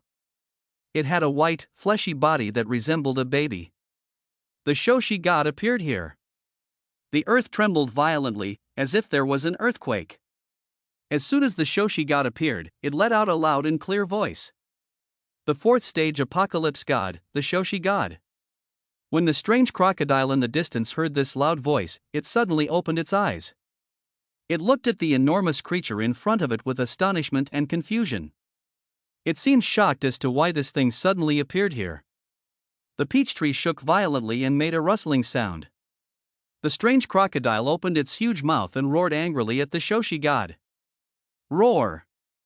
As a powerful creature, it naturally had a strong sense of dominance. In its territory, besides food, no one was allowed to challenge its authority. The strange crocodile didn't hesitate and quickly opened its huge mouth, crawling towards the slow-moving Shoshi God. The sound of falling rocks filled the air. Chen Mo narrowed his eyes and gave instructions to the Shoshi God. Deal with it. The Shoshi God let out a long chant and directly grabbed two large rocks, smashing them down on the strange crocodile. The crocodile's body sank, disoriented from the blow. It angrily bit at the Shoshi God. As a crocodile, its bite force was terrifying. Although it had no advantage in size compared to the fourth-order Shoshi God, it managed to tear off a large piece of flesh. Green blood gushed out like a fountain. The Shoshi God was completely enraged. Although the strange crocodile was fast, its large size made it catchable unlike the Qiangqi. The Shoshi God swung its fat hands and pressed down on the crocodile's head, forcing it down. The crocodile's strength had approached the fourth order after devouring many peaches, but it was still firmly pinned down by the Shoshi God's massive body, struggling and growling. The Shoshi God let out a piercing laugh. Pressing down on the crocodile's head, it sat up and fell down again. With each strike, the surrounding ground sank deeper, creating a large pit that expanded outward. In the opened pit, the roots of the peach tree could be seen spreading in the soil. Chen Mo smiled. It seems that I don't need to intervene at all. With the power of Shoshi, it's enough to deal with this strange crocodile. He had no intention of subduing the crocodile. Although it was fast and had a terrifying bite force, it probably couldn't match the Qiangqi of the same level in terms of killing power. However, its weakness was too obvious. Once its head was pinned down, it lost its power to resist. But it had to be said that the crocodile's defense was quite good. No wonder it could withstand the firepower of the military district and escape. Even though it was being brutalized by the Shoshi God, it only had a few traces of blood. The crocodile thrashed its body madly, shaking its head in an attempt to tear the flesh of the Shoshi God. Suddenly, thick and sturdy tree roots with sharp thorns emerged from the ground and entangled the Shoshi God. The distorted peach tree had taken action. The thick roots rose from the ground and entangled the Shoshi God. These roots were covered in sharp thorns, leaving bloody marks on the Shoshi god's fat body.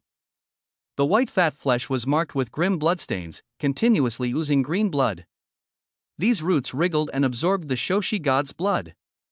The Shoshi god clearly felt immense pain. It let out a roar to the sky. This sound wave was the exclusive ability of the Shoshi god. In an instant, the entangled roots were shattered.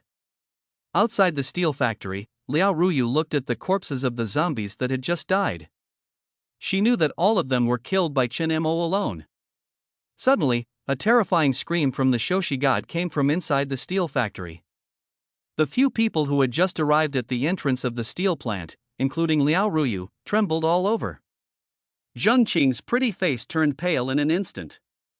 Zhou Zimo, who was slightly weaker in strength, felt a splitting headache and covered his ears in pain.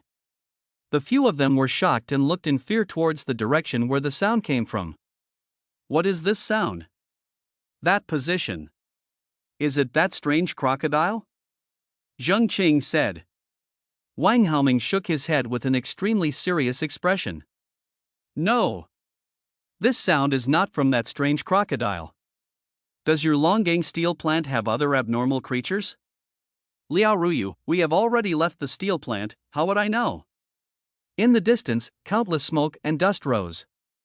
In the midst of the dust, a huge figure, like a mountain, could vaguely be seen. Liao Ruyu frowned and immediately spoke. Oh no! Chen Tian must be in danger. We have to hurry over.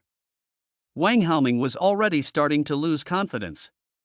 That sound just now really made him tremble from the depths of his soul. It was as if it came from the abyss, giving people chills. But when he saw Liao Ruyu and Zhang Qing, who were already walking in the front, Wang Haoming gritted his teeth and quickly caught up. During this time, he continuously took out crystal cores to restore his strength. After they left, the group from the ancient martial union followed closely behind. Su Lin was panting heavily. Just now, his ability was almost shattered by that sound. Something's not right. Li Long looked directly at the people beside him and said in a deep voice, "Be careful. It seems that all the zombies here have been dealt with by someone." Li Long looked at the corpses all around, frowning. It seems that someone has taken a step ahead of us and the Longgang people. Let's follow them. Shoshi God just broke free from the entwined roots on his body. Boom! Dozens of peach tree roots emerged from the ground again. Chen Mo waved his right hand, and countless iron liquid turned into sharp blades, slashing towards the roots of the peach tree. Poochie! Poochie! One root after another was cut off. But there were just too many of them. Shoshi God raised his hand and grabbed a thick and sturdy root, angrily pulling it up from the ground. Boom! The earth cracked open, and countless debris flew. These roots were all connected to the peach tree. With this pull, they were almost uprooted by the tremendous power of Shoshi God. The peach tree's roots swelled and extended. Underground. The strange crocodile took the opportunity to break free from under Shoshi God, biting into Shoshi God's fat and directly rolling into a death struggle. Tear. A large piece of flesh was torn off. Shoshi God let out a scream. On Chen Mo's side, his roots were wildly lashing out. Boom! Chen Mo skillfully avoided a thick root, and a deep pit was pulled out of the ground. Chen Mo frowned. He didn't expect this peach tree to be so troublesome. He looked in the direction of Shoshi God, who had a large piece of flesh torn off by the strange crocodile and was directly thrown into a frenzy. Boom! Boom! He swung his arms, which were entwined by the roots, indiscriminately, smashing everything around. Shoshi God, entangled by the roots of the peach tree, had no time to suppress the strange crocodile. The biting force of the strange crocodile was extremely strong, and every bite turned countless boulders into powder. Its dense teeth were embedded in Shoshi God's flesh. The peach tree had to be dealt with first. Seeing this, Chen Mo snorted coldly. He used his dominant ability, which was almost inexhaustible within the range of the steel plant. Countless iron liquid turned into sharp blades, directly surrounding Chen Mo and rapidly rotating. Whenever a root approaches, it is mercilessly cut off. Chen Mo held the gisei in his hand and moved extremely quickly, avoiding the falling debris around him. He went straight towards the peach tree. These roots couldn't stop Chen Mo at all. The peach tree clearly sensed an extremely strong killing intent and trembled. It sent a distress signal to the strange crocodile. The strange crocodile looked over, let out a roar, and immediately twisted its body, trying to stop it. Boom! But in front of it was a raging Shoshi god.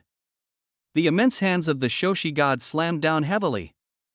Once again, it pounded the strange crocodile into the ground. Roar!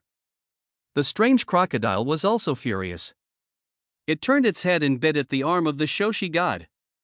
With the help of the Shoshi god, the strange crocodile couldn't get past it all. Chen Mo quickly arrived in front of the peach tree. The soil under the peach tree began to wriggle, and thicker roots emerged from the ground. Chen Mo's eyes were cold, he tightly gripped the gisei and swept it horizontally. Crash! The large mass of roots in front of him appeared fragile before the gisei. The weapon obtained from the mysterious merchant was definitely not an ordinary soldier. It was a blade that could harm the gods of the end times, even behead them. Chen Mo exerted force with his right hand and stabbed heavily towards the peach tree in front of him. Plop! The gisei instantly sank into the trunk of the tree. Chen Mo heard a miserable scream. It was the sound emitted by the peach tree in front of him. Countless petals fell from the peach tree, and the surrounding roots began to thrash around like octopus tentacles gone mad. The tree trunk, deeply pierced by the gisei, began to ooze out incredibly crimson blood in transparent mucus. It continuously gushed out, looking extremely eerie. Chen Mo's face was cold, and he directly pulled out the gisei. The peach tree trembled even more violently, and the roots slapped towards Chen Mo. Several silver arcs flashed by. Crack! Crack! The broken roots fell to the ground. The peach tree in front of him transmitted a trembling and fearful message. It was begging for mercy. Chen Mo sneered. Indeed special. The message transmitted by the peach tree was even clearer than that of the Shoshi god. I know you can understand. Give me your fruit. Produce as much as you can. Chen Mo said coldly. The peach tree trembled. Not far away, the helpless strange crocodile was quickly crushed by the Shoshi god. Soon, the outcome was determined. The angry Shoshi god grabbed the upper and lower jaws of the strange crocodile with its two fleshy hands. It let out a scream. Its meaty body, covered in green and deep red blood, began to tremble layer by layer. Its hands continuously forced open the mouth of the strange crocodile to the maximum. The strange crocodile writhed in extreme pain, trying to use its death roll. But it was only a third-tier mutant, although its bite force was terrifying. But in terms of brute strength, how could it compare to the fourth-tier Shoshi god? The giant mouth full of fangs was forced wider and wider, and a blood seam was pulled open. Suddenly, rip! Sprays of blood splattered like rain. The strange crocodile was torn apart by the Shoshi god into two halves. The scene was extremely bloody, and the massive body of the Shoshi god was stained red with the blood of the strange crocodile. He. The Shoshi god sat on the ground, continuously clapping its hands, making extremely mocking sounds of pleasure. Even when the strange crocodile died, it didn't show any mercy. It continuously slapped it into a pulp, venting its anger. The peach tree trembled even more violently. A thick sense of fear permeated the air. Chen Mo glanced at the Shoshi god and grinned. You're still quite impressive. Although Shoshi god is only a lower-level end-time deity, it is not an ordinary creature that can be challenged. Shoshi, come back. Chen Mo directly used his celestial power to retrieve Shoshi god. The strange crocodile was approaching the fourth rank without limit, and Chen Mo naturally wouldn't let go of its crystal nucleus. He couldn't let Shoshi god be destroyed. Although Shoshi god was injured, it could slowly recover within the celestial power. Then, it's your turn. Chen Mo turned around. Holding the gisei, he coldly stared at the peach tree in front of him. I want all of your fruits. The peach tree trembled, and immediately small fruits appeared on its branches full of peach blossoms. 5 peach fruits were produced. These fruits grew visibly, and the dense branches of the peach tree began to wither rapidly. It seemed that the tree had exhausted all its power to produce these fruits. The peach blossoms fell one by one, and the lush and beautiful peach tree turned into a bare trunk in an instant. On that trunk, 5 plump fruits hung precariously. One by one, they fell to the ground. Bang! Bang! Chen-mo narrowed his eyes as he looked at the peach fruits on the ground. These fruits were much smaller than the one the strange crocodile had eaten before. The mutated peach tree in front of him had a weak aura and seemed to be on the verge of death. But Chen-mo didn't care about its life or death at all. He said coldly, "Is this all?" The peach tree transmitted a weak thought. Through the celestial power, Chen-mo knew that these were all its fruits. The production of these peach fruits consumed its vitality, and the vitality of the peach tree needed to be replenished with corpses. The previous strange crocodile had continuously provided it with nutrients, achieving a symbiotic relationship. Chen-mo collected these peach fruits and put them in his pocket. His eyes flickered as he contemplated for a while. He tried to use his celestial power to subdue the peach tree. The peach tree didn't resist at all, and the two quickly established a connection. Master! Chen-mo's figure staggered. The connection established by the celestial power was still somewhat strained. Chen-mo took a while to recover. After subduing the peach tree, he roughly understood some things about it. This peach tree was a third-rank plant. But after producing those peach fruits just now, it fell to the second rank. Although the celestial power could contain creatures as huge as the Qiangqi and Shoshi god, it couldn't take away this peach tree. As a plant, its roots were connected to the soil. What surprised Chen-mo was that the roots of the peach tree buried underground were spread throughout the steel factory. The withered trunk of the peach tree trembled slightly, and weak information was transmitted. Chen-mo pondered for a while, then looked at the peach tree and said, "Since that's the case, you can stay here and absorb nutrients." Just then, a cry suddenly came from not far away. "Chen Tian?" Chen-mo paused slightly and looked over. He saw Liao Ruyu, Wang Haoming, Zhang Qing, and Zhou Zimo had arrived without knowing when. Looking at the mess and the numerous pits everywhere, it was not difficult to imagine that a great battle had just taken place here. Zhang Qing noticed the flattened corpse of the strange crocodile about 10 meters away. Its body had been hammered into a pulp. Her pupils contracted, and her face was filled with disbelief. "This is that strange crocodile. It's actually dead." "What?" Liao Ruyu, Wang Haoming, and Zhou Zimo also looked over. Their faces were filled with shock and astonishment. Wang Haoming couldn't believe it and said, "They've been smashed into pulp. How did this happen?" Liao Ruyu's mind was already in chaos. Her beautiful eyes stared roundly, shining brightly as she fixed her gaze on Chen-mo. Her intuition told her that this scene in front of her was most likely done by Chen-mo. The scene of blood and flesh, with broken meat and blood all over the floor, made Zhang Qing's face turn pale, and she began to vomit continuously. "Ugh! Could it be that guy did it?" Wang Haoming said, "Impossible. He's just one person. How could he solve this strange crocodile on his own?" Liao Ruyu hurriedly ran forward, looking at the withered flower petals and the broken thick branches on the ground. Her pretty face was full of fearful questions. "Did you solve that strange crocodile?" Chen-mo nodded calmly.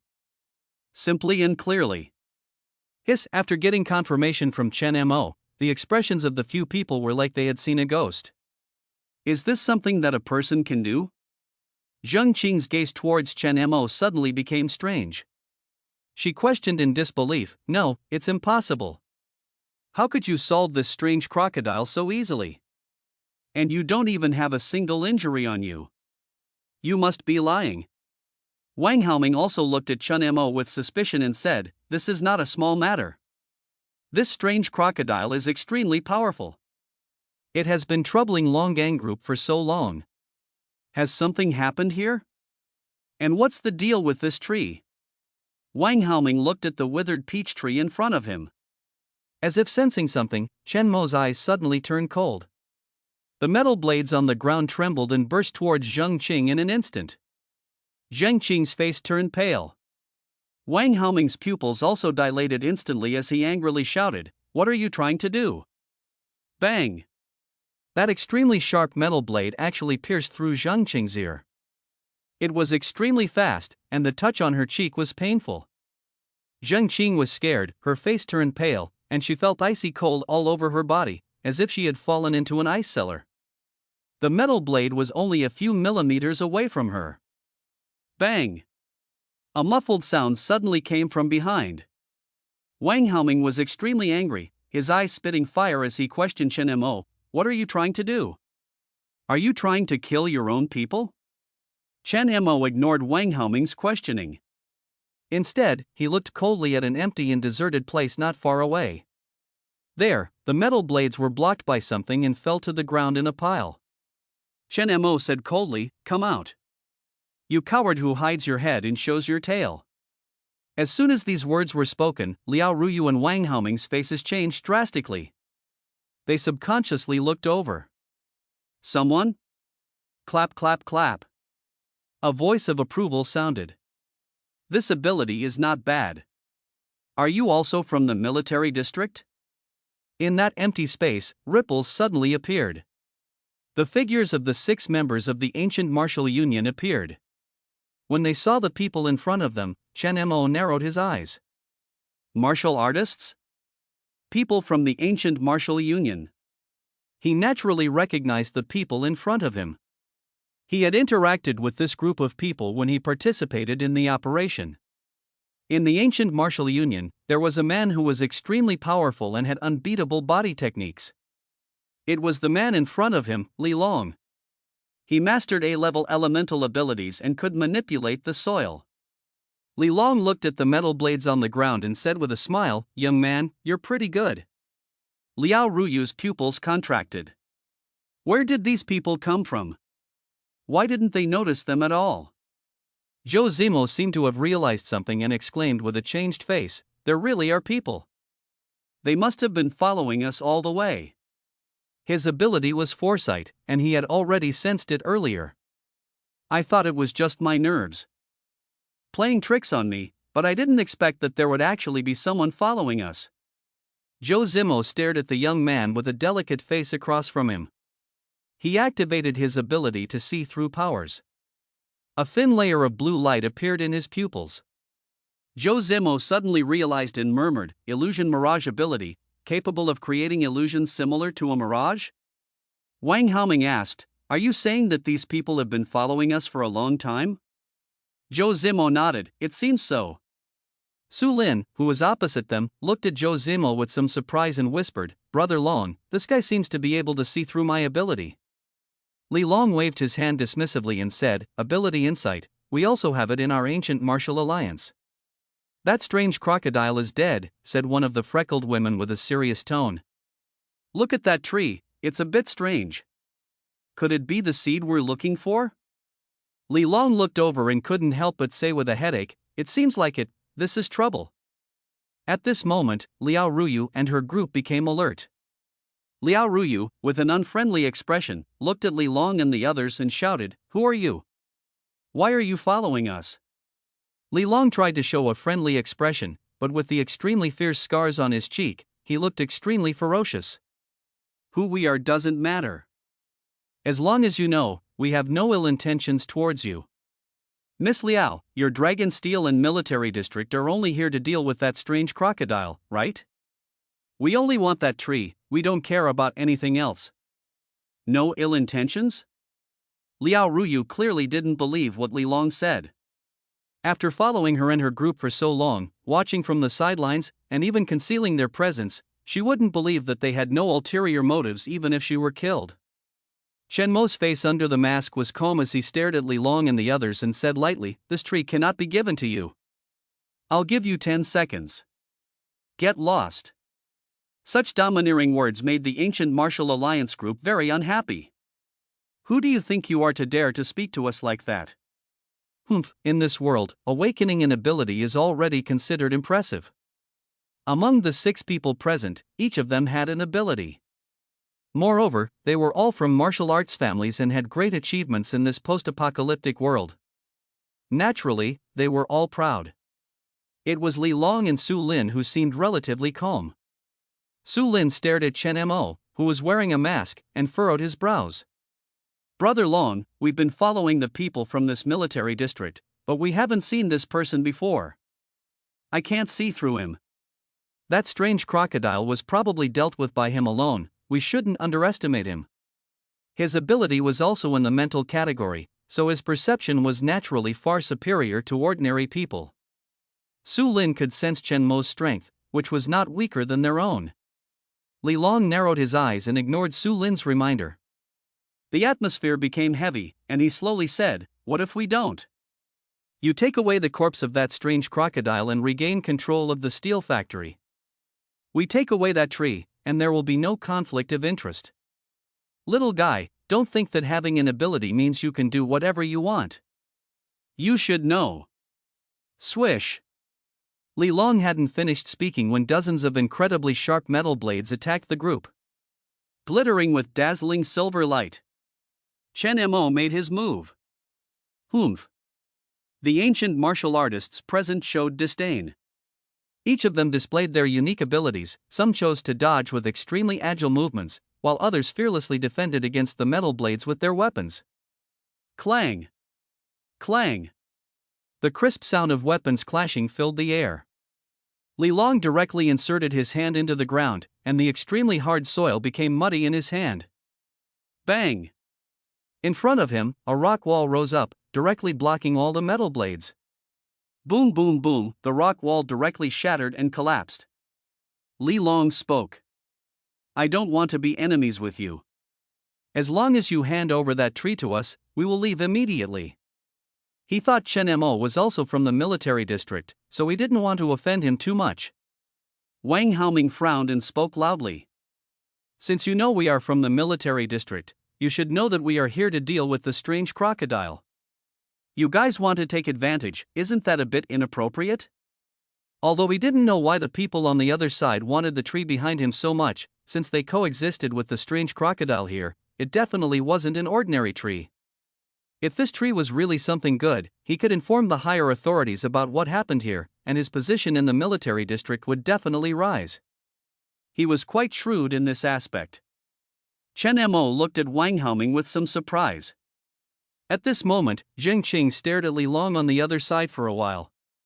She seemed to have thought of something and couldn't believe it as she exclaimed. "Are you Li Long, the inheritor of Xingyi Quan?" "Li Long?" Wang Haoming frowned, feeling that the name sounded familiar, and looked at Zheng Qing. "Xiao Qing, who is he?" Zheng Qing said, "I saw him in an interview on TV before. He is a famous master of a martial arts association in Libin City and is well known in the martial arts world." With this simple information, Liao Ruyu quickly understood the background of the group of people in front of her. Libin City? Are all of you from the martial arts world in Libin City? Someone in the crowd on the other side joked. "Ah, Long Gu, you are really famous. I didn't expect someone who knows you here in Huabei City." Li Long scratched his head, seemingly surprised that someone here actually knew him. But he didn't mind and laughed heartily. "Ha ha ha. This little girl is well informed. Since you understand, then you should also know that ordinary people are no match for us before the apocalypse. And it's the same after the apocalypse." Zheng Qing snorted disdainfully. Just a bunch of brutes. The things here are all related to our military district. Are you trying to be enemies with us?" Su Lin said in a deep voice, "Long Gu, it seems they are not willing to hand over that tree peacefully. Let's just attack them directly."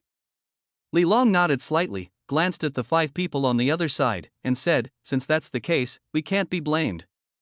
I'll deal with the guy wearing the mask, you guys go and take care of the others. Let's finish this quickly. Attack!" Li Long shouted. In his eyes, only the person wearing the mask was the most unpredictable. From Chen Mo's displayed strength just now, it could be seen that this person was definitely not a low-level esper. As soon as he finished speaking, swish, the members of the ancient martial alliance all made their moves, leaving only Su Lin, who was not good at fighting, in place. Their actions were extremely fast. As people who had been practicing martial arts for many years, they were extremely familiar with fighting. Their movements were agile, and they surrounded Chen Mo and his group from all directions. And without exception, all of them were espers. 3 of them were ordinary esper with enhanced bodies. And that freckled woman in plain clothes seemed ordinary but was actually a second-level esper who could control fire. Liao Ruyu and the others were shocked. All of these people in front of them were espers. Liao Ruyu took a deep breath and said coldly, "I'll take care of the woman with the fire ability, the rest of them, I'll leave to you, no problem, right?" Wang Haoming said, holding his special pistol. "No problem." Liao Ruyu directly controlled the strong wind, creating gusts of wind blades sweeping towards the woman. She wasn't afraid, even though the opponents were all martial arts masters with abilities. The woman with freckles had flames attached to her hands and reacted quickly, easily avoiding several wind blades. Then she attacked Liao Ruyu. The 2 women quickly engaged in a fierce battle. Wang Haoming looked at the 3 people in front of him, ready to defend Zheng Chang, and said, "Xiao Qing, I'll protect you."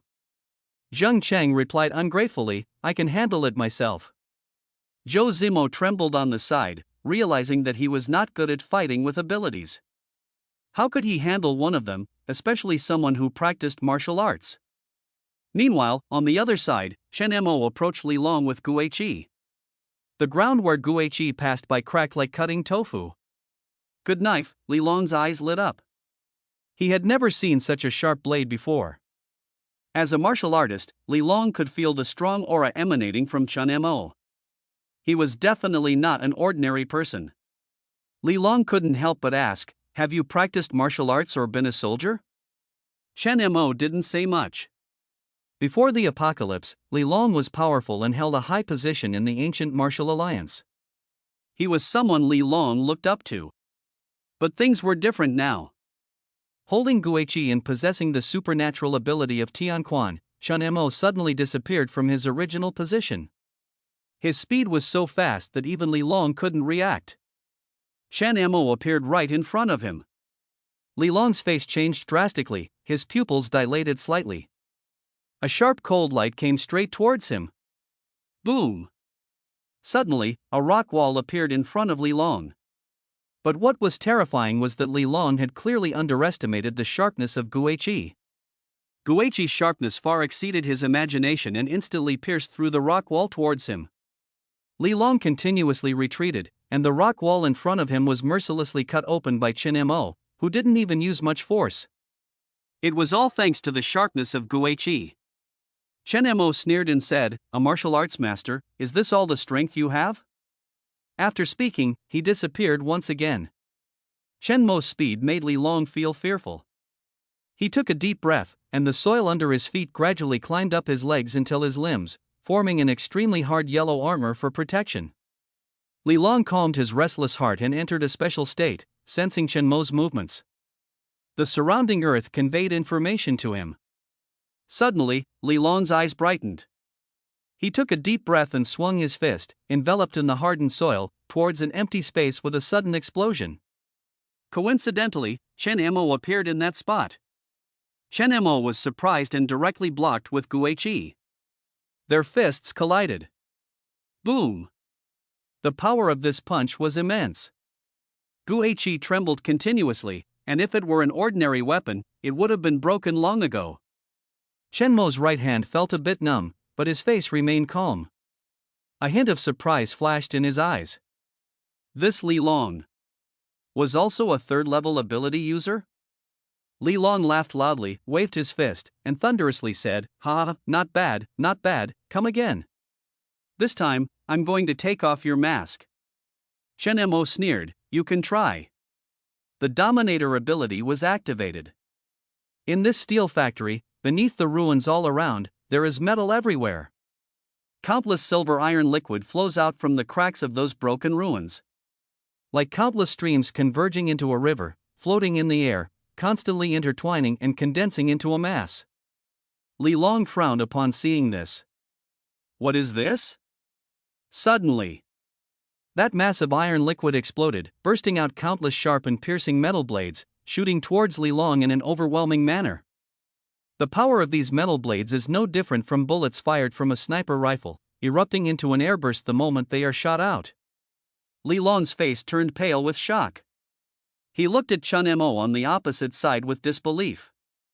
This guy's control over superpowers is so terrifying. He couldn't help but imagine that the more things a superpower user controls, the greater the burden on the user. Moreover, the power unleashed by each metal blade gave Li Long a strong sense of crisis. So strong. Faced with such a dense array of metal blades, Li Long immediately constructed a layer of soil barrier, enveloping himself within it. Crack! Crack! This seemingly indestructible rock wall turned out to be fragile in front of the metal blades. It shattered into pieces in an instant. There is a distinction between the strengths of superpowers, and the power unleashed by an S-level elemental superpower user far exceeds that of an A-level user. Not to mention Chen Mo's Dominator superpower, which is SSS level. As a divine superpower dominator, within the same realm, he is an absolute ruler. Chen Mo waved his hand, and the controlled metal blades locked onto Li Long, changing their trajectory and stabbing towards his body. Ding! Ding! Ding! Dozens of metal blades directly collided with the earth armor on Li Long's body. They easily tore open bloody wounds and quickly returned. Li Long's body was covered in bloodstains, and he angrily shouted, "I'm also a third-tier superpower user." He heavily slammed the ground. Suddenly, rock walls rose up one after another. One layer after another, impenetrable. Boom! Boom! Under these several layers of rock walls, the metal blades were greatly weakened in their destructive power. Boom! Another layer of rock wall collapsed, and countless dust filled the air. Li Long's tall and mighty figure emerged directly from the dust. His right hand was wrapped in countless soil, forming an immensely huge stone fist. Swinging it, as if it weighed 1,000 caddies. Dare you face me head-on? Boom! Chen Mo effortlessly dodged to the side, leaping up from the ground to avoid the strike of the stone fist. The stone fist created a tremendously deep pit. Chen Mo, wearing a mask, remained calm. Suddenly, there was a feeling. The existence he used to look up to before his rebirth is nothing more than this now. Li Long's attack missed. Chen Mo appeared behind Li Long like a ghost, and his hand swung the merciless ghost slash. Tear! The pale yellow earth armor wrapped around Li Long's body was directly torn apart, leaving a deep wound on his strong body. If he weren't a third-tier superpower user, and if years of martial arts training hadn't made his physique far superior to ordinary people, this one strike would probably split him in half. Pooh! Li Long spat out blood, his forehead instantly covered in sweat, and his face became ferocious as he gritted his teeth and roared. In an instant, his third-tier superpower was pushed to its limit. His superpower is the A-level power of the earth. Although powerful, it has extremely high limitations. As a third-tier superpower user, he cannot manipulate soil with just his mind like Chun Mo. He must make physical contact, and the range is only 30 meters. After suffering such a heavy blow, Li Long clenched his teeth tightly and once again swung the stone fist fiercely towards Chun Mo. If this immensely huge stone fist were to strike, an ordinary person would probably be flattened into a pulp.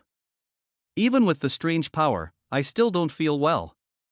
Chen Mo's face was calm, and the Giseki in his hand exploded in an instant, transforming into countless black liquid. Giseki was a weapon obtained through exchange from a mysterious merchant. The unknown material used in it far surpasses any metal in the world. It can also be controlled by dominant abilities. As long as Chen Mo wants, he can make it take any shape. Li Long was greatly shocked, his expression as if he had seen a ghost. What the hell is this thing? Boom! The stone fist heavily smashed against the black barrier formed by Giseki. It instantly exploded and shattered. A violent shock came. Crack! A crisp sound came. Li Long took a cold breath, the pain almost making him faint. As someone who had practiced martial arts for years, how could he not know what was going on? His right hand bone was actually broken? Li Long's expression instantly twisted and grimaced, letting out a painful cry. Ah! This loud noise even alarmed the teammates who were fighting nearby. Everyone's expressions seemed somewhat incredulous. Dragon Brother's strength was the strongest among them, yet he couldn't even match that person? Not good. How can Dragon Brother not match that person? Oh no, Dragon Brother is in danger. Yuan Yu, quickly end the battle.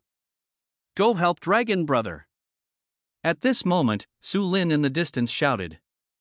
Yuan Yu was the woman with a pockmarked face. She was currently fighting against Liao Ruyu and nodded when she heard the voice. Liao Ruyu directly swung several wind blades, causing a hurricane to swirl around her, her long black hair fluttering. She stared coldly at Yuan Yu and said, "Still distracted?" Yuan Yu remained calm, her face expressionless as if she had no emotions, indifferent to everything. She moved swiftly, dodging a wind blade by sidestepping. Flames were attached to her hands, and she directly clapped both palms forward. From it, a rotating column of fire erupted and rushed towards Liao Ruyu. A second-level Esper, an A-level Esper with Flame Wave. She was the only A-level Esper in the team besides Li Long. Boom! Liao Ruyu's beautiful eyes changed, and the surrounding hurricane directly expanded around her. It formed a wind wall resembling a whirlpool. But under this column of fire, the fire became even more intense with the help of the wind, burning fiercely. The flame vortex enveloped Liao Ruyu. Yuan Yu murmured calmly, "Don't you know that wind can assist fire?" Without saying a word, she directly rushed towards Li Long's direction. On the other side, Li Long's face turned pale, gasping heavily. As a martial arts master, although he had a strong physique and Esper abilities, the Esper ability of the person in front of him was too terrifying. Wasn't there any limit to this person's Esper ability? Constantly using Esper abilities, even he couldn't withstand such consumption. Although both of them were third-level Espers, the difference in the quality of their Esper abilities quickly became apparent. Chen Mo had no intention of giving him any chance to catch his breath. He used the dominant Esper ability again. Countless iron liquids surged out from the cracks around him, directly entangling Li Long's feet, firmly immobilizing him. Chen Mo moved, Giseki restored, and this time it aimed directly at Li Long's heart. Li Long's face changed drastically. Not good. Am I going to die? This was the first time he felt fear since the apocalypse. Chen Mo's eyes were filled with indifference, killing a future strong member of the ancient martial alliance without any ripples. Giseki directly entered Li Long's body. Poochie. The familiar sensation of flesh and blood resistance did not come. Chen Mo looked at the figure of Li Long in front of him and frowned. The Li Long in front of him suddenly disappeared in an instant. Fake? Chen Mo looked towards Su Lin in the distance. Mirage Esper. Su Lin's face was somewhat pale, and Li Long was too far away from him. Just using his ability once had depleted all of his strength. Yuan Yu took Li Long away and withdrew to the side. On the other side, the few people who were fighting with Zheng Qing and Wang Haoming also found the right opportunity to retreat. As fellow ability users of the same level and martial artists, they had been suppressing Wang Haoming and Zheng Qing tightly. Only Wang Haoming's special bullets that could explode and Zheng Qing's occasional mental interference made them somewhat wary. After seeing Brother Long injured, they couldn't afford to continue fighting. Wang Haoming, feeling the pressure, suddenly felt relieved and took a deep breath. He was almost out of bullets. Neither he nor Xiao Chang were good at combat with their abilities. If they continued like this, their lives would be in danger. Brother Long. Are you okay? Those two guys, they truly are formidable as selected ability users from the military district. Yuan Yu also looked at Li Long. Are you alright? Li Long grimaced, his face contorted in pain. Do I look okay to you? That guy. He's too strong, I can't even get close to him. Yuan Yu fell silent for a moment, and flames appeared on her delicate hand. She looked at the gruesome wound on Li Long's back, caused by Gaiza's slash, and the flames directly began to burn Li Long's back. Sizzle! The sound of the burning flames and the smell of flesh came. Li Long's face twisted in pain, unable to help but let out a long howl. Ah! He was in so much pain that he was sweating profusely, and his whole body began to convulse. Are you fucking trying to kill me? Yuan Yu calmly said, your wound can't be stitched up now, and bandages won't help. If we don't deal with it quickly, you'll either lose too much blood or the wound will get infected. Life or death, which one do you choose? Fire can cauterize the surrounding tissue, causing blood vessels to constrict and stop bleeding. Damn, it hurts so fucking much. Li Long was in so much pain that he could barely stand. Su Lin, who was beside him, looked at Chen Mo on the opposite side with an extremely fearful expression. He spoke up. This person's origins are mysterious. There is absolutely no one like him in the 6th Military District. It's impossible for him to be unknown. Brother Long, we might have to give up on that tree. No. As the captain of this operation, Li Long categorically refused.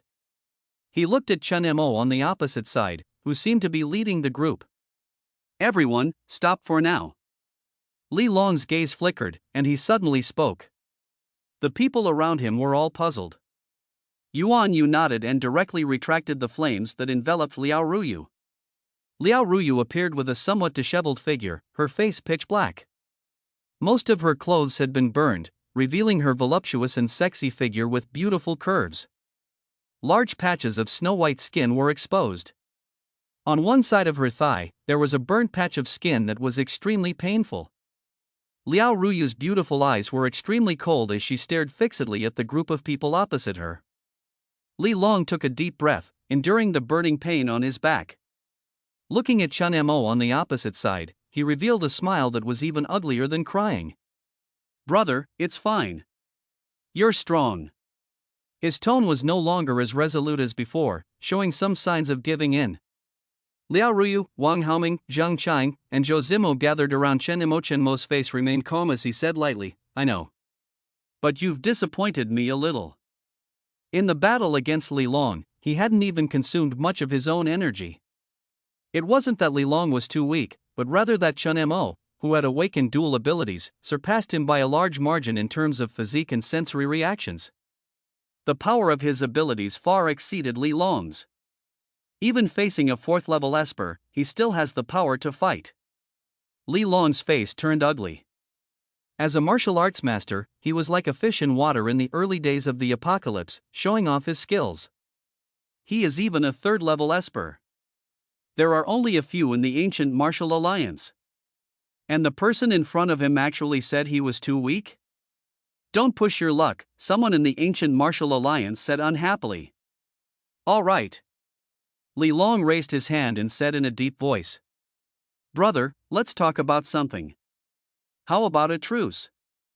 Zheng Cheng laughed angrily. You are no match for us, and now you know how to back down? It's not that easy. The ancient martial alliance also refused to show weakness. Is Brother Long talking to you? If it weren't for that guy, do you think you few would be worthy of talking to us? Someone said disdainfully. It was only Chen Mo's strength that made them wary. Even Brother Long was not his opponent, and there were not many people present who dared to face him directly. You! Zheng Qing couldn't speak out of anger. Li Long looked at Chen Mo. Brother, we in the ancient martial alliance respect the strong. You shouldn't be from the military district or Long gang, right? Instead of fighting each other and both suffering, it's better to take a step back. As long as you're willing, the ancient martial alliance is also willing to show sincerity. 1/3 level crystal nucleus, 22nd level crystal nuclei, we don't want the whole tree. How about just one tree seed? Li Long said, looking at Su Lin. Su Lin hesitated and took out a bag of scattered crystal nuclei from his pocket. They were all crystal nuclei collected by their team along the way. The others present saw this and their faces changed, reluctant to agree. How can this be done? We put in a lot of effort to deal with that 3rd-level zombie. And these crystal nuclei? Yuan Yu didn't say much, seemingly indifferent as an outsider. Li Long snorted. Stop fucking pushing me. Li Long didn't even bother to wait for Su Lin to count the crystal nuclei. He spoke directly. Brother, if you agree, you will be a friend of the ancient martial alliance. Apart from the military district, the strength of my ancient martial alliance is not weaker than anyone else. They are all well-known martial arts masters and martial arts families from all over. I remember there are 60 or 70 crystal nuclei here, all of which can be given to you. Martial arts practice in peacetime is useless, but now the role of this group of people has been revealed. Chen Mo naturally knew about the ancient martial alliance. As one of the largest surviving forces before his rebirth, the ancient martial alliance's strength was not to be underestimated. It was far beyond the likes of Long Gang's lions. Seeing Chen Mo's silence, Zheng Qing's face changed and she stared at him discontentedly. Hey! You, don't tell me you really agree? We were the first to arrive here, whether it's the corpse of that strange crocodile or the tree, they are all ours. We have to wait for the people from my military district and your Long Gang boss to discuss before we can decide. Liao Ruyu, say something. Zheng Cheng looked at Liao Ruyu. Liao Ruyu ignored Zhang Cheng's dissatisfaction and spoke. Listen to Chen Tian. They came here without contributing at all. It was definitely Chen Mo who solved the strange crocodile, so it was only natural for him to distribute everything here. Long Gang only needed to retrieve the steel plant, and Liao Ruyu didn't bother to deal with anything else. Wang Haoming frowned. Miss Liao, can't you control your people from Long Gang? Liao Ruyu sneered. When did I say that Chen Tian is my person in Long Gang? At this point, the strange crocodile had been dealt with, so there was no need to pretend with these guys who came from the military district. Zheng Cheng and Wang Haoming's faces changed drastically. Zheng Cheng took out a wireless walkie-talkie from her pocket and stared angrily at the crowd. You, all of you. Good. Good. I will inform the military district about this. How dare you, Long Gang, collude with other forces? You're all finished. Wang Haoming said coldly. Miss Liao, take care of yourself. Li Long on the opposite side grinned. Brother, it seems like there are some conflicts within your team. Before he finished speaking, there was an explosion. The wireless walkie-talkie in Zhang Qing's hand exploded directly. Zheng Qing looked at Chen Mo in disbelief. Now that the danger had passed, her princess temper came back, and she shouted angrily, Bastard! What do you want to do? I've tolerated you for a long time, wearing a mask and acting all mysterious. Do you want to take everything here for yourself? Let me tell you, Wang Haoming and I are people from the military district. After we go back, I will definitely report this matter as it is to Gao. Nonsense. Before she finished speaking, a metal steel ball instantly pierced through her throat. The steel ball fell to the ground. Chen Mo's face was cold. In the center of Zheng Qing's throat, a bloody hole appeared, gushing out a large amount of blood. Blood flowed like a stream, and Zheng Qing's dilated pupils were filled with fear, confusion, and astonishment. She seemed to have never expected why this guy in front of her would dare to kill her. Bang! Zheng Qing's body fell straight to the ground. Lifeless. Dead. The scene caused a commotion among the audience. Liao Ruyu was stunned in place as if struck by lightning. Even Li Long and his group on the opposite side widened their eyes, their expressions filled with disbelief. That guy. Why did he kill his own people? One of the members of the ancient martial alliance couldn't help but feel terrified. Ruthless, too ruthless. Li Long swallowed his saliva and remained silent. Wang Haoming reacted at this moment. Looking at Zheng Qing lying in a pool of blood, his face filled with anger and horror, he shouted, Xiao Chang. Wang Haoming was at a loss, and he suddenly raised his head and glared angrily at Chen Mo. Bastard. Chen Tian, how dare you kill Xiao Chang? Do you know who she is? Her uncle is Zheng Haifeng. Wang Haoming's eyes were filled with hatred as he stared at Chen Mo. The specially made pistol appeared in his right hand. He aimed it at Chen Mo and fired without hesitation. Bang! Soon, Wang Haoming was dumbfounded. Because the bullet, which was imbued with annihilating abilities, stopped in midair just before it was about to touch Chen Mo. Chen Mo's eyes were calm as he calmly said, "Actually, you won't survive either." He gently waved his arm. The bullet reversed and came towards himself. Wang Haoming's face changed drastically, losing all color. "Chen Mo, stop." At this moment, Liao Ruyu on the side exclaimed. But it was too late. Boom! The bullet directly pierced through Wang Haoming's forehead. It shot into the ground behind him. Boom!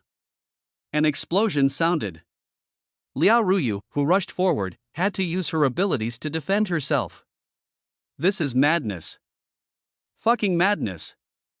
At this moment, whether it was Liao Ruyu or the members of the ancient martial alliance, their expressions were all shocked. They all looked at Chen Mo, who had a calm expression, as if they had seen a ghost. No, he killed again? Long brother, what the fuck, is this guy a serial killer? Those two, weren't they his companions? Many people's goosebumps rose, even though they were martial artists, they couldn't help but feel a sense of fear in their hearts. Liao Ruyu's breathing became rapid, and her pretty face turned pale. It's over. Both of the people who came from the military district are dead? Chen Mo. Are you crazy? She even called out his name directly, staring at Chen Mo and shouting loudly. But when Liao Ruyu met Chen Mo's icy, emotionless eyes, she couldn't say a word. He also wanted to kill her? Chen Mo stared at her for a while. In the end, he didn't make a move. Instead, he said calmly, "Wang Haoming and Zhang Qing died in battle while hunting the monster crocodile.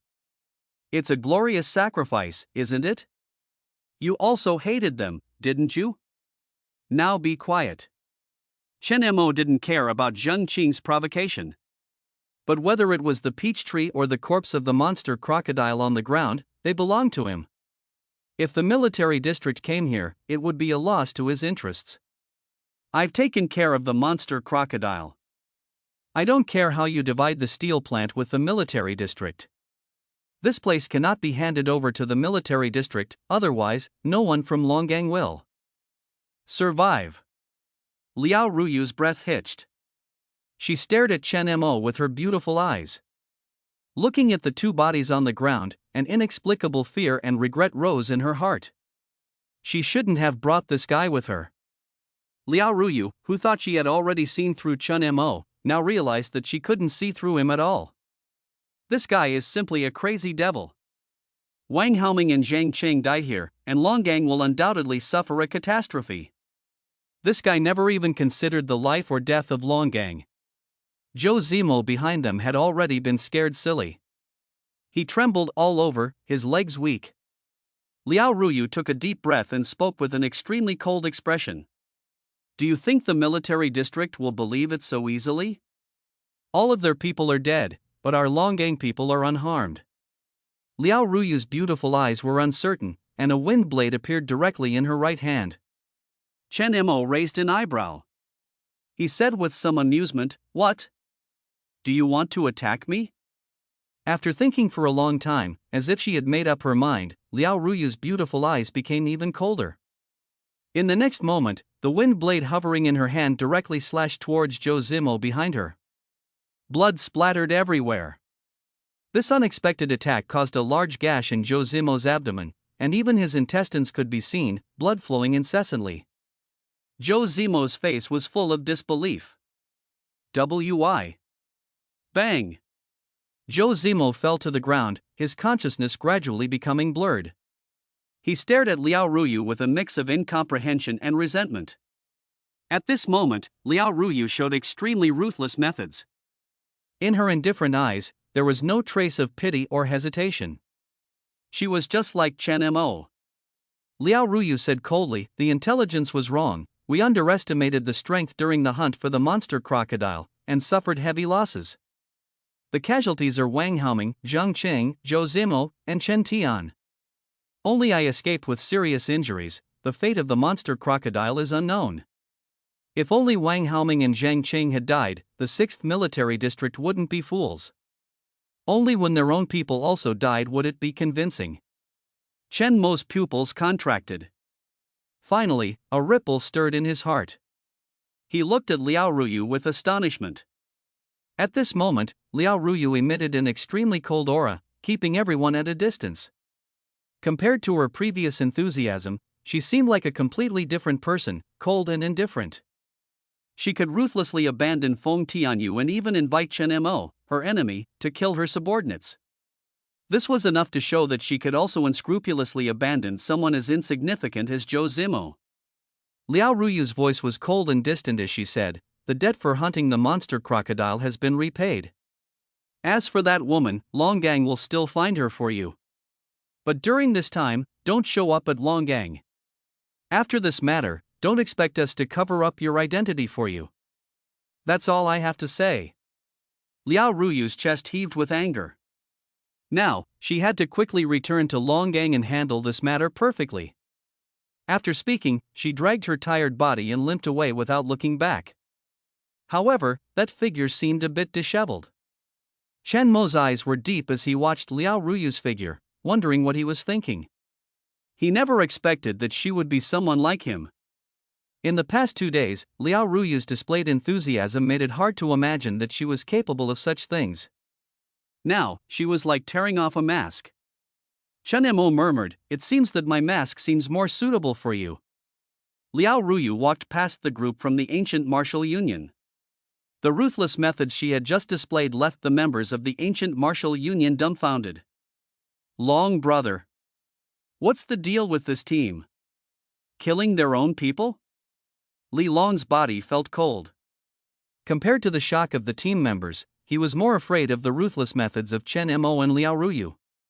These two individuals were decisive and betrayed those around them without hesitation. It was deeply engraved in Li Long's heart. He swore that he would never forget this scene in his lifetime. In this post-apocalyptic world, Chen Mo and Liao Ruyu taught him the most important lesson. If they didn't die, they would definitely become influential figures in this post-apocalyptic world, with their names echoing throughout the land. Long brother, that guy is the only one left now. Should we? One of them hesitated. Forget it. This person is ruthless, even Long brother is no match for him. The scene where Chen Mo mercilessly killed his teammate had scared many of them. They all had psychological shadows. Li Long felt his heart pounding. Holding a bag of crystal nuclei, he nervously approached. "B brother. Do you still want to exchange?" A third-grade crystal nucleus, along with several second-grade crystal nuclei and 5 peach fruits. They had gained quite a lot on this journey. Enough to break through both of their abilities. Chen Mo nodded slightly and took out one of the peach fruits. He said lightly, "Inside here, there are the tree seeds you want." Chen Mo didn't care at all and directly threw the peach fruit over. Snap! It fell to the ground. Li Long was stunned, seemingly not expecting the other party to throw the tree seeds without any precautions. Such audacity was also a sign of confidence in his own strength. This guy. He wasn't afraid of their group at all. With so many ability users on their side, his teammates died and left. What kind of trump card did he have? Li Long stared at Chen Mo on the opposite side, feeling extremely wary. After much contemplation, he finally threw the bag containing the crystal nuclei. Take it. He didn't dare to gamble. Li Long picked up the peach fruit from the ground, his face filled with joy. Finally, the mission was completed. After returning, he must investigate who this person really was. Brother, thank you. Rest assured, our ancient martial union has its principles. Everything that happened here today will not be leaked. This seed was extremely important to their ancient martial union. After obtaining the tree seeds, Li Long had no intention of staying here any longer. He looked at the members of the ancient martial union behind him and said, "Let's go back to Li Bean City." Li Long and his group also left the area. On the way, one of the members of the ancient martial union spoke up. "Before, I didn't realize it, but who do you guys think that guy really is?" Libin City is not far from North China. With such strong abilities and the existence of such characters, how is it possible that there is no news about him? Who knows? Yujia, why do you always have a poker face? Show some reaction, weren't you surprised just now? Anyway, I understand now, in this apocalypse, no one can be trusted. You never know when someone will stab you in the back. Someone said softly. The crowd remained silent. Obviously, this incident cast a shadow over their minds. When they came, everyone was excited, feeling like they were on a vacation. But on the way back, they all started to keep a certain distance from each other. There was no choice, the impact of that scene just now was too profound. And what was even more unexpected was that the niece of the CEO of Longgang Group was also so ruthless. Li Lon, seeing this, cursed angrily. Why the hell did we come all this way? People from our ancient martial alliance would never betray their own. Just as the words fell, the wound behind him burst open a bit more. Li Long's face changed, he gritted his teeth in pain, sweat pouring down his forehead. Damn, that guy's knife is really ruthless. If it had struck us, we would probably be dead. Do you want me to burn it for you again? Yuan Yu asked. Even after witnessing that scene just now, she still had a calm and composed expression, as if nothing could surprise her. No. Li Lon's face turned pale. On the other side, Chen Mo collected the crystal nucleus from the bag. He counted them. As Li Long had said, there was indeed a third-order crystal nucleus inside. Chen Mo's eyes lit up, and he directly used his celestial power to summon the Qiangqi. Roar! The Qiangqi let out a low roar, and together with Chen Mo, they arrived in front of the corpse of the strange crocodile. The crocodile had been torn in half by Shoshi Shin. One half was almost unrecognizable, reduced to a pile of flesh. Chen Mo's eyes flickered as he directly grabbed the Guiqi. Extending from the remaining half of the crocodile's body, he cut off its crocodile skin. The strange crocodile had close to fourth-order strength, and its defense was terrifying. Even dense firepower would find it difficult to harm it. Whether it was a mutant or a deity, almost every part of its body was valuable. In this apocalypse, there is an ability called the Forging Master, which can forge these materials, such as the teeth of this strange crocodile, into an extraordinary weapon. Guiqi was one of them. Whether used for exchanging crystal nuclei or forging, the valuable parts of mutants were worth a lot. However, the problem was that this strange crocodile was not small, and neither he nor the Qiangqi could carry away these teeth. Chen Mo muttered, "It seems that if I encounter the mysterious merchant again next time, I should exchange for something that can store items from him." The mysterious merchant had many things that could hold items. Storage bags, Ming bird's eye, space rings, and so on. He rolled up the crocodile skin, and with a simple treatment, it could become a decent protective armor. Chen Mo didn't have too much attachment to it. He had already obtained many things that could enhance his strength on this trip. Qiangqi, I'll leave the corpse of that strange crocodile and the crystal nucleus to you. After breaking through to the third order, we'll leave. Hearing this, the Qiangqi's large pupils filled with joy. It affectionately rubbed against Chen Mo, then leaped to the side of the strange crocodile. It greedily devoured it. A faint purple light appeared on its body. Chen Mo also took out a peach fruit. In the apocalypse, there are many things that are beneficial to ability users. They can be obtained not only from the mysterious merchant. These peach fruits were condensed by the mutated peach tree after absorbing countless flesh and blood power. Chen Mo sat on the ground and picked up a peach fruit without hesitation. He ate it greedily, the juice of the peach fruit was juicy and as red as blood. There was no special taste when it entered his mouth. Chen Mo quickly finished eating the peach fruit in a few bites, leaving only the peach pit, which was the seed of the peach tree. Chen Mo collected these mutated tree species. He ate another peach fruit. Chen Mo frowned and didn't feel anything unusual. Useless? Could it be that this peach fruit can only be used on mutants? Although these mutated plants in the apocalypse don't move, their variety is extremely diverse. Even Chen Mo himself couldn't remember all of them. After hesitating for a while, Chen Mo threw one of the peach fruits to the Qianqi. Give it a try. The Qianqi was happily eating the corpse of the strange crocodile. When it saw the falling peach fruit, a hint of doubt appeared in its large eyes. It opened its mouth and swallowed the fruit in pit in one gulp. Roar! Unlike itself, the Qianqi's transformation took effect immediately. Its double horns on its head grew several inches in an instant. The pair of deep black horns, like ink jade, had stripes. The Qianqi's massive body also began to grow. Its entire size increased by a whole circle. Its 4 thick and powerful claws were full of visible muscles. Its fur became deeper, gradually changing from orange-red to deep red. Third stage Qianqi. Except for those special beings, when mutants evolve, their appearance undergoes a certain degree of transformation. The most obvious change is that their size becomes larger. The current Qianqi was 2 meters tall, a world of difference compared to the original orange cat. Chen Mo's eyes lit up. It really works. You should know that the Qianqi hasn't even started eating the third stage crystal nucleus yet. The Qianqi's eyes became more fierce, and the cold and violent light in its eyes became extremely intense. If it weren't for the control of the Tianquan ability, no one would be able to control this fierce mutant. And there was one peach fruit left. Chen Mo pondered. Suddenly, his heart seemed to twitch heavily. Chen Mo trembled all over. His whole body felt like it was burning, unusually hot.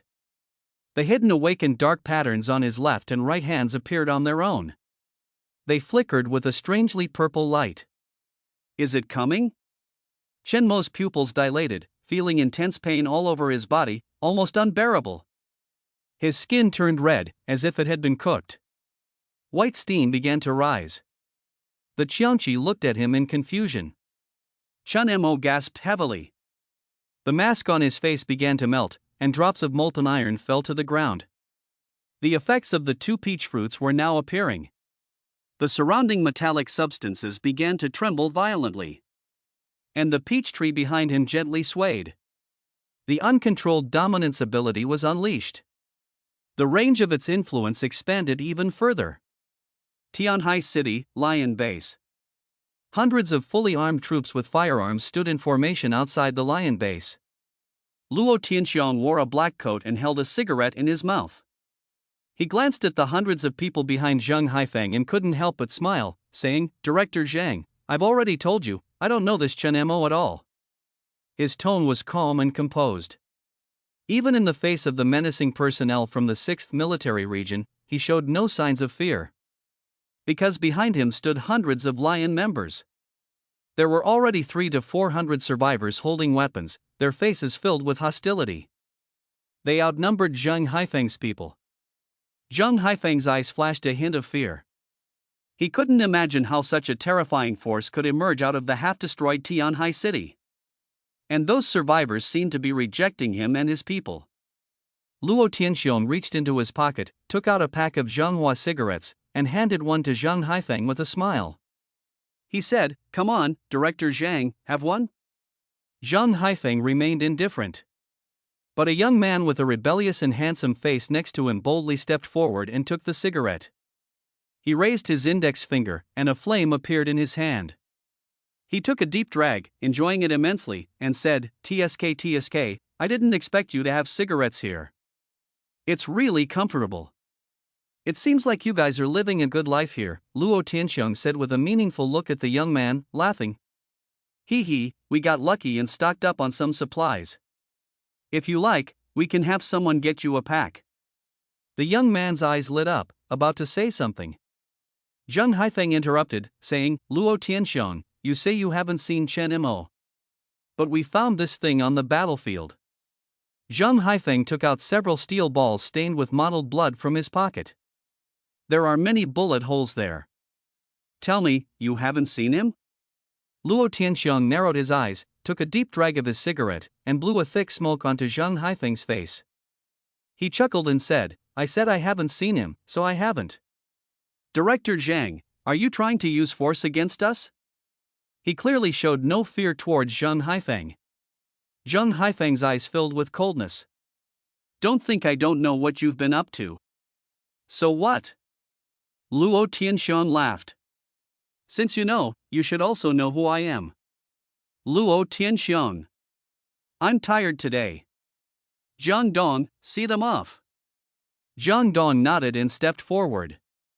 Director Zhang, please leave. Zhang Haifeng's eyelid twitched.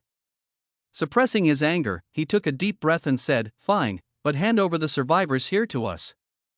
I'll take them back to the 6th Military District.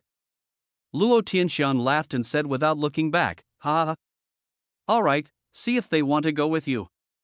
If they want to go, I won't stop them, even a single lion. Zhang Haifeng found it hard to believe. Out of the 300 to 400 survivors, only less than 20 chose to leave with them. Among the survivors, Wang Luyao seemed restless. But when she saw Luo Tianxiang looking at her, she couldn't help but feel a chill and dared not move. Zhang Haifeng furrowed his brows and shouted loudly at the group of survivors. We are from the 6th Military District. A survivor base has been established in North China, which is safer. Bullshit. Where were your people when I was starving to death? I saw helicopters flying over Tianhai City every day before, but they turned a blind eye to us. We have food and shelter in Lion City. I want to follow Boss Luo, not go back with you. That's right. You guys don't care about the lives of ordinary people. Only important figures get taken away. The group of survivors in Lion City cursed, and the 20 people who chose to leave joined in. Zhang Haifeng's breathing stopped. He turned around coldly and said, Let's go. After leaving, the young man held a cigarette in his hand, his face full of joy. He kept muttering, Lion City is really wealthy, they even have this good stuff. And they actually gave it to him. Zhang Haifeng walked expressionlessly at the front, suddenly stopping and looking back at the more than 20 survivors. Do any of you know Chen Mo? The more than 20 survivors looked at each other and shook their heads. Either they had low status and could only live in the underground garage, or they were newly found survivors by Xiongshi. Seeing their confused expressions, Zhang Haifeng furrowed his brow. He sighed. This time, he followed Lin Anha's orders to bring people to Tianhai City to find Chen Mo. Besides finding more than 40 survivors, they didn't find any trace of him at all. These people from Xiongshi were also extremely strange, as if they had anticipated that they would come. They stuck together tightly, yet they couldn't even catch a single high-ranking member of Xiongshi. Zhang Haifeng was almost certain that they must have some connection with Chen Mo. Where could he be? Zhang Haifeng furrowed his brow tightly, murmuring. Just then, a communication officer in the army rushed forward with a shocked expression. Captain Zhang, something bad happened. Zhang Haifeng asked, What's wrong? News came from the 6th Military Region. Your niece and another second-tier Esper were sent by the High Bureau to help Longgang eliminate the monster crocodile, but unfortunately, they died. Zhang Haifeng's pupils dilated upon hearing this, his face filled with anger. What did you say? Let's go. Return to Huabei City. Inside the steel factory, Chen Mo sat on the ground. The violent energy brought by the peach fruit had finally been completely digested by the Dominator and Tianquan Esper abilities. Dominator Esper ability, 4th tier. And under the power of the peach fruit, the Tianquan Esper ability also broke through to the 3rd tier. Both Esper abilities advanced at the same time. The resulting improvement completely transformed Chen Mo. His body became stronger, with explosive power in every inch of his muscles. As for the Dominator Esper ability, Chen Mo had a thought. Rumble, within the surrounding ruins, steel pipes weighing hundreds of kilograms were lifted from the debris and floated in the air. Xiongqi looked on with great curiosity. 4th tier Espers were a turning point. When an Esper's ability reached the 4th tier, incredible changes would occur. It was at this time that the gap in Esper ability quality truly revealed itself. Chen Mo pointed with his right hand, and all the metal materials in the surroundings turned into liquid. Countless streams of iron liquid condensed in the air. These liquids continuously compressed and condensed, under the Dominator Esper ability, molding into any shape at will. What was even more astonishing was that within 100 meters, any material he had touched could be transformed into extremely hard metal under the influence of the Dominator Esper ability. This meant that even without any metal materials, he could freely use the Dominator Esper ability. For the next period of time, Chen Mo continued to study the effects of his Dominator Esper ability. Soon, half a day had passed. In the distant sky, the sound of a helicopter suddenly rang out. Chen Mo looked over. His eyes flickered as he murmured, "They came so quickly." It seemed that Liao Ruyu had already informed the people from the 6th Military Region about everything that had happened here. Chen Mo glanced at the peach tree behind him. With a wave of his hand, this steel factory, filled with steel pipe equipment, happened to be the most suitable place for his Dominator Esper ability. All the surrounding metal materials dissolved and, under the control of the Dominator Esper ability, rose high like a waterfall, spreading out and expanding towards this place. After breaking through the 4th tier, his Esper ability could extend up to 800 meters. This time, Chen Mo almost emptied all the metal objects around him. On 2 helicopters approaching from a distance, the pilots looked at the scene of the metal rising from the ground in shock. Their eyes widened, showing disbelief. I was almost scared silly. What the F***ck, he couldn't help but curse. What's wrong? Liao Wen, the CEO of Longgang, leaned over from the back seat. Just one glance. And his whole body felt like it had been struck by lightning. Because, in front of them, inside the steel factory, a large metal barrier was being erected at a visible speed, covering an area of hundreds of meters. Such power was simply miraculous. Liao Ruyu, who was beside him, was equally shocked. This is... Did you do this? Chen Mo? On another helicopter, a man with a big belly and a leader-like appearance, wearing a shirt, was also startled. This. What's happening? This person was the high-ranking military officer who had come from the 6th Military Region, and was also the biggest support for Longgang Group before the apocalypse. Gao Limao. Gao Limao's face was full of incredulity, speaking in a panicked tone that was not standard. Don't go over there. Don't go over there. Stop. Xiao Zhuo, what is this thing? A calm man next to Gao Limao reassured him. Director Gao, there's an Esper over there. The strength is very strong. A trace of fear flashed in Zhuo Yuan's eyes. Director Gao, for your safety, let's not go over there for now. This power was simply indescribable with the word terrifying. What? How can there be such a powerful Esper here? Gao Limo was startled. Even the 3rd-level Esper Xiaozhua said so? At this moment, he didn't even want to bother with the cause of Wang Haoming and Zheng Qing's deaths, he just wanted to leave this place quickly. Zhuo Yuan shook his head and whispered, I don't know. From the looks of it, this Esper should also be here to deal with that strange crocodile. Liao Wen's niece should not have lied to us. With such a powerful person mobilized, I'm afraid that the strength of that strange crocodile has increased a lot during this time. Gao Limao hurriedly said. Then what are we waiting for? Xiaozhua, retreat. Retreat quickly. Xiaozhua was currently the strongest combat force in the 6th Military Region. Although the military region was not lacking in crystal nuclei, not everyone was like Chen Mo, able to absorb double the amount of crystal nuclei. So, upon hearing about the Esper that even Xiaozhua was wary of, Gao Limao immediately had the intention to retreat. He was just an ordinary person, not as powerful as an Esper.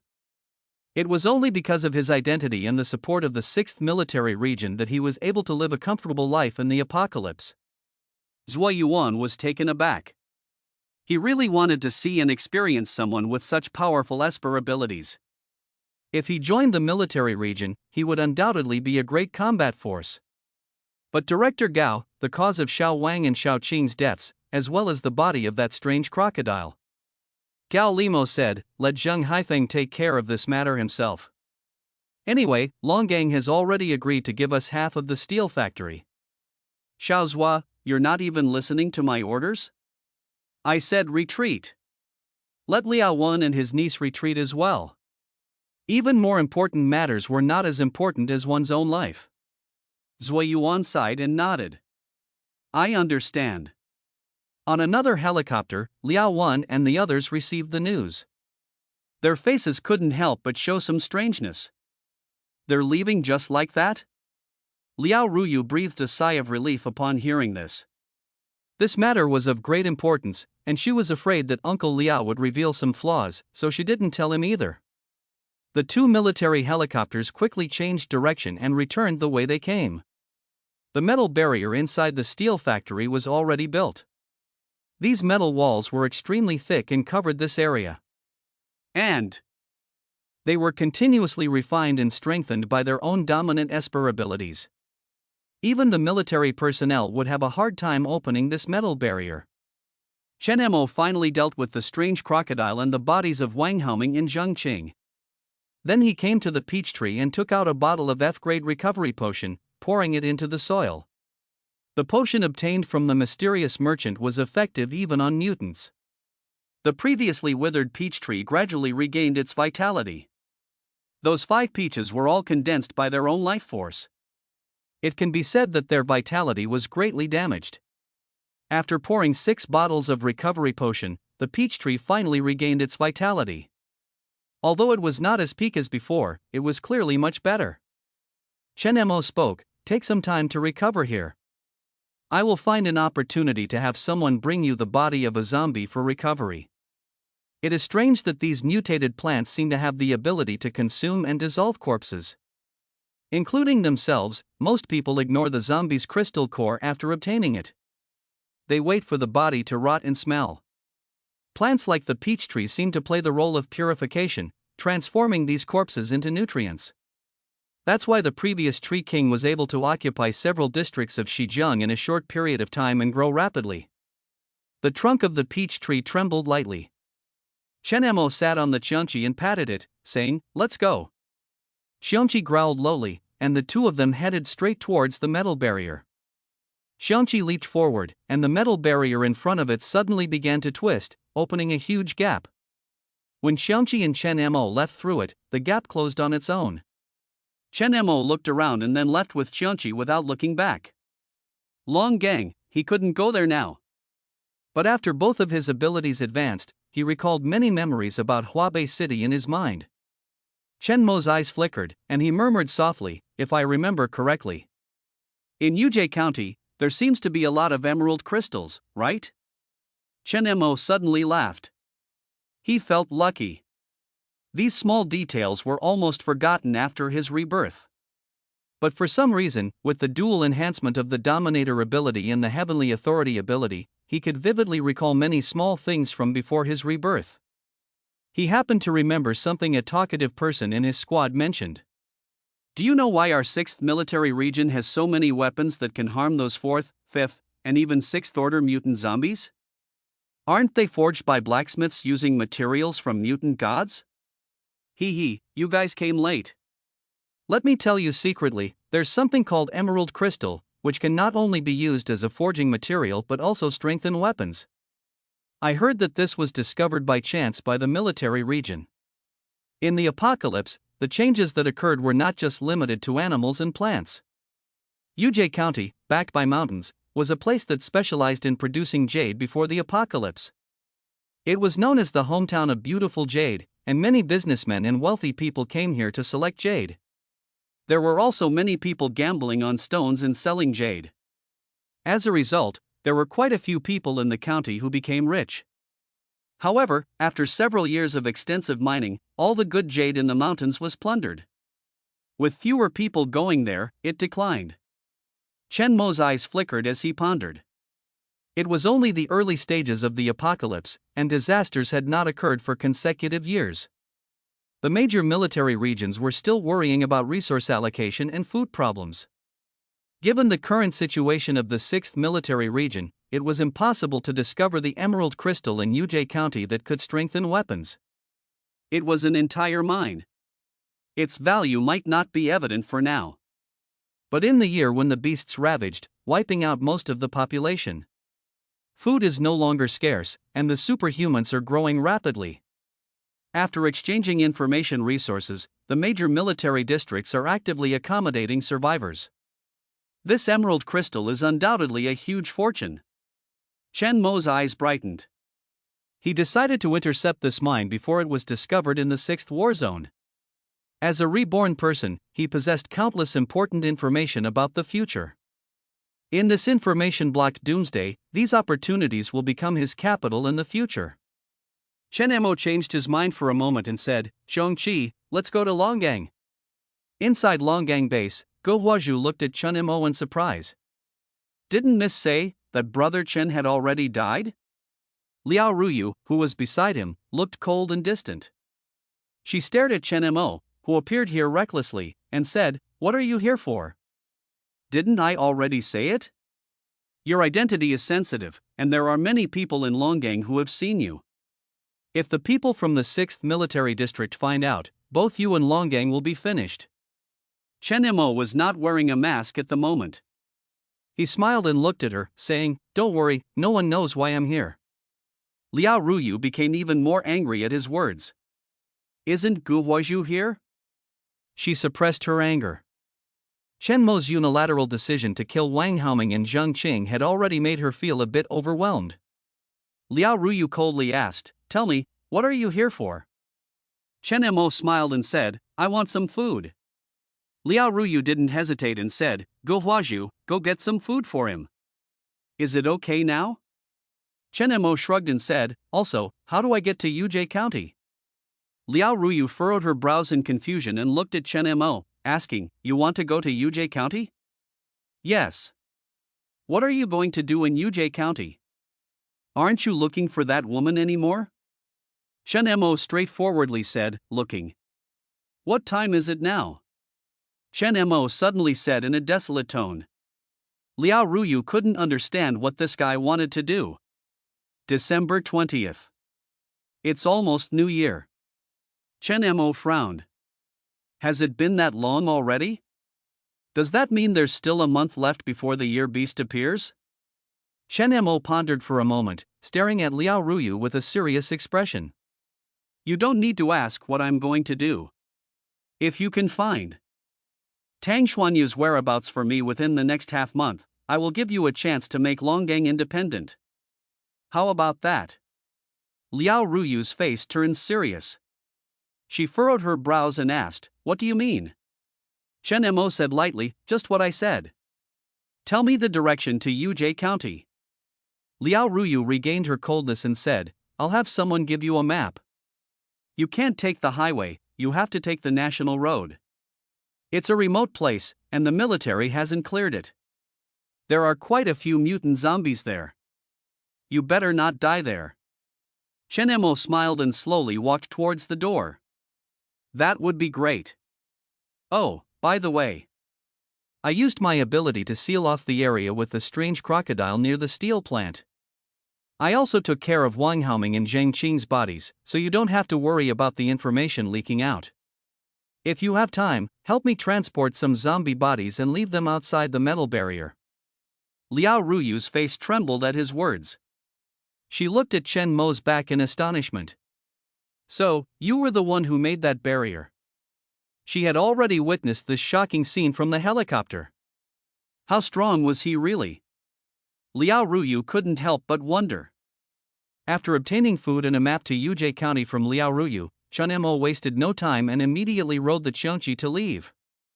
The map was drawn temporarily based on memory, with some iconic buildings marked on it. Chen Mo headed south after coming out. It's safe to say that wherever there is a war zone, it is indeed safe. The 6th war zone also needs to obtain crystal cores. Therefore, a large number of zombies in North China City are cleared by military personnel on a daily basis. Chen Mo noticed a large billboard ahead. It still had an advertisement for Longgang Group Steel. Looking at the map in his hand, Chen Mo muttered, "This is the right direction. Qiangqi, let's go." They set off together. Yuzhe County, as a county town, was far away from the city area along the national road.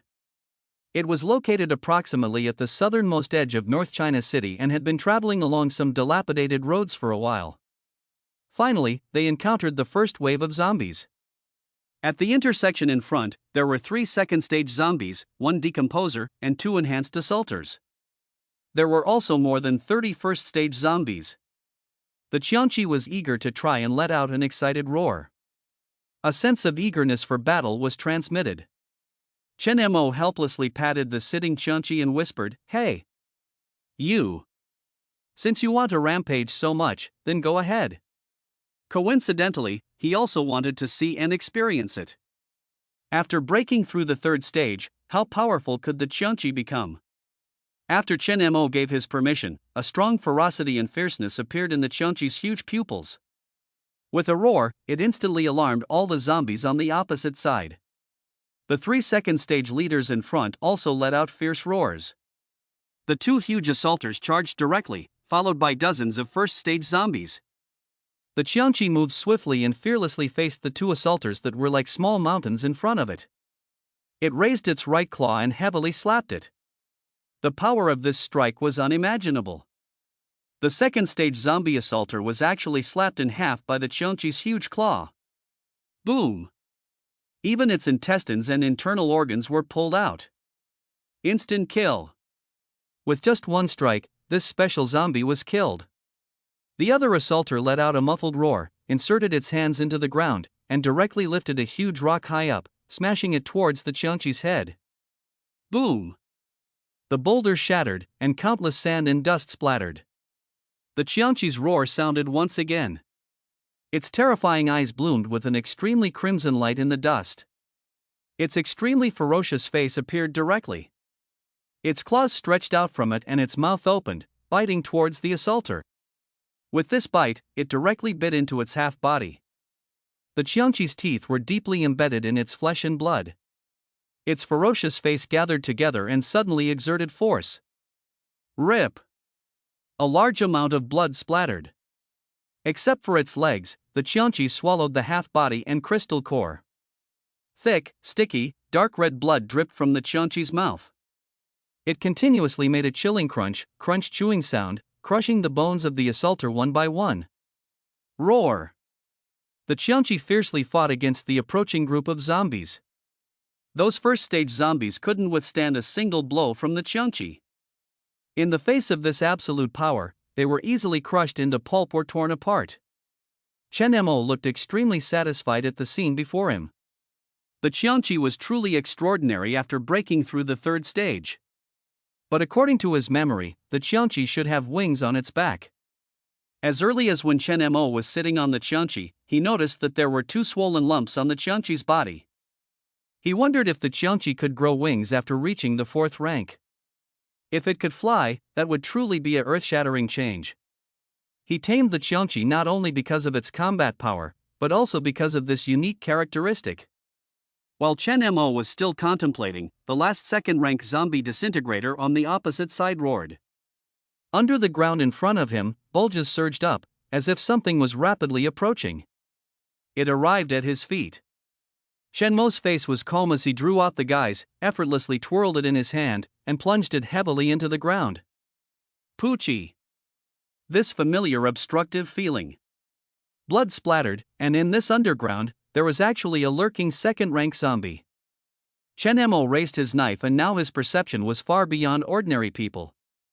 The enhancement brought by the dual abilities was probably not weaker than any perception-type ability user. Chen Mo breathed a sigh of relief and smiled easily. With his current strength, 2nd-rank zombies were as fragile as lambs. At the same time, the 1st-rank zombie on the opposite side was also cleaned up by the Qianqi, leaving only the last disintegrator. If the disintegrator suffered a great deal of damage or died directly, it would explode into countless foul-smelling liquid. Chen Mo didn't want to get the smell of these foul odors on him again. He raised his right hand slightly and lightly tapped the disintegrator's position. Qianqi, it's time. In an instant, when the Qianqi pounced over, countless streams of molten iron surged from under Chen Mo's feet and surrounded the disintegrator. Rising from the ground, it formed a huge iron box that enveloped it. Similar to Western torture, like an Iron Maiden, inside it were sharp steel spikes that pierced through the disintegrator.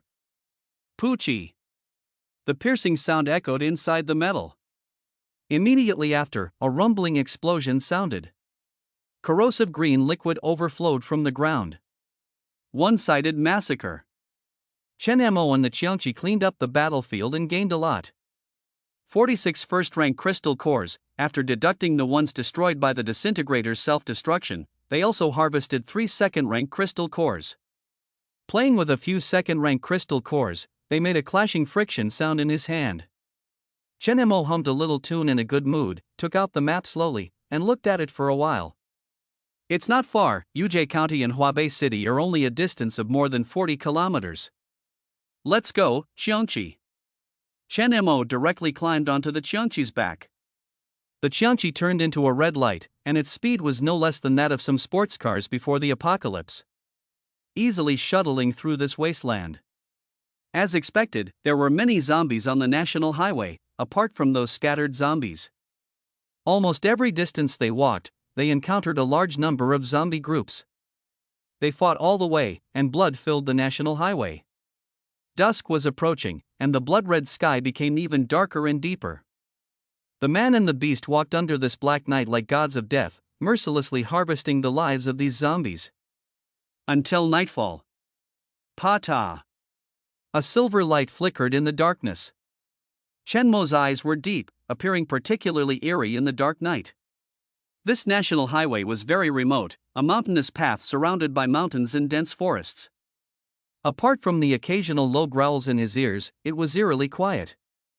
After a brief rest, Chen Mo ate some food to replenish his energy. Then he continued on with the Qiangqi. The darkness of the night did not slow them down. Under this pitch-black night, both the Qiangqi and Chen Mo seemed to have night vision goggles, seeing everything clearly. It's unknown how long had passed. In front of him, sitting on the back of a Qiangqi, Chen Mo suddenly saw a fire rising, with smoke curling up. In the distance, it seemed that someone was making a fire. Chen Mo squinted his eyes and focused his gaze. It seemed to be a camper parked on the side of the road, and there were many people resting and adjusting outside the camper. In the apocalypse, it was not surprising for Chen Mo to occasionally see some survivors.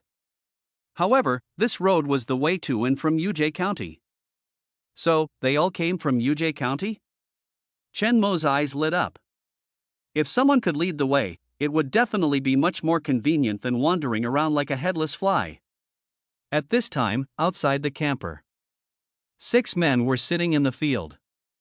Except for the man who looked fierce and evil, the others were all thin and even somewhat disfigured. In front of them was a newly lit pot, simmering and burning. They all stared at the pot with a fierce desire in their eyes. They couldn't help but swallow their saliva. They were jade merchants who came to Yuzhe County to purchase jade. Who knew that the apocalypse suddenly came, and they survived by chance, trapped in Yuzhe County for over a month? When will it be cooked? One of the men couldn't help but reach out his trembling, reddened hand. Wait a little longer, damn it, the fierce and evil man interrupted, clapping his hands. The people around clearly feared the man and didn't dare to move. It was because he was the strongest among them, the only one with special abilities. Brother, we're hungry, someone said in a pitiful tone. They had been hungry for too long. They had eaten everything they could and couldn't eat. The man said fiercely, "You'll eat soon. Didn't we just catch a fat sheep? That fat guy has a lot of meat, enough for all of us to eat." The people present brightened up at the words, each of them becoming like wolves. Some even had saliva dripping from their mouths. Yes, yes, yes. There are women in the car. After we're done playing, we can, hee hee hee. One of them laughed foolishly. You idiot, you're still thinking about women at a time like this. The fierce and evil man looked at the pot in front of him, gradually emitting steam and heat. It seemed to be almost ready. He stepped forward and, under the excited and greedy gazes of the others, lifted the lid of the pot. It was a pot of thick white broth with many bubbles floating on top, filled with fatty meat, large pieces of it. The meat inside didn't seem to be pork or beef, its color was even darker, and the skin and meat were cooked to a pulp. The man's eyes also showed some desire as he looked at the stewed meat in the pot, swallowing his saliva. All right. Let's all eat. Meat, Meat. It's meat. I can't take it anymore. At this moment, the expressions of the others around him became crazy, their bloodshot eyes wide open, rushing forward like vengeful spirits. They reached their hands directly into the hot pot, as if they couldn't feel any pain or temperature. It seemed like they were afraid of missing out on food if they were even a step late. They grabbed a large piece of meat and began to devour it greedily. Sticky sounds came from their mouths. There was still one large piece of white meat left in the pot, and no one dared to touch it. That was for the leader to eat. The fierce and evil man grinned and said, "Eat slowly, that fat guy weighs over 300 pounds. He's all in the car. We'll definitely be full. I heard that the 6th Military Region is recruiting survivors. After we regain our strength, let's go to Huabei City. We don't know if the road ahead is passable by car, if not, we'll walk." The man picked up a piece of meat and sat on a stool to start eating. Just then, an untimely voice suddenly sounded. "Excuse me. How do I get to the jade mines in Yujie County?" "Someone." The man immediately looked over upon hearing this voice. And the group of people behind him were all frantically fighting over the stew in the pot. "It's mine, all mine. Damn it, don't you all dare snatch it from me. Get lost." Even though they heard this voice, they were not moved at all. The man looked over. His pupils suddenly contracted. In the darkness, a tall and straight figure slowly walked out. It was a young man who looked very young. His face was handsome, with sharp angles like a carved knife, and his eyes were indifferent to everything. But that wasn't the most terrifying part. The most terrifying thing was the endless darkness behind the young man. It revealed two huge, bloodthirsty eyes like lanterns in the night. A huge, tiger-like beast, over 2 meters tall, slowly walked out from behind the young man. Its limbs were incredibly strong, with inkjade-colored horns on its head, a fierce and ferocious face, and it didn't make a sound, giving off a strong sense of oppression. The man trembled all over. A chill rose from his heart. He felt a great sense of fear. Chen Mo was also observing them. He smelled something strange. Someone was stewing meat? This smell was surprisingly familiar. Chen Mo frowned and looked behind the man. A group of people were crazily crowding around a large pot, their mouths full of oil, constantly tearing and chewing on a large piece of fat meat. Beside the pot were clean-shaven skeletons. They looked somewhat like human skeletons. Chen Mo quickly understood what was going on. It was the most common thing in the early days of the apocalypse. The man clearly noticed Chen Mo's gaze. His body involuntarily moved to the side, trying to block the large pot behind him and the clean-shaven bones on the ground. He stared at Chen Mo intently and asked with an unfriendly expression, "Who are you?" Chen Mo's face remained calm, unaffected even by the sight of cannibalism. The survival of the fittest. In this apocalypse, everyone wants to survive. Even when he was weak as a child, he almost did the same, but he managed to hold back in the end. As long as it didn't affect him, Chen Mo wouldn't stand on the moral high ground to condemn them. Otherwise, what would be the difference with a saint? Chen Mo calmly said, "Go to a place, the jade mines in Yujie County. Take me there." The man furrowed his brow upon hearing this. They had just managed to escape from Yujie County. And now you're telling us to go back? Although they could sense the danger from the young man in front of them, there were so many people here, and they weren't easy to provoke. At this moment, the few people by the large pot also noticed Chen Mo. Their eyes lit up, revealing an extremely eager light. They quickly approached and stood beside the fierce man. Their gazes towards Chen Mo and the Qianqi were completely different from the man's fear. Instead, they were full of hostility, as if a wild beast was sizing up its prey. Such a big tiger. How long can it be eaten? The group of people exchanged glances. At this moment, their thoughts were unanimous. When they heard Chen Mo speak, one of them sneered and said, "Go to Yujie County? Why?" The fierce man didn't speak, obviously, that was also his intention. "Why?" "Just because of this." Chen Mo's face was indifferent, and his right index finger moved slightly. SSS. The steel ball that came out of nowhere shot through the air, causing a burst of explosive sound. Poochie! In just a breath's time, it directly blew up the head of the person who spoke. The head exploded, and brain matter splattered along with blood, splashing everyone's faces. The power of a fourth-order dominator's ability is no longer the same as before. Even a steel ball's killing power is unquestionable. This scene scared everyone silly. Hua, like a slap, it heavily slapped their faces. Even the somewhat crazy wills instantly became much clearer. Anomaly, someone screamed. He's an anomaly. Several people immediately became restless and rushed into the RV. They took out weapons one by one. There were fire axes, hammers, clubs, blood-stained kitchen knives. Who are you? The man with a fierce face also felt a chill in his heart, feeling terrified. He didn't even see when Chen Mo made his move. Chen Mo stared at the group of people across from him, who were extremely vigilant and ready to fight. Expressionless, he spoke. I'm not here to negotiate with you. Either take me to the UJ County mine, or die. Roar! Suddenly, the poor beast beside him roared. This deafening sound, like it came from the depths of the abyss, scared several ordinary people on the other side, making them tremble. The weapons in their hands almost slipped out. With strength, one can do as they please in this post-apocalyptic world. In the apocalypse, human life is like grass. This group of people has strength, so when facing the weak, they can naturally do whatever they want. But now, their lives are in their own hands. Simply leading the way, isn't it easy?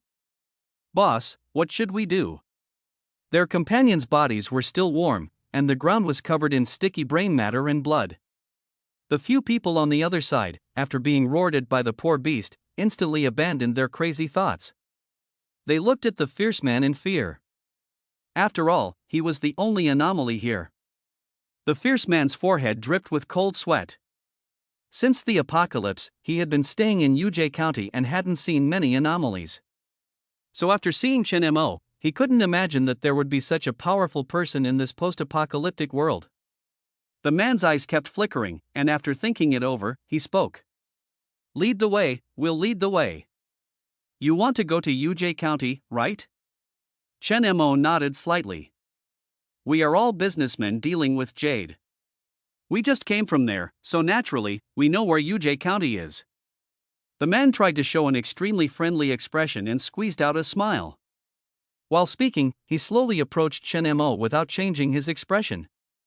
The few henchmen beside him brightened their eyes. They naturally knew what the man wanted to do. That young man seemed to be just a student, although his ability was powerful. How could he possibly be a match for their boss? The man cautiously approached, and the smile on his face became even more intense. The road to that mine is very remote, little brother.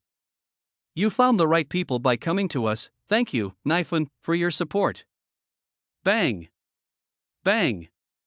Bang! When the man approached Chen Mo to a certain distance, he suddenly stood up. His face was ferocious, and with a sinister laugh, he let out a roar full of killing intent. Die! The man's body instantly enlarged several times.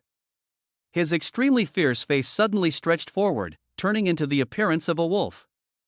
And on his body, black fur grew, and his massive body even tore his clothes apart. His hands turned into sharp claws and grabbed towards Chen Mo.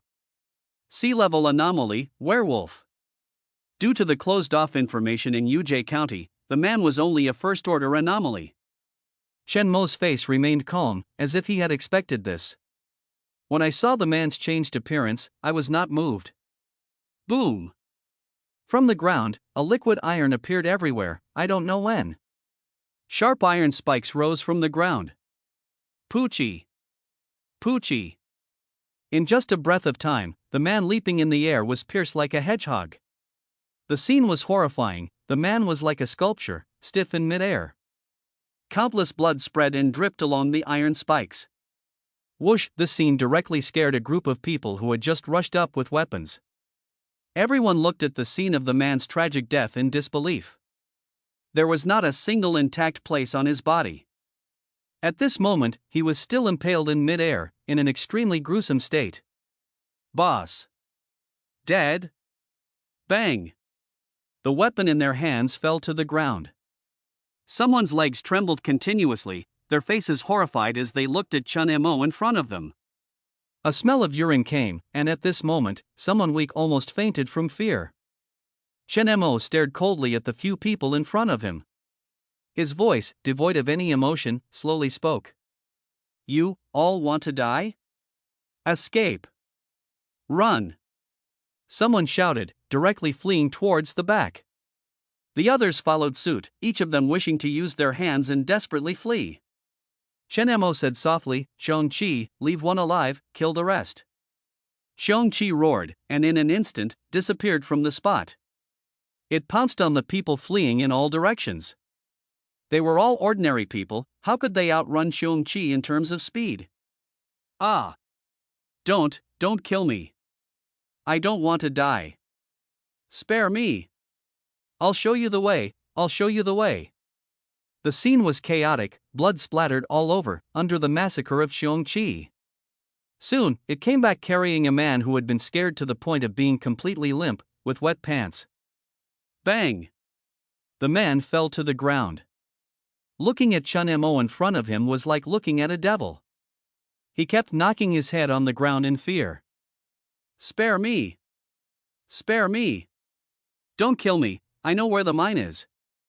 I'll show you the way. Chen Mo crouched down, looking at the man in front of him who dared not meet his gaze.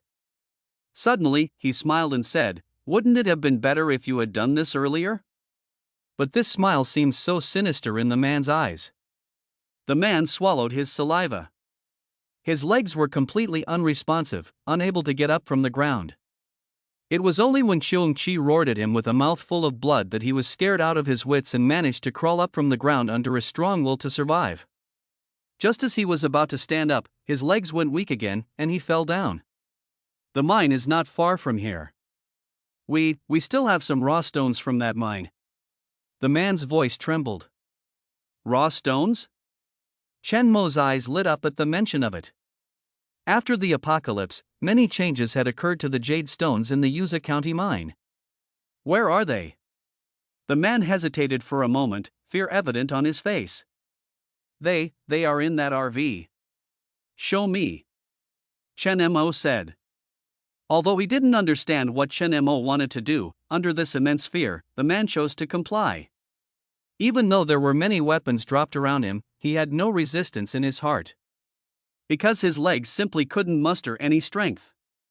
The man could only crawl over little by little with his hands.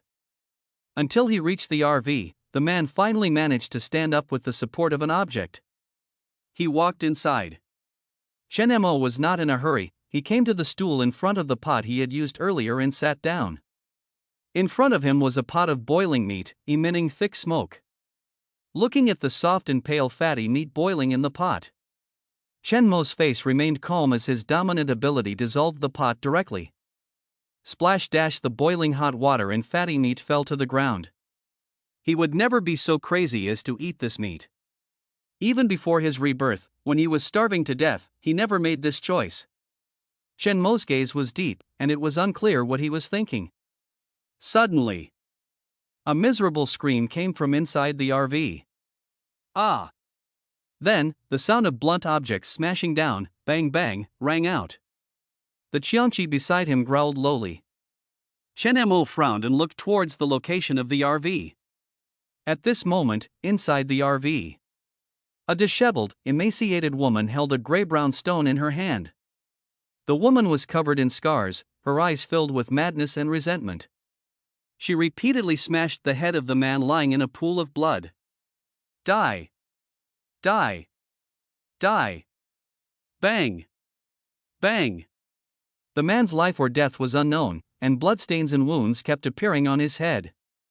Perhaps it was because his body was too weak. After only a while, the woman became exhausted and gasped for breath.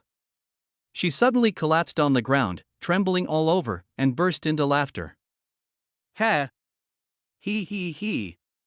With disheveled hair, bloodstains on her face and eye sockets, she looked like a fierce ghost relying on the side. You won't be able to kill him like this. Suddenly, a faint voice sounded. The woman looked towards the entrance of the RV as seeing the person. She still leaned indifferently, bowing her head and saying nothing. Chen Mo glanced at the woman and didn't say much. Just with this glance, he could gather a lot of information. In the apocalypse, there were countless women like her. Those with good luck became playthings of the powerful. Those with bad luck, like her, were played with and could even become someone else's backup food. Chen Mo entered the RV. The man in the pool of blood still had a breath left. Poochie. Guiche appeared in his hand and cleanly struck the man's heart. Ha! The man on the ground suddenly opened his eyes and let out a painful groan. In an instant, all signs of life disappeared. The woman was too weak, so weak that she couldn't even kill him. The woman slowly raised her head, somewhat surprised. Chen Mo glanced at her, without explaining much, and walked to her side. He picked up the gray-brown stone. A black light flashed. Crack! Guiche stopped halfway through the stone. Chen Mo was slightly surprised, then exerted force with his right hand. Crack! Finally, he separated it. From within, a piece of jade flesh was revealed. It was emerald green, smooth, and shimmering like a perfect imperial green jade. The jade flesh flickered with a faint light, extraordinary at first glance, and one could determine that it was not an ordinary object. It was indeed a Tsuyu crystal. Chen Mo's eyes lit up, and he couldn't help but feel excited. In an instant, he seemed to understand something. These jade merchants probably discovered the extraordinary nature of this jade in Yuza County long ago. So they took many stones and went to the 6th military region. After the military region learned about it, they sent people to investigate. If his guess was correct, the people he had just killed were the ones who informed the military region about the Tsuyu crystal before his rebirth. He hit the jackpot. Even Chen Mo, at this moment, was somewhat overwhelmed. Resources that could enhance one's strength were always as valuable as crystal nuclei in the apocalypse. They were even more valuable than crystal nuclei. How many Tsuyu crystals existed in that mine? The woman looked at the extraordinary Tsuyu crystal, her eyes also flickering slightly. It seemed that she didn't expect these raw stones to be different from what she remembered. After killing the half-dead man, Chen Mo quickly regretted it. If he had known, he would have let the Qiangqi leave one more. Now everyone was dead. After thinking for a while, Chen Mo spoke softly. Do you know where the mine where these jade stones come from? The woman fell silent for a while, and the madness in her eyes faded away. I know, she said with great difficulty. Even speaking took most of her strength. Because she was dying. Her blood-soaked eyes began to blur. It had been a long time since she had eaten, and if it weren't for her last bit of resentment, she would have died long ago. Chen Mo stared at her for a while before speaking softly. Do you want to live? The woman lowered her head and remained still for a long time before finally responding. I don't want to. She was a recent college graduate. She was from Lin Village in Yujie County. Because her parents died early, she had a mentally disabled younger brother at home. After graduating, she chose to come back and do jade business to take care of her brother. But she never expected to encounter the apocalypse and be persecuted by those beasts, and her brother was even eaten by them. Now, she had no desire to live anymore. Chen Mo fell silent for a rare moment after hearing her words. He had seen many people desperately trying to survive. Even if there was a glimmer of hope, they wouldn't give up. But it was the first time he had seen someone who could live but wanted to die. Chen Mo spoke up. You killed that guy. I'm in a hurry, and there's no one who can take me to that mine now. Take me there, and then you can die. The woman was taken aback. Suddenly, she laughed ominously, as if amazed by Chen Mo's strange train of thought. She laughed for a while and said, You're a strange person. Chen Mo squatted down and took out a bottle of F-grade recovery potion. Looking at the emaciated woman in front of him, he said, Drink it. The woman remained unmoved. It was late at night. The woman, covered in blood, sat by the campfire and looked at Chen Mo in front of her. She spoke softly. "Why did you save me?" Under the effect of the F-grade potion, her body had recovered quite a bit.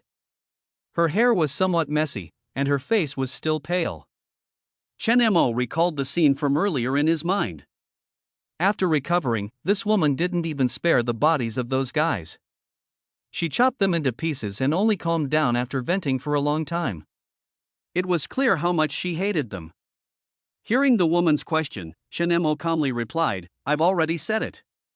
The woman nodded and stared at the burning campfire, whispering, "That mine is on the other side of Lin Village. I'm familiar with that place, but you might not get what you want because all the good jade has already been mined." She was clever and quickly guessed Chen Mo's intention. "That doesn't matter," Chen Mo glanced at her and said, "You just need to take me there." "I understand," the woman said. After that, they didn't speak to each other for the rest of the time. They didn't even mention their names. Because in the woman's heart, as long as she brought this person to the mine, her mission would be complete, and she could die. Chen Mo felt the same way. What's the point of remembering the name of a dying person? A silent night passed. The next morning, Chen Mo slowly opened his eyes. The woman came out of the RV. "Let's go as soon as you wake up." Chen Mo nodded and looked at the bodies dragged out on the ground, puzzled. "Are we going by car?" The woman replied, "What else? Since you're planning to collect those raw stones. How do you plan to transport them? Rely on that big tiger?" Chen Mo thought for a moment and realized she had a point. But there was one problem. "I don't know how to drive." The woman was taken aback, not expecting this young man in his 20s to not know how to drive. It wasn't Chen Mo's fault. Before the apocalypse, life was extremely tight, and buying a car was never within his consideration. Not to mention spending thousands of dollars to enroll in a driving school, let alone the risk of paying for a retest. "I can drive," the woman said, "but your pet tiger may not be able to come up." Chen Mo replied, "It's fine. It can walk on its own." Just then, let the Qiangqi go ahead and clear the zombies. The two got on the RV. The woman skillfully sat in the driver's seat and started the engine. Vroom. The RV started and set off along the national highway. Meanwhile, the Qiangqi shook its fur and leaped to the front of the RV, disappearing in an instant. Chen Mo sat on the bed inside the RV, which was well equipped. However, most of the space was filled with raw stones. Chen Mo used his dominant ability to transform the gisei into a dagger and started opening the stones one by one. Jade crystal is an extremely important forging material that can strengthen weapons. It also has different grades. The purer the jade crystal, the greater the hardness and enhancement it brings. Its quality can be judged by its color and hardness. The darker the color, the higher the quality. In the previous life, the military district had special instruments to detect it, but Chen Mo also had a simple method of testing. He used the gisei dagger to test its hardness. If it took several cuts to break even the gisei, then it naturally had better quality. Chen Mo opened one raw stone after another, most of which were similar to the first one. Along the way, the two didn't have much communication, and the zombies and mutants ahead on the national highway were mostly cleared by the Qiangqi. They passed through many bumpy side roads along the national highway. Fortunately, Chen Mo's extraordinary dominant ability smoothed out the roads that the RV couldn't pass. The two quickly arrived at Lin Village. Outside Lin Village, there were vast farmlands and winding paths. The RV stopped unsteadily here. Chen Mo and the woman got off the car. Looking at the countless wooden boards, chairs, and various miscellaneous things that formed a barrier in front of them, the woman's face became complicated, as if she didn't want to face this place. She spoke, "We're here. This is it. It seems, there are still people alive in Lin Village." Chen Mo glanced at the place. Looking around, the surrounding farmlands had already been destroyed. This village, backed by mountains, looked extremely remote and peaceful. Chen Mo whispered, "Qiangqi, clear the way." The Qiangqi beside him let out a low roar and slapped the barrier blocking the road in front of them, shattering it into pieces. Boom! A wide road leading directly to the village appeared. The woman was stunned. She didn't expect this guy to be so violent and clear the way directly. Such a loud noise naturally alarmed the survivors in the village. Who are you?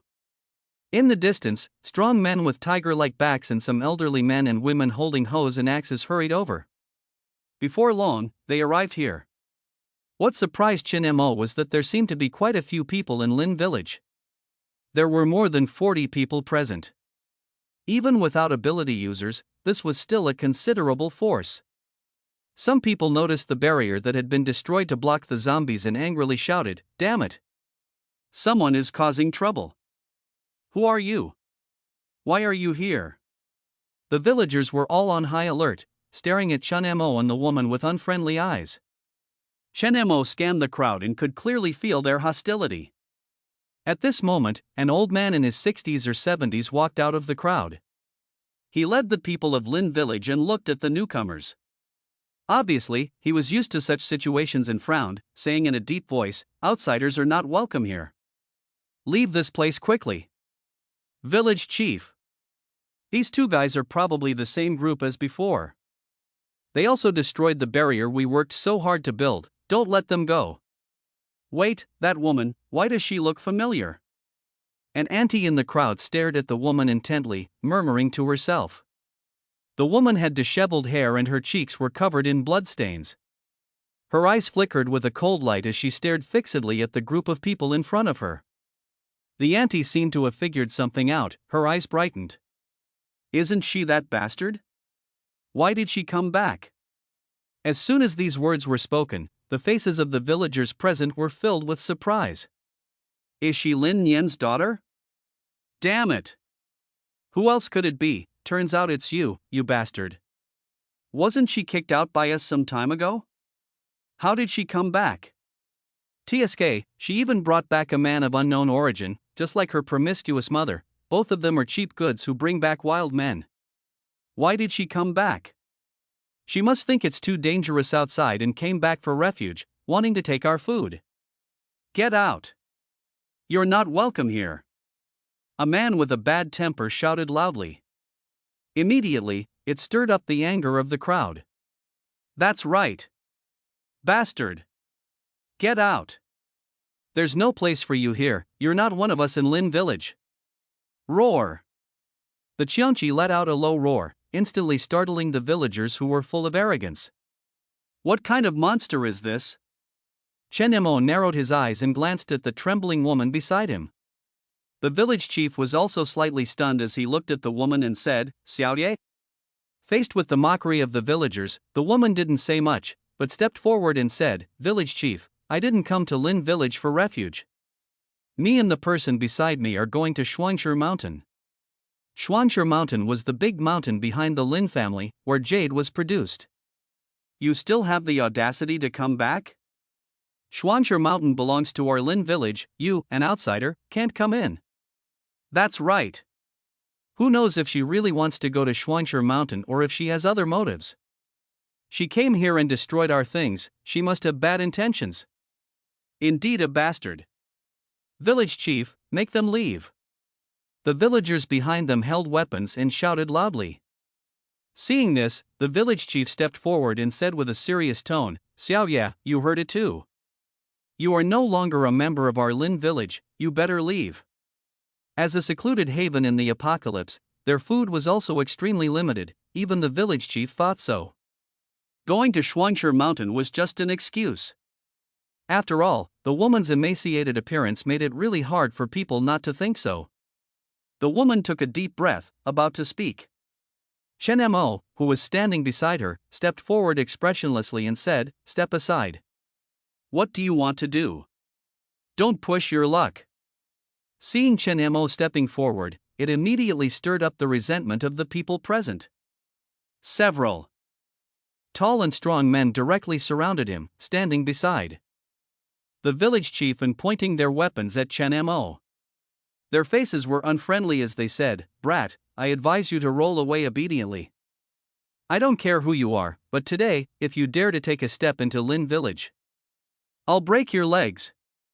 A coldness flashed in Chen Mo's eyes. Two steel beads shot out simultaneously. Instantly piercing through the man's legs, blood gushed out uncontrollably. Ah! A scream rang out. The man's face turned pale, and he instantly knelt down on the spot. Sweat poured out, and his legs were directly shattered, causing him to writhe in pain on the ground. Iron pillar! Iron pillar! The surrounding villagers were all shocked and pale-faced. He's an esper! Someone in the crowd exclaimed with a pale face. It immediately caused a huge commotion. Even the village chief was shaken.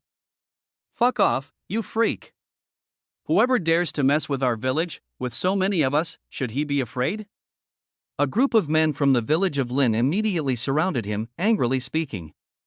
Still want to fight? Attack, kill him. They didn't care whether Chen Mo was a mutant or not. They only knew that this person had harmed people from their village.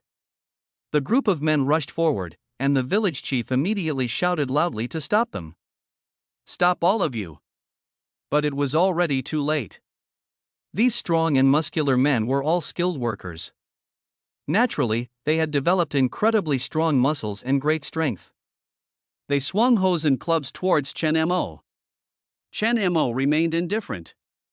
He activated his superpower, the power of domination. The weapons in the hands of those men were mostly farming tools with metal components. They instantly disintegrated and merged with the iron liquid flowing from the ground, entangling their feet and rendering them immobile. What the hell is this? Why are my feet tangled? The 7 or 8 men were shocked. Among the villagers behind them were their wives, who naturally became anxious and started cursing. Bastard! Have you really gone against the heavens? Did you bring your men here to cause trouble in Lin village? Look at how badly your uncle Taiju is injured. Release my husband. Those men were relentless, even though their feet were bound, they remained arrogant. Despicable. We are just ordinary people, dare you not use your superpower? Chen Mo found these people somewhat ridiculous after hearing their words. Almost everyone in the villages near Lin village had low education levels. The only university student in the village was even driven out by them.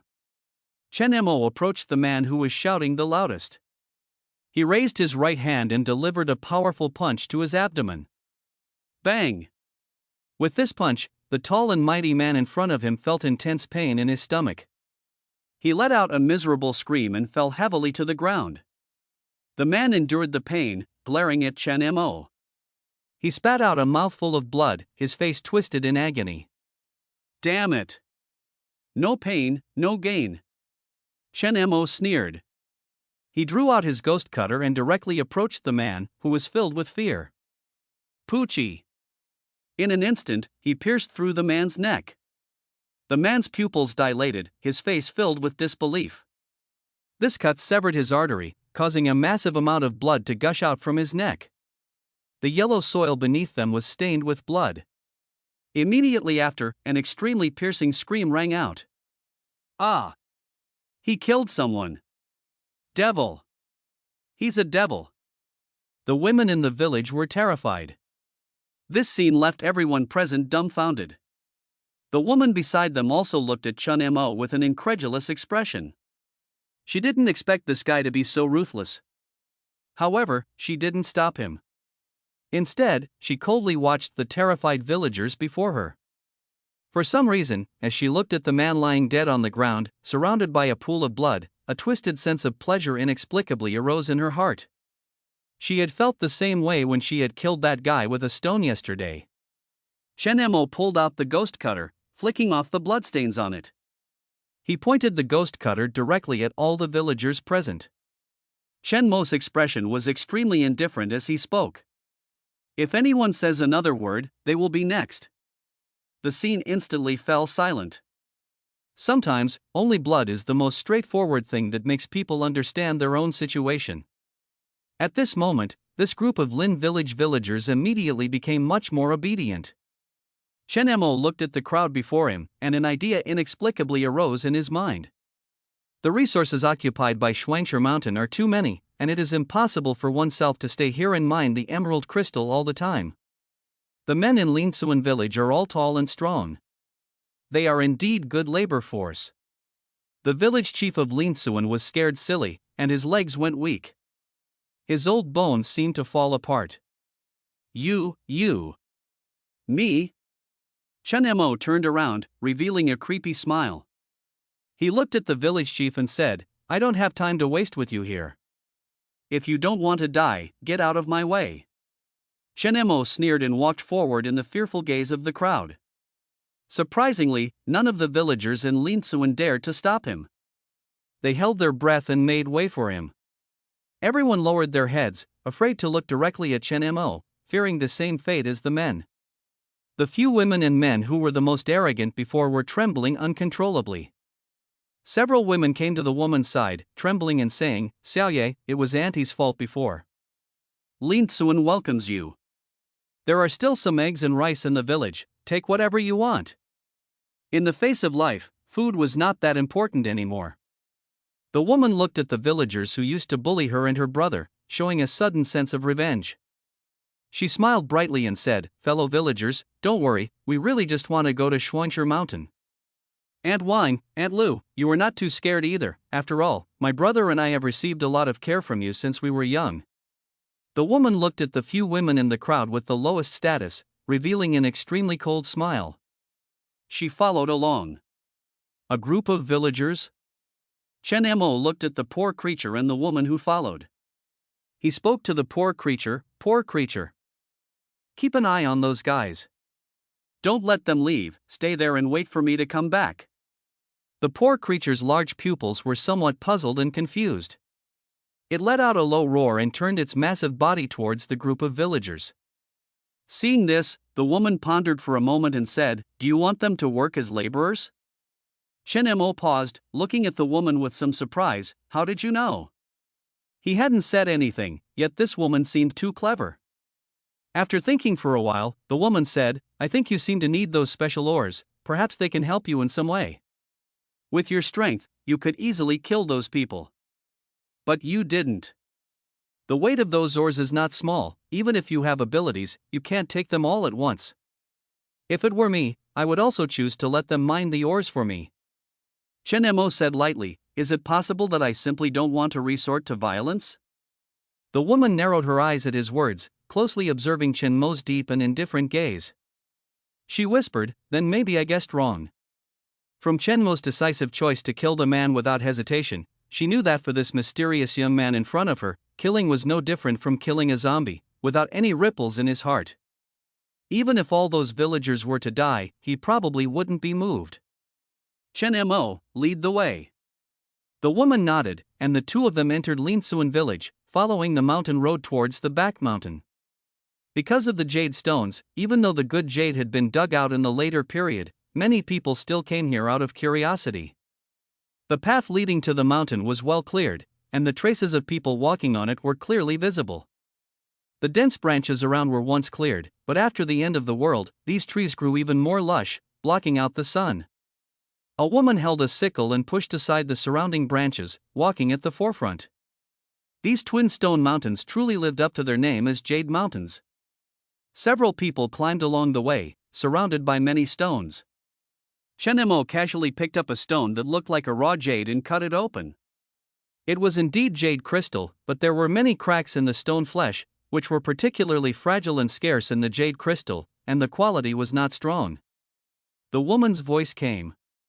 On the twin stone mountain, the small stones mixed in the rocks, with a rough surface, are almost all raw jade. However, most of these small stones have poor quality and yield. I'll take you to the mountaintop, where there are the most raw stones. We're here. It was an extremely open space, surrounded by rocks and excavated soil. There were also many huge rocks standing here. The woman looked at the raw stones here and suddenly seemed to think of something, and said, most of the small and medium-sized raw stones here have been mined. There are also some that are too large to be brought down the mountain due to manpower. Chen Mo glanced at the raw stones here. He came to a huge raw stone. A black edge flashed. Crack! With the experience from last time, Chen Mo exerted more force this time. A clear sense of resistance came, but it did not prevent Gu He from cutting it open. The 1-meter-high raw stone in front of him was directly split in half by Gu He, revealing the stone flesh inside. Unlike ordinary jade crystals, it was a dark green and translucent jade flesh. It shimmered with a dazzling light, appearing completely different from the previous pieces of jade crystal. This. Chen Mo was shocked in his heart. His pupils widened. This quality was beyond his expectations. Clearly higher than the previous jade crystals. The woman also looked curiously at the huge stone in front of her. Chen Mo came to the side of several large raw stones and continued to cut and excavate them one by one. Crack! Crack! Without exception, the jade crystals opened from the larger raw stones here were of extremely high quality. Chen Mo's eyes brightened as he looked at these jade crystals in front of him, feeling a surge of excitement. A fortune! Roughly estimating, these crystals could support a large survivor force or supply an entire military district. It's a pity that there are no ability users with forging skills here. Otherwise, Gu He would have to be upgraded. Chen Mo pondered and said, if the people from Linsuan come here to transport these things, how long will it take to mine them all? The woman looked around and said, it should take several years. For such a large piece of raw stone, it would take at least a dozen adult men to barely carry it down the mountain. Too slow. Chen Mo murmured. Gu He slipped from his hand, and Chen Mo skillfully cut open the surrounding raw stones one by one. Lines appeared on the stone bodies, followed by the separation of the stone bodies. Clatter! A large piece of cut raw stone fell to the ground. This should be enough, right? Chen Mo looked at the pile of raw stones in front of him and turned around. The woman was surprised and nodded as she looked at the pile of jade crystals on the ground. This should be enough. In the following time, Chen Mo continued to remove these raw stones. Each piece of jade crystal here would become his capital in the future. The woman quietly watched from the side. Surprised, her eyes flickered with a hint of struggle, until evening came. A cluster of bonfires slowly rose. Around the two of them, emerald jade crystals scattered on the ground.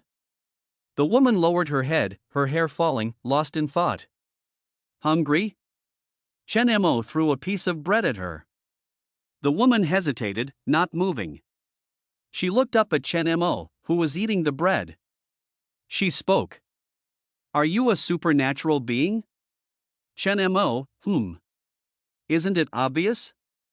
The woman smiled. Indeed. How did you obtain your powers?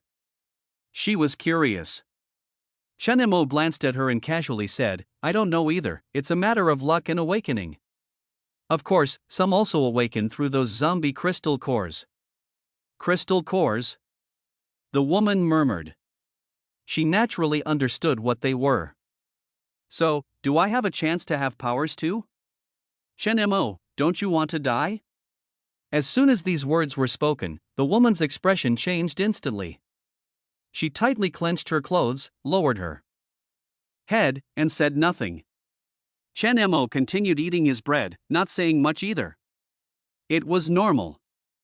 People often did irrational things in the heat of the moment. But when they came to their senses, the instinct to survive would prevail.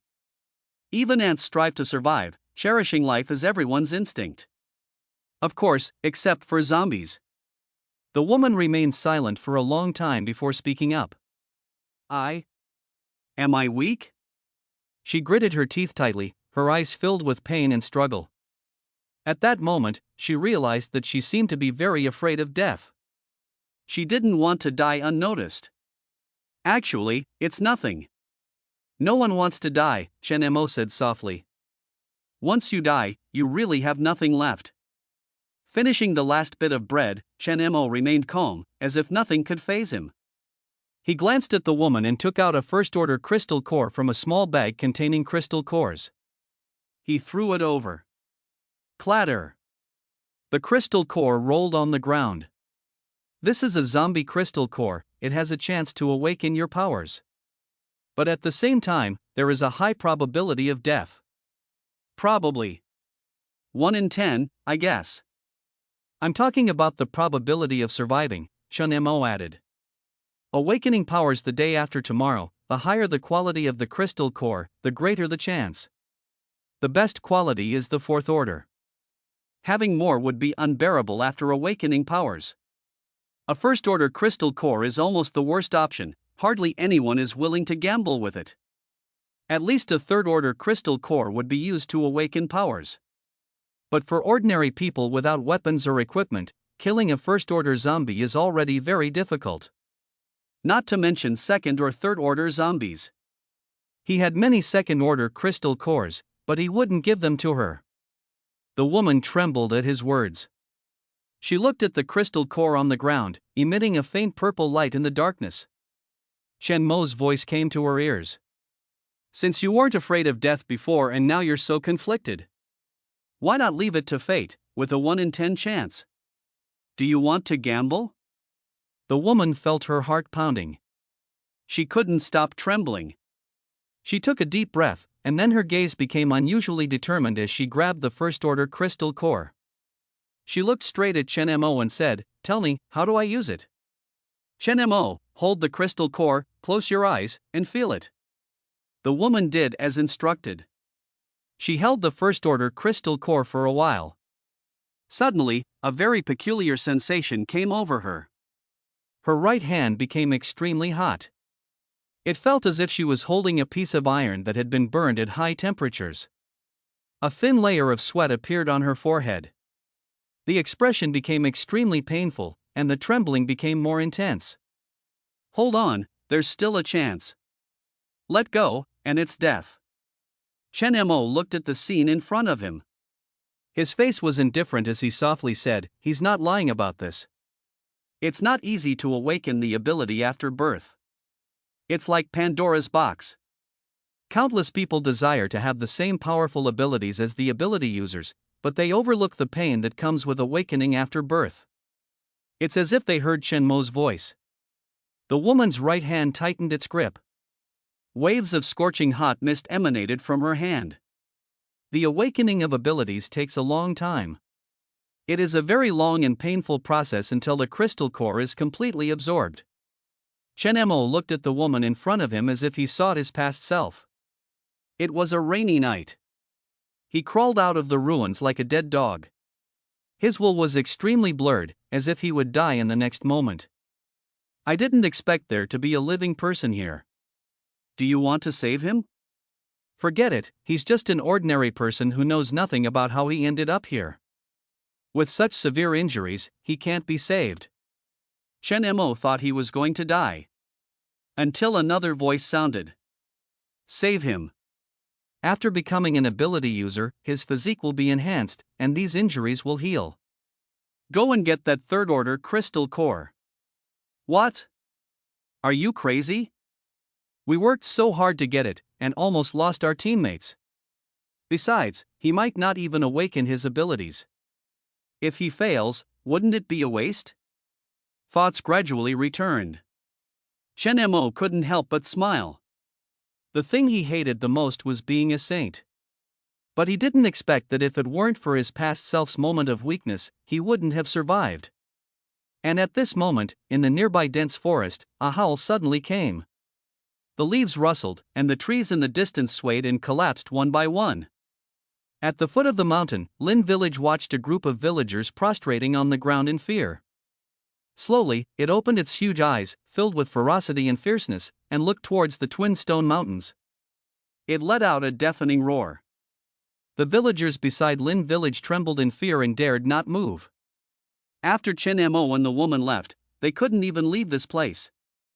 They could only stay here. Because anyone who tried to leave would be roared back by the monster. And worse, they would be crushed into pulp. On the twin stone mountains, Chen Mo lifted the nearby guys. He used his ability to tell the monster not to move. In this dark night, Chen Mo's eyes were unusually cold and chilling. Like a wild beast, he emitted an extremely sinister light. He went alone into the depths of the dense forest. Looking at the huge figure in front of him, even larger than the monster, a brown wild boar with a full body of fur and a pair of crescent-shaped fangs, Chen Mo's face was cold as he murmured, "I didn't expect to find a third-order variant here on these twin stone mountains." This was truly an unexpected joy. The wild boar stared back at Chen Mo. Its hind hooves kept rubbing against the ground, raising a huge cloud of dust. Its brown fur stood up like a hedgehog, its eyes were like copper bells, and hot mist spewed from its nostrils. It was ready to attack. Every variant had a strong territorial instinct. They would not allow anyone to appear in their territory. The wild boar let out a roar, like an arrow on a string, and after a long period of gathering strength, it shot out. It was incredibly destructive and brutal. Like a war machine.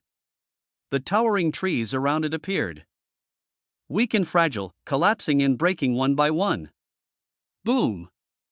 Boom! It continuously produced loud noises. Chen Mo held Gisei in his hand, his body slightly bent. His face was extremely cold as he activated his dominant supernatural ability in the face of the approaching third-stage wild boar. Boom! In front of him, a huge and incomparable metal barrier suddenly rose up. Bang! The ground seemed to tremble. The charging wild boar crashed straight into this thick and solid metal wall, and its massive body was lifted into the air. The metal wall even had a deep and eerie dent. This metal wall had been reinforced and tempered through the use of the dominant supernatural ability, making it indestructible. One can imagine the strength that this wild boar possessed. The boar's two tusks pierced through the barrier and embedded themselves in it. It was furious and wildly restless. Even the ground fused with the metal wall was uprooted. Boom rumble rumble, countless dust filled the air, and the entire Schwangshire mountain echoed with the roar of the wild boar. Chen Mo made a move. Taking advantage of the wild boar being restrained by the metal wall, he directly drew Gisei and swiftly rushed towards the wild boar. With incredible speed, the blade of Gisei created a black arc tear. A bloody gash was instantly slashed open on the wild boar's body by Gisei.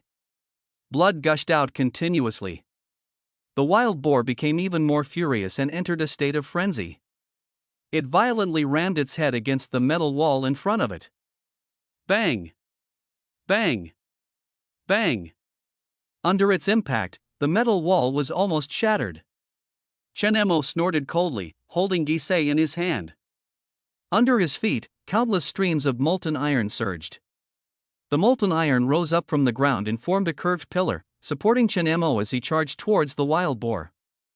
Chen Mo leaped onto the wild boar's back, which was covered in bristles. Holding Gisei, he thrust it heavily into the wild boar's spine. Poochie! The wild boar had thick skin and flesh, so when Gisei struck, there was a strong resistance. Chen Mo tightened his grip on Gisei and increased his strength. Ayo! The wild boar beneath him let out a painful and agonized howl. Like a restless wild horse, it continuously kicked its hind legs, trying to throw Chen Mo off its back. Chen Mo's body on top of it swayed unsteadily. Chen Mo's eyes were extremely cold as he grabbed onto the wild boar's bristles to prevent himself from falling. With his other hand, he continuously drew Gisei and stabbed it into the wild boar, causing blood to gush out. Poochie! Poochie! 1 stab, 2 stabs, 3 stabs. In the depths of the night, the screams of the third-stage wild boar echoed throughout the Schwangshire mountain. After stabbing it more than 10 times, a deafening roar came, as if an earthquake had occurred. The massive body of the third-stage wild boar fell into a pool of blood, dead beyond death. Chen Mo licked the blood on the corner of his mouth, his eyes revealing an excited and ferocious gleam. Satisfied. Chen Mo jumped down from the wild boar and directly approached its body. Poochie! Gisei pierced into the wild boar's hard skull. After some effort, he extracted a third-stage crystal nucleus, which was about the size of half an egg, from its flesh and blood. Chen Mo looked at Gisei in his hand and muttered, "It's a bit dull. Looks like I'll have to find an opportunity to strengthen Gisei with a jade crystal stone." As the mutant zombies he faced became stronger, Gisei began to show signs of being less effective. After all, it was just a weapon obtained by exchanging half of a Shishigame's corpse with a mysterious merchant, and its lifespan was limited. Roughly estimating, Gisei was already at its limit against creatures below the 5th stage. Chen Mo still preferred the smooth feeling of effortlessly cutting through flesh and blood. Gisei was deeply embedded in the massive body of the wild boar, greedily absorbing its blood. Along the pitch-black blade, strands of red blood energy spread, replenishing the strength consumed within his body. Whew! Chen Mo let out a sigh of relief as he looked at the enormous body of the wild boar. Unlike zombies, mutants were edible. The stronger the abilities of a mutant, the more food they needed daily. For now, it was still manageable, but once they reached the 5th or 6th stage, ordinary food would no longer satisfy their needs. Apart from the specially made supply liquid from the military district, these mutant bodies contained a large amount of energy and served as good food. Chen Mo used his telekinesis ability and borrowed the power of the god of longevity to wrap the body with iron liquid, causing the gigantic wild boar corpse to float in the air. They returned to the mountaintop. Boom! The wild boar's body fell heavily. Chen Mo glanced at the woman next to the bonfire. By now, she had absorbed the first stage crystal nucleus completely. She curled up in pain next to the bonfire, trembling all over. The power of the crystal nucleus was extremely violent. She could die at any moment.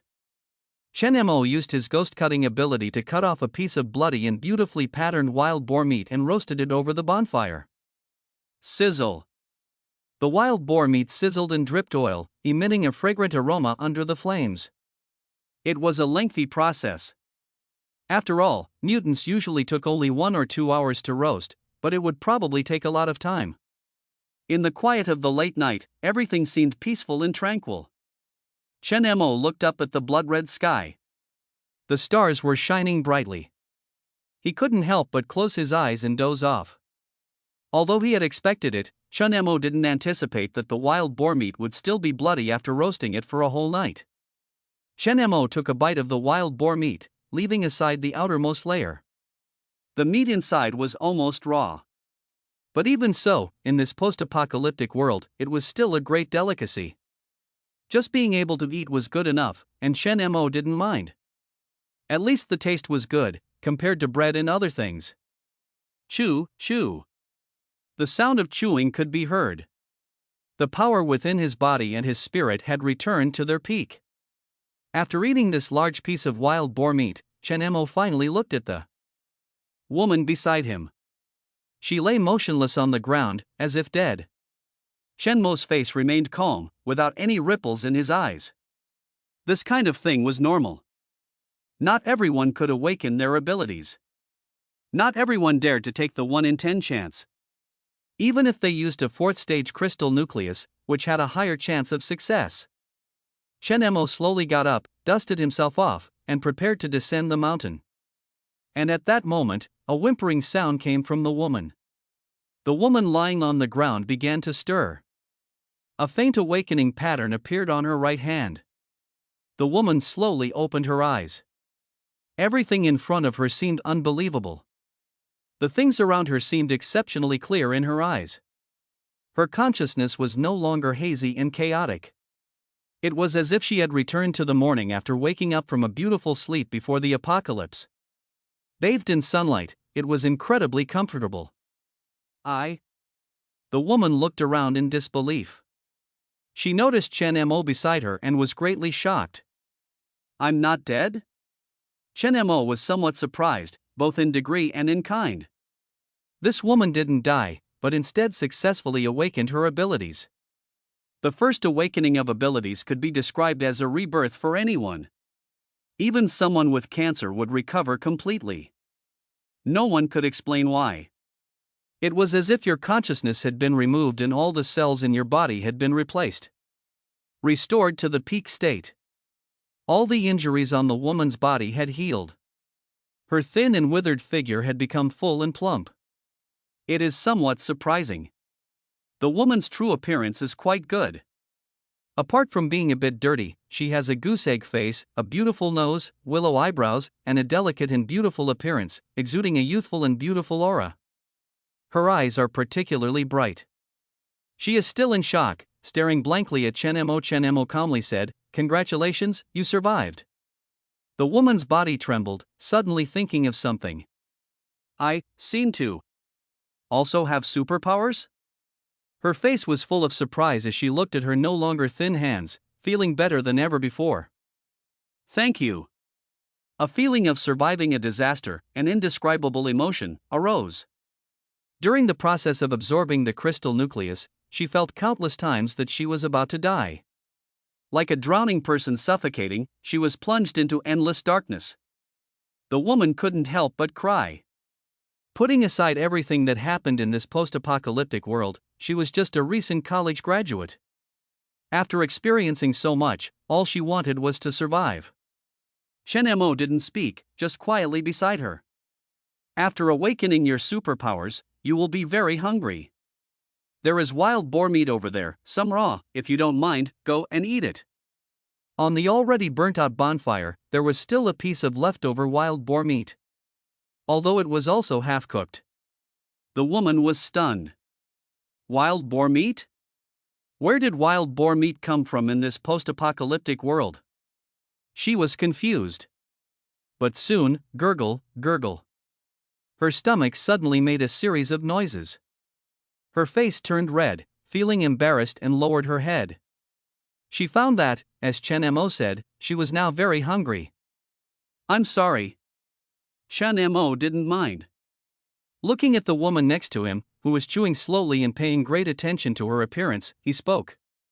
What is the superpower you awakened? The woman paused. Carefully placing the wild boar meat down, she thought for a while before speaking.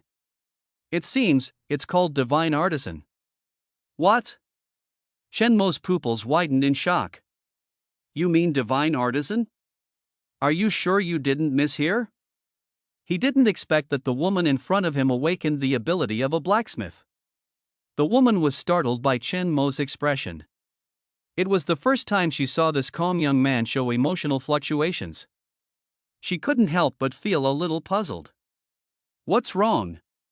Is this ability very weak? The woman's mood was a bit uneasy. She had heard from Chen Mo that superpowers could be strong or weak. The weakest ones, apart from strengthening the physique, had no other effect. S-level superpower, Divine Artisan. Chen Mo stared at the woman in front of him. Blacksmiths were very rare. As long as the materials were sufficient, they could even create bullets and cannons. Its significance was extraordinary. The 6th Military Region went to great lengths to obtain half of the Longgang steel plant's land, just to have a place to produce firearms in the future. And this was just the most basic skill of a blacksmith.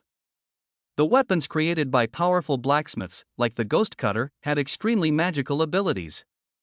It could be said that the value of a blacksmith to those forces was even more important than some powerful superhumans.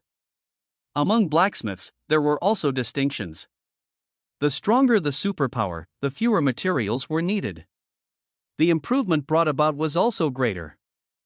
People with the ability of a divine artisan, she had only heard of 3 before her rebirth. Unexpectedly, a divine artisan was created from the first-order crystal nucleus she casually gave away. Even Chen Mo, who had always been calm, couldn't help but be stirred up. The appearance of a divine artisan brought him more surprises than the jade crystal stone. Seeing Chen Mo remain silent for a long time, the woman asked nervously in a soft voice. Are you okay? How about this ability? She wasn't sure either. After awakening her ability, that voice told her. It seemed that she could only integrate weapons, as if it wasn't of much use. In her understanding, those weapons were nothing more than knives and swords. She had seen many zombies, and some zombie knives couldn't even cause any harm even if they were bent. Not to mention her somewhat mediocre ability. Chen Mo looked at her in silence for a while. After a long time, he said, No. You're not very good in terms of combat. But in other aspects, you're very strong. The woman's eyes brightened. Really? Hearing Chen Mo say this, she couldn't help but feel a sense of joy. Looking at the woman's bright eyes, Chen Mo spoke. If your ability is known by the military district, you will have a worry-free life in the future, and even in the military district, you will have a very high position. The woman's body trembled. Then she spoke. I don't want to go to any military district. Since my ability is useful, then can I follow you? The woman looked at Chen Mo with hope. I want to help you. Her eyes were filled with passion. For her, Chen Mo was like a person who had given her a second life. It was redemption, a benefactor whom she could never repay no matter what she did. Chen Mo pondered for a moment. The value of a master craftsman didn't require any consideration at all.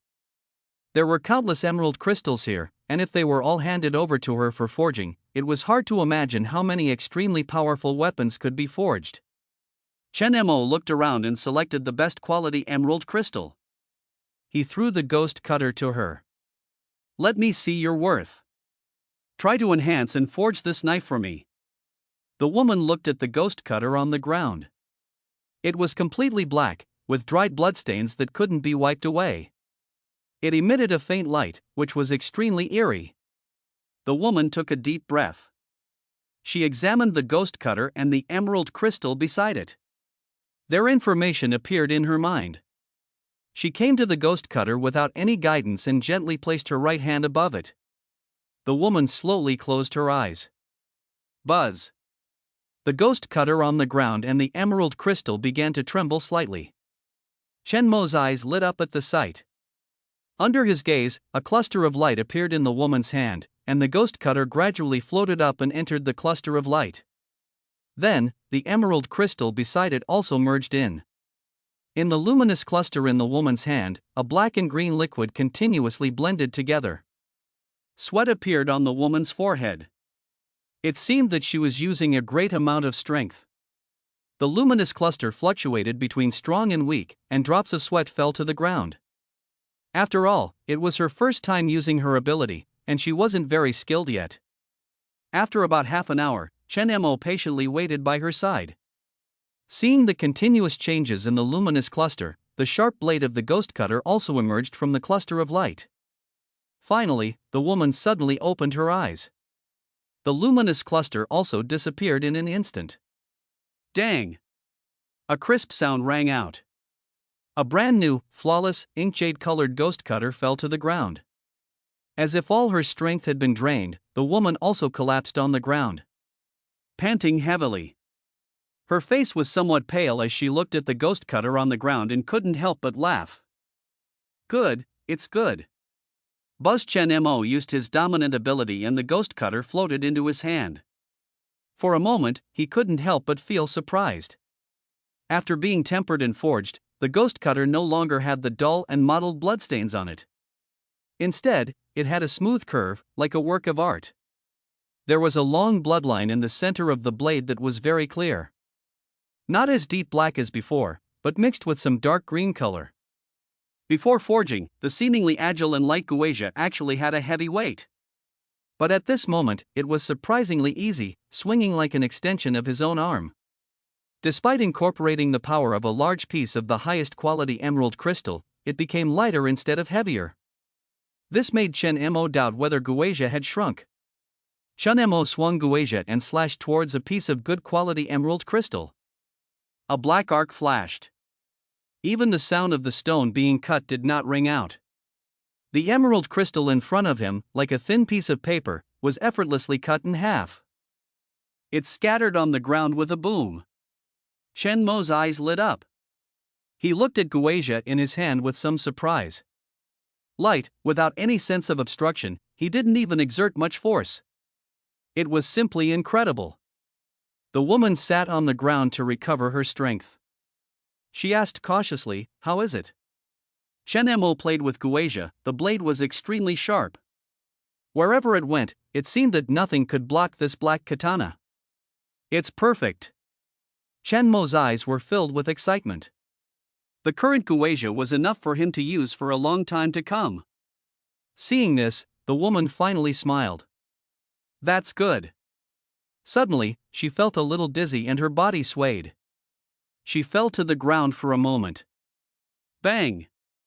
For a blacksmith, the higher the quality of the materials and weapons, the more energy it would cost. Just awakening her ability, she had already exhausted all her strength with just one Guizha. Looking at the woman who fainted on the ground, Chen Mo's eyes flickered. The ability of a blacksmith was extremely important to any faction. He waited for the woman to wake up for a while. The woman looked around in confusion and asked, "What happened to me?" "Your ability was overdrawn, just rest for a while," Chen Mo said. "Use this crystal nucleus to absorb and restore your ability." Chen Mo casually threw out a first-grade crystal nucleus. "Overdrawn," the woman murmured. She picked up the first-grade crystal nucleus from the ground. Only after absorbing the energy from the crystal nucleus to restore the ability of the divine craftsman did her complexion improve slightly. Chen Mo stood up and said, "I plan to leave the Lin village." "What are you going to do next?" The woman was stunned for a moment, then fell silent for a while. Then she spoke with a deep gaze, "I don't know where I should go. Can I follow you?" The woman raised her head with some hope, looking straight at Chen Mo. Chen Mo said lightly, "No." Not to mention that the ability of a divine craftsman was not suitable for combat in the first place. Even if the woman awakened a very powerful divine spirit ability, he wouldn't let her follow him. The woman's face showed a hint of disappointment at his words. She wanted to repay the young man in front of her who had given her a new life, but she didn't know where to start. Chen Mo stared at her and said, "If you really have nowhere to go, then stay in this Lin village. Do something for me." "What?" The woman's eyes suddenly brightened. She said excitedly, "As long as it's something I can do, I'll do anything you ask." Chen Mo nodded. "These emerald crystals on the stone mountain, the ones you see here. They are very useful to me. I need the villagers of Lin village to help me mine and transport these emerald crystals. Your ability as a divine craftsman is different from conventional ability users. You don't need the help of crystal nuclei. Instead, you need constant practice to advance your ability. The emerald crystals here are just right for you to practice with. If you really want to repay me, then stay here and help me supervise the villagers and forge weapons." The woman was stunned, not expecting it to be this matter. "The emerald crystals, are they the jade stones with ink jade color among those raw stones?"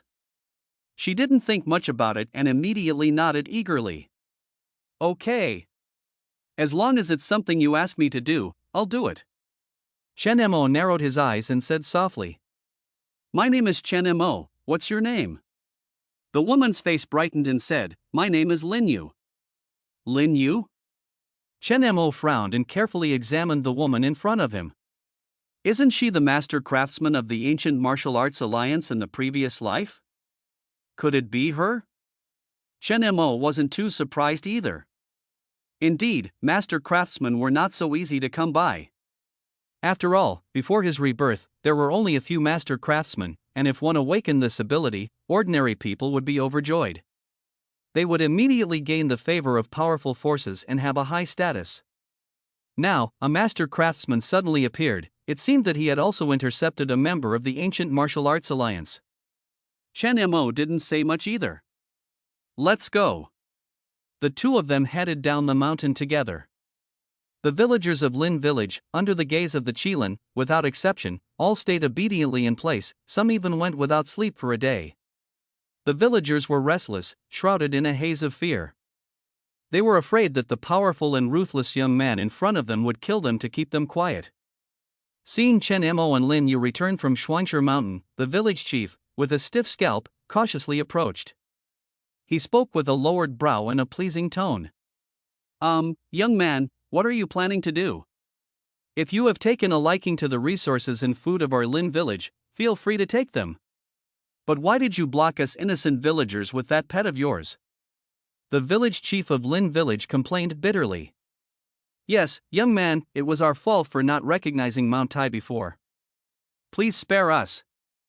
Little you are one of us in the village after all. Please speak up for the people in the village." After witnessing Chen Mo's ruthless methods, the villagers in the field had no resistance in their hearts. They were stuck here, unable to move. It was like living in purgatory. Knowing that Lin Yu had always been soft-hearted and easy to talk to in the village, they would never complain even if she was asked to do dirty and tiring work. Some villagers couldn't help but plead, "Little you, it was uncle and aunt's fault before, the whole Lin village was wrong. Now it's the end of the world, everyone is having a hard time, little you, we actually welcome you back to the village. Looking at the fearful eyes of the villagers in front of her, Lin Yu coldly stared at them, completely ignoring the villagers' desperate pleas. After experiencing so much, her temperament had also changed a bit. I can't help you, Lin Yu said in a distant tone. The villagers were stunned, looking at Lin Yu's calm and cold expression. There was no sympathy or weakness in her eyes. She was just like that young man. For a moment, they were at a loss for words, not knowing what else to say. All right. At this moment, Chen Mo, with no expression on his face, slowly spoke. I won't kill you. As soon as these words came out, the villagers of Lin village brightened up. They subconsciously breathed a sigh of relief. Who isn't afraid of death? Even though it's the end of the world now, chaos is everywhere, and there are zombies everywhere. If they can survive, no one wants to die. Okay. Young man, it was our fault before, we apologize to you. And little you, Lin village has always been your home, and has watched you grow up. How could we not care about you? Yes.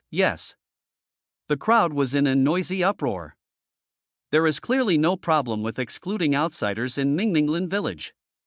Several villagers have been killed, and they dare not say a word, even apologizing proactively. But in this end of the world, it is simply because they have the power to decide their life and death, nothing more. Looking at the villagers who used to make things difficult for her and mock her, even though she was the only college student in the village and was planning to come back to contribute to the village, they still gossip behind her back. Now they appear so cowardly and humble. Lin Yu couldn't help but sneer. If it weren't for them, she and her brother wouldn't have been driven out of the safe village. The villagers were just starting to feel happy when Chen Mo's next words made them dumbfounded one by one. Since you are all villagers of Lin village, you must be very familiar with the Twin Stone Mountain. I want you to go and mine and transport these raw stones from the Twin Stone Mountain. Regardless of gender, everyone must go and mine the raw stones. Is there anyone unwilling? Chen Mo said indifferently. The reason why he kept them was simply because these people's only value in being alive was to serve as labor for him. The faces of the villagers present changed. They were being asked to work as unpaid laborers. The villagers of Lin village, relying on the Twin Stone Mountain, almost all made a living by mining jade stones, and they were all shrewd. Without any benefits, they were being asked to do hard labor, and even women had to participate. How could they accept this? The villagers started to clamor, discussing one after another. Chen Mo calmly said, each person must carry 300 kilograms per day. I don't care how you do it, as long as you bring those raw stones down from the mountain. If you can't complete it, then you won't get to eat. What? 300 kilograms? You should know that the road to the Twin Stone Mountain is remote, narrow, and extremely steep. They were only carrying a small bamboo basket to collect small raw stones. Even a grown adult would be drenched in sweat after a round trip. This. The village chief suddenly panicked. A man displeasedly said, "How is this possible?" Put. Blood splattered as a metal steel ball pierced through the man's skull. The man trembled all over, then died directly in the crowd. Bang! Ah! A woman beside him screamed in fear, looking at this scene with a face full of horror. The surrounding villagers were immediately frightened. Is there anyone else unwilling? Chen Mo asked with an extremely indifferent gaze. The scene fell silent, and you could hear a pin drop. Everyone was shocked by Chen Mo's decisive killing. The village chief, who was getting old, was almost scared to death. Trembling, he said, All right. We agree. Chen Mo looked at the villagers with a mocking gaze. He spoke, add another 50 kilograms. The Lin village villagers held their breath. They felt an overwhelming sense of despair. Lin Yu, seeing this, inexplicably felt a sense of pleasure. Chen Mo looked at the crowd of villagers and said loudly, After I leave, Lin Yu will be in charge of your work. If there's anything, you can find her. Lin Yu is now also a supernatural being. Her physique has been greatly enhanced, and both her reflexes and strength far surpass those of ordinary people. Even though her supernatural ability is not suited for combat, she is not someone that ordinary people can harm. When they heard this, the villagers, who were initially hopeless, had slightly better expressions on their faces. Since everyone is from the same village and this young man is not here, Lin Yu is definitely easier to talk to. Maybe she can be more tolerant, and everyone didn't have any objections for the time being. Chen Mo nodded in satisfaction. He turned around and said to Lin Yu, I'll leave these people to you. There is also a 3-tier mutant wild boar on the mountaintop, which can greatly enhance the physique of ordinary people when consumed. 350 kilograms is not a problem for them. Don't disappoint me. Lin Yu nodded seriously, as if she had thought of something. She glanced at the villagers beside her. She said, what if they escape? Chen Mo smiled faintly. Even if they escape, they will come back. This is a group of ordinary people, and there are zombies everywhere outside. Where can they escape to? The wild boar on the mountaintop can satisfy the daily needs of ordinary people with just a small piece of meat, and it can also enhance their physique. It is enough for these people to eat for several months. The Lin village is safe and has food. As long as there is a meal, they will not escape. But just in case, Chen Mo still used his dominant ability. He turned all the surrounding metals into liquid iron and built a tall and smooth metal wall around the village. Except for the entrance to Shuangshe Mountain, which was not blocked, even the roads leading out were blocked by the metal wall. Boom! The scene was shocking, like a miracle. The villagers stared in disbelief at the scene before them. This huge project was completed in the blink of an eye. Chen Mo smiled and said, squinting his eyes, these barriers can protect you from the zombies that come from outside. It's very safe. If they want to escape, they can only escape from the forests in Shuangshe Mountain. But the mutants on the mountain are not easy to deal with. I'm leaving. I hope when I come back next time, there will be a surprise for me here. Chen Mo looked at Lin Yu and said calmly. After speaking, Chen Mo sat directly on the Qiangqi. He headed towards the exit, and the sealed metal wall instantly melted away, revealing a spacious passage, and then closed tightly. Watching Chen Mo's figure leave, a hint of infatuation appeared in Lin Yu's beautiful eyes. I can do it. Seeing this star of death leave, all the villagers in the Lin village breathed a sigh of relief. When Chen Mo was there, they didn't even dare to breathe, but now they all started to complain. Damn it! Does that bastard want us to work to death?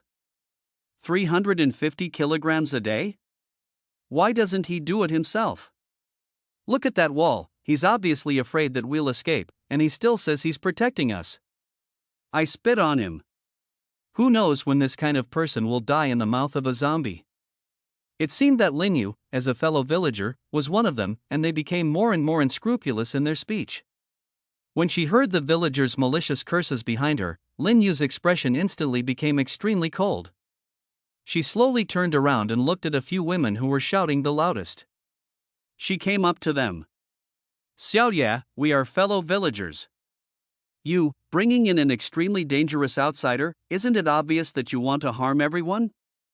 Our Lin village is really unfortunate. How did we produce a scum like you? Just like your mother. Xiaoya, do you know that you almost killed all of us this time? Without Chen Mo's intimidation, the villagers still thought that Lin Yu was just an ordinary person. They continued to bully her as before, and they all reverted to their true nature. Lin Yu's eyes became even colder. A white light flickered. In her hand, a dagger made of emerald jade appeared, extremely sharp. The divine craftsman ability not only allows her to forge weapons and equipment, but also allows her to store the things she has forged. Put. Lin Yu held the dagger and without hesitation, fiercely stabbed it into the woman's neck. It went smoothly, without feeling any resistance. Put. The dagger was pulled out, and a large amount of fresh blood gushed from the woman's neck. What are you doing? The villagers around were scared to death by this scene. She also has supernatural powers? What? How is that possible? The woman's face was full of disbelief. she opened her mouth but couldn't say anything and died. Blood splattered on her face, hair, and body, making Lin Yu's eyes look particularly eerie. Even a group of burly men around dared not approach for a while. Lin Yu's beautiful eyes sparkled with extreme excitement, and her delicate body trembled uncontrollably. Staring at the villagers, her voice was cold and terrifying as she slowly said, 500 kilograms per person per day. If you can't complete it, use your own flesh to make up for it. 350 kilograms?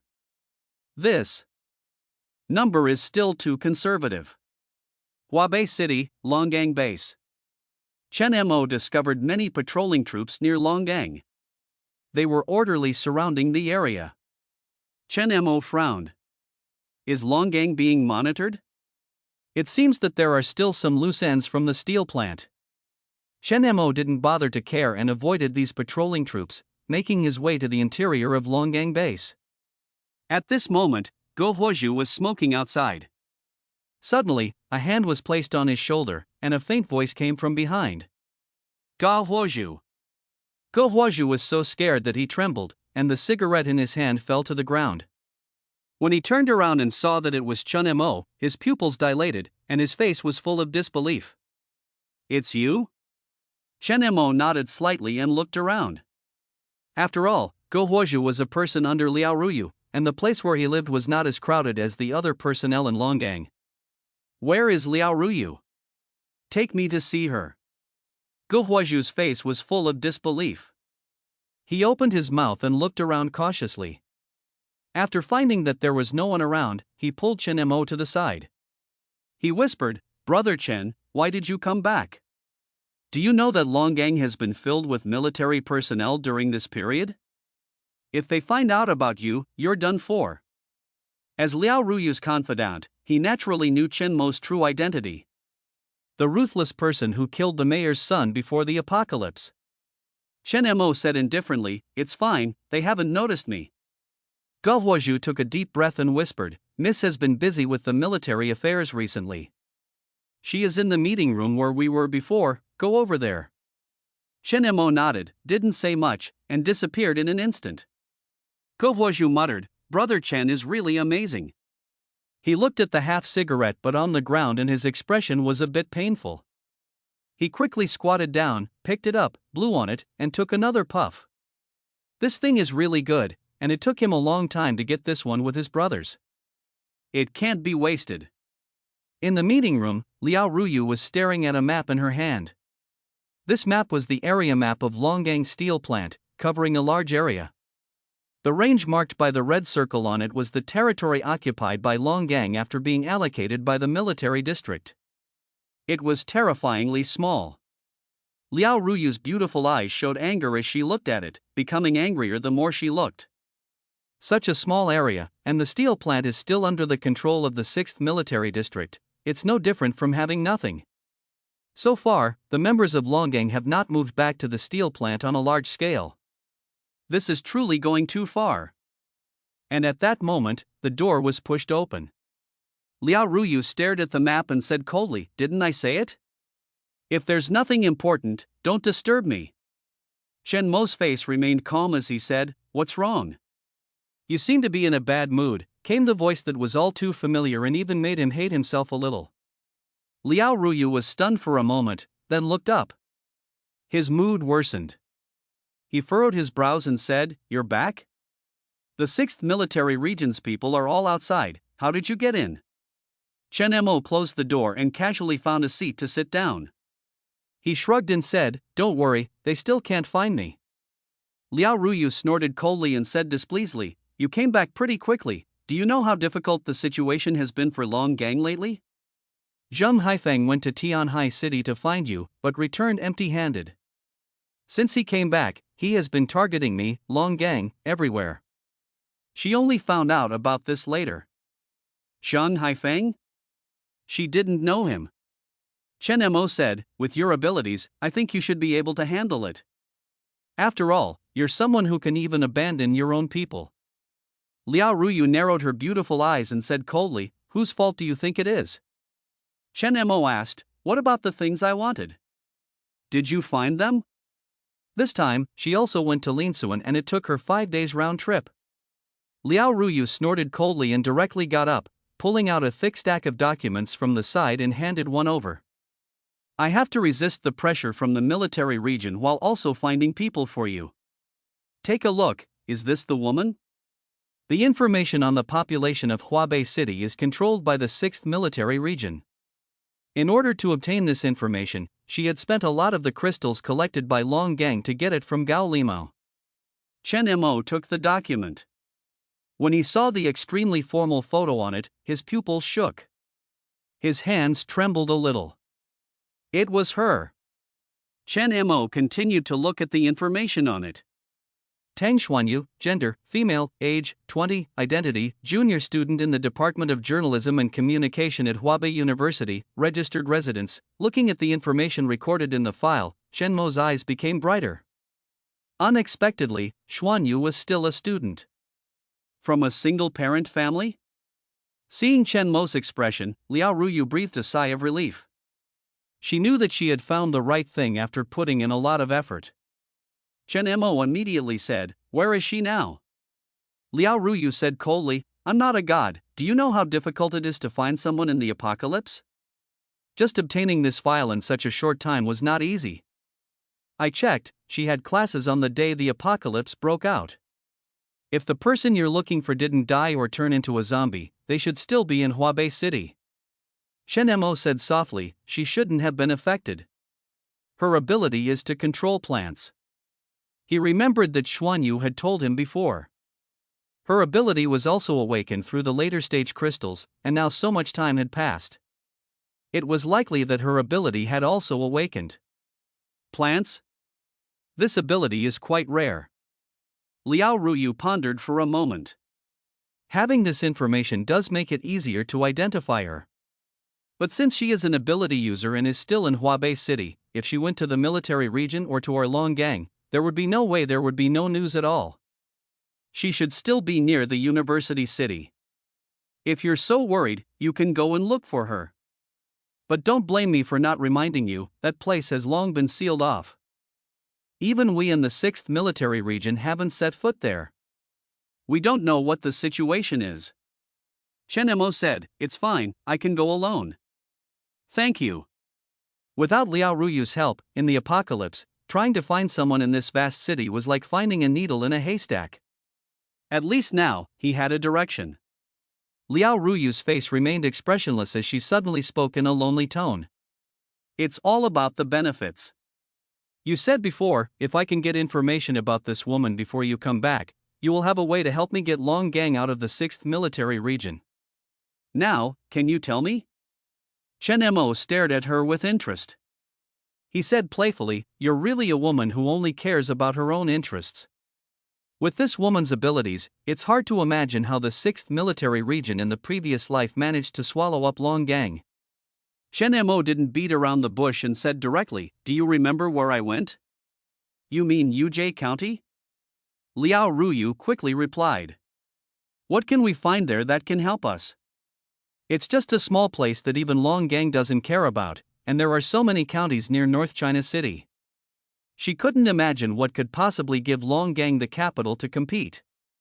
"Yes." Chen Mo smiled and took the mineral water on the table. He unscrewed the cap and took a sip. Liao Ruyu's face grew colder. She said coldly, "That's mine." The bottle of water was already a quarter empty. She even suspected that this guy in front of her did it on purpose. Chen Mo was stunned for a moment, and awkwardly put the mineral water back. He coughed twice and said, "The biggest difference between you and the 6th Military Region, besides the ability users, is firepower. Do you think you can provide us with that?" Liao Ruyu didn't mince words and said bluntly, "No." Chen Mo replied. Liao Ruyu's beautiful eyes immediately turned unfriendly. "Are you playing me?" "No." Chen Mo tapped the table lightly and said slowly, "But there is something else." As he spoke, Chen Mo gently placed the gisei on the table. Liao Ruyu's face changed. She naturally knew this weapon of Chen Mo's. It was incredibly sharp and terrifying. Those zombies that couldn't even be harmed by knives would be vulnerable to a single blow from this weapon. She seemed to have figured something out. You mean weapons? Chen Mo nodded. In Lin Village, Yuzhe County, which is famous for its Jade Mountain in your North China City, find a woman named Lin Yu. She will provide you with many useful weapons. Even an ordinary person wielding these weapons would be able to kill a second-order zombie with ease. If everyone in Longgang is equipped with one, the efficiency of hunting crystal cores and acquiring resources would greatly increase, and casualties would be greatly reduced. Tell me, is that useful to you? Chen Mo smiled. Liao Ruyu's pupils contracted. If what Chen Mo said was true, and everyone in Longgang was equipped with such weapons, their overall strength would truly reach a terrifying level. The reason why the 6th Military Region is so eager to take over the steel plant's territory is because they can no longer supply consumables like bullets in the current apocalypse. The ammunition reserves in a region are limited. The 6th Military Region has sent a large number of personnel and firepower to rescue high-ranking officials and their families. The reserve ammunition is estimated to be almost depleted. She knew that the high-ranking officials were in contact with other war zones, but they all said that there was not enough ammunition. If they couldn't find a way to replenish their supplies, sooner or later, they would have to fight with cold weapons. By then, Liao Ruyu's eyes sparkled brightly, and for a moment, she couldn't imagine it. In this lawless apocalypse, who would willingly submit to others if they had the ability? She didn't know about the existence of the apocalypse gods. She simply believed that once the zombies were no longer the primary enemy, internal struggles among various factions would arise. You asked me for the route to Yuzhe County because of this? Her mind was quick. In an instant, she understood that there must be a special mine in Yuzhe County. But what's equally shocking is, how does he know so much? Is he a prophet? Chen Mo's eyes were calm as he casually said, just lucky. Liao Ruyu snorted coldly. She didn't believe in luck. Since he didn't want to say, she didn't bother asking further. This is indeed what Longgang needs right now. The zombies are constantly evolving, and the casualties now are much higher than before.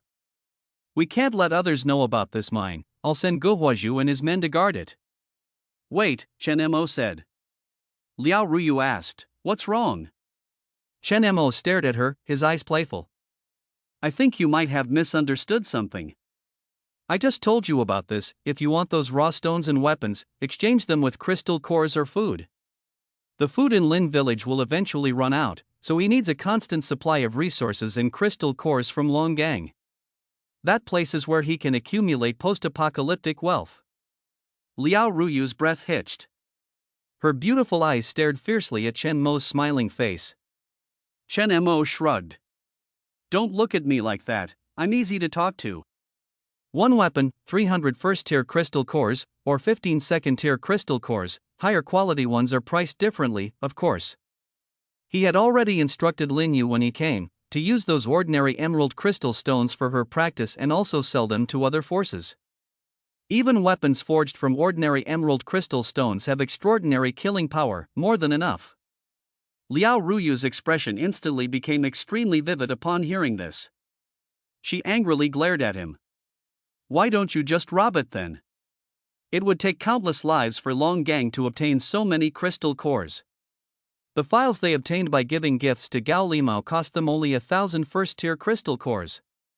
Trust me, it's worth it, Chen Mo said calmly. And don't worry, there's another option, which is to exchange for raw stones and forge them yourselves. Here, for example, a palm-sized one only costs 50 first-tier crystal cores. How about it? Very cheap, right? Liao Ruyu's face finally looked a bit better. This price was acceptable. So she said, that's acceptable. Chen Mo grinned. Deal. Liao Ruyu rarely showed a smile. She smiled, extended her fair hand, and said, I suddenly find you much more pleasing to the eye. Deal. Both of them had their own ulterior motives. Liao Ruyu's plan was to sell the 50 crystal cores she bought to other large survivor forces nearby. Longgang could make a big profit from this. Chen Mo, on the other hand, was laughing inside. Emerald crystal stones are extremely hard, even a divine craftsman like Lin Yu would have to put in a lot of effort. Not to mention Long Gang. Even if they bought them back, they wouldn't be able to forge weapons. In the end, they would still have to spend a large amount of crystal stones to purchase weapons from Lin Yu. By the way, there's something you should remember. Chen Mo suddenly changed the topic, staring at her beautiful eyes and said in a deep voice, Lin Yu is mine, as well as the raw stones from Lin Village and Shuangshi Mountain. Manage your subordinates well, don't touch that woman and the ore from Shuangshi Mountain. If I find out, Long Gang will have no reason to exist. You should know, I have that ability. Chen Mo smiled, his threat undisguised. His ability to change his demeanor was truly remarkable. Feeling the terrifying killing intent emanating from Chen Mo, Liao Ruyu's heart trembled. Although he had a smiling face, his eyes were exceptionally cold. Liao Ruyu nodded after a moment of hesitation. I understand. If conflicts arise, it won't be beneficial for either of us. Let's cooperate happily. Liao Ruyu was unaware of Chen Mo's calculations. She suddenly felt that the person in front of her was not as annoying as before. As if thinking of something, Liao Ruyu stared at him and spoke. Since you have kept your promise, I will tell you something else. Chen Mo asked, what is it? Liao Ruyu's beautiful eyes flickered as she spoke frankly. I wasn't planning on telling you this. After Zhang Haifeng returned, he requested us to inquire about your whereabouts from the survivors who came to Huabei City. As long as your information is provided, you can unconditionally enter the safe zone established by the 6th Army District and survive. Think about it, how tempting is this for those survivors? Chen Mo sneered. It seems they will stop at nothing to find me. But it's a pity. Not many people know me. Except for Luo Tianxiong, he had hardly interacted with anyone in Tianhai City. He had very few friends. Upon hearing this, Liao Ruyu chuckled and said, that's not necessarily true. There's a person named Yuan Kai, I don't know if you know him. Chen Mo narrowed his eyes, a hint of surprise flashing through them. Is it him? Liao Ruyu continued with a smile, he said he grew up in the same orphanage as you. And he saw you on the highway. He is very eager to enter the safe zone with his girlfriend. Everything that should and shouldn't be said has been confessed. Liao Ruyu said with a playful tone. And it seems like your friend is quite dissatisfied with you. Do you have a grudge?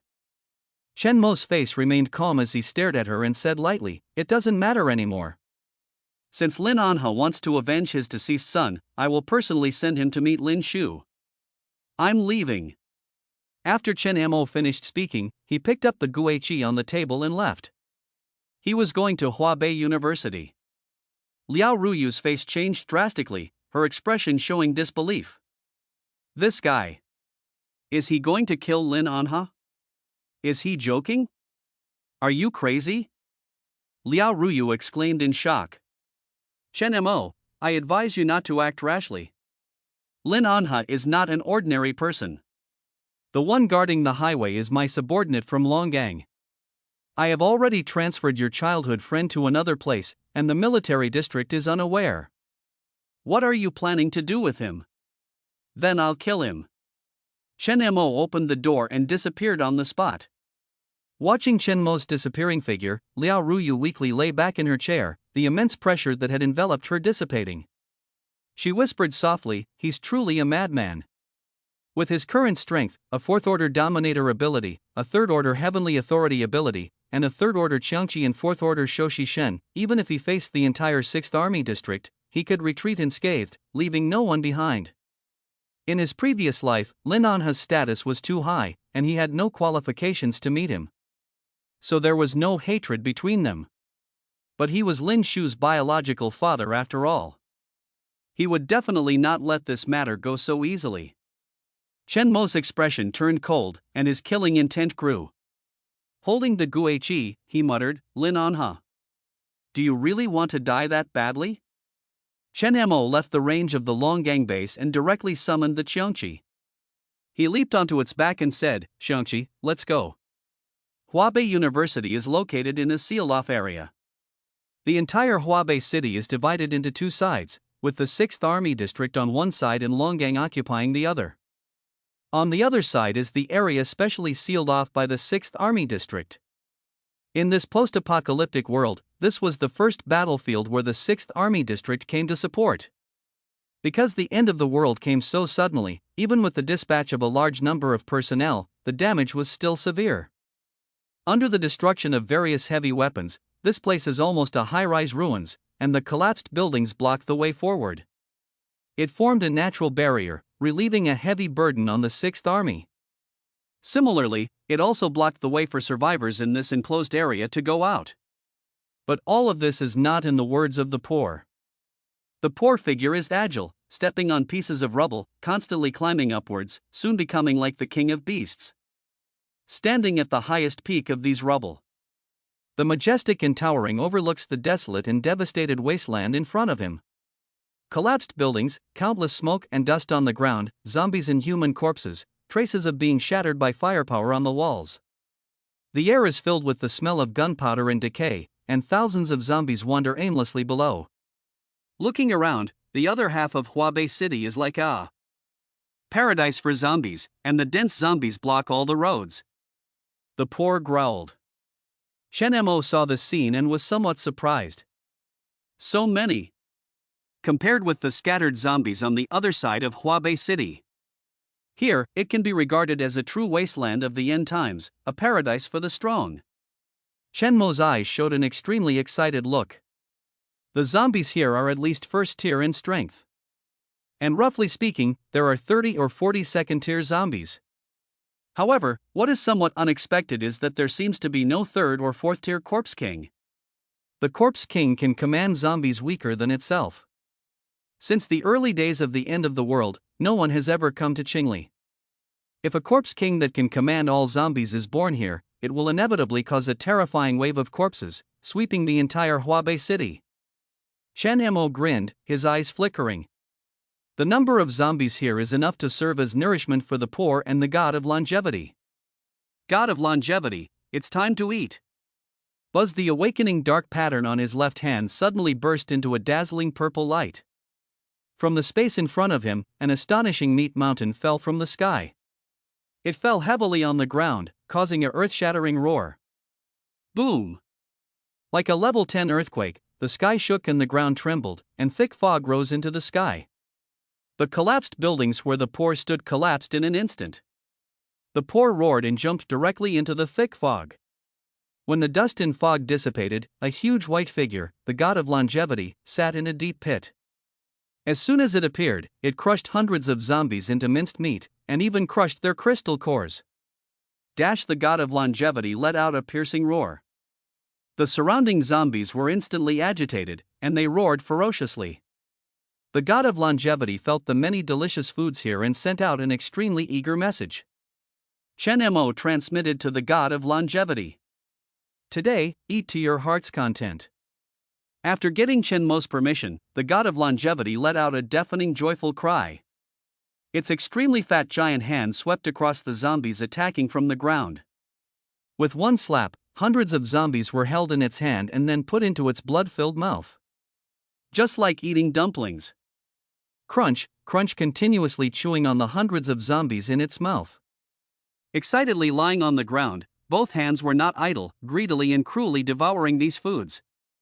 In just a moment, it swallowed 500 or 600 zombies. The crystal cores of these zombies, without exception, all entered its belly, but the god of longevity showed no signs of being full.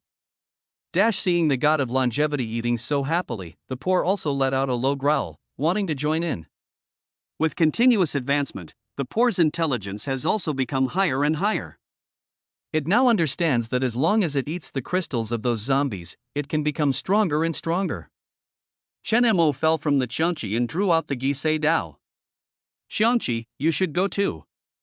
Although it was enough to clean up the battlefield with just Shoshi Shin, since Qiangqi wanted to go, it wouldn't stop it. Qiangqi was extremely arrogant.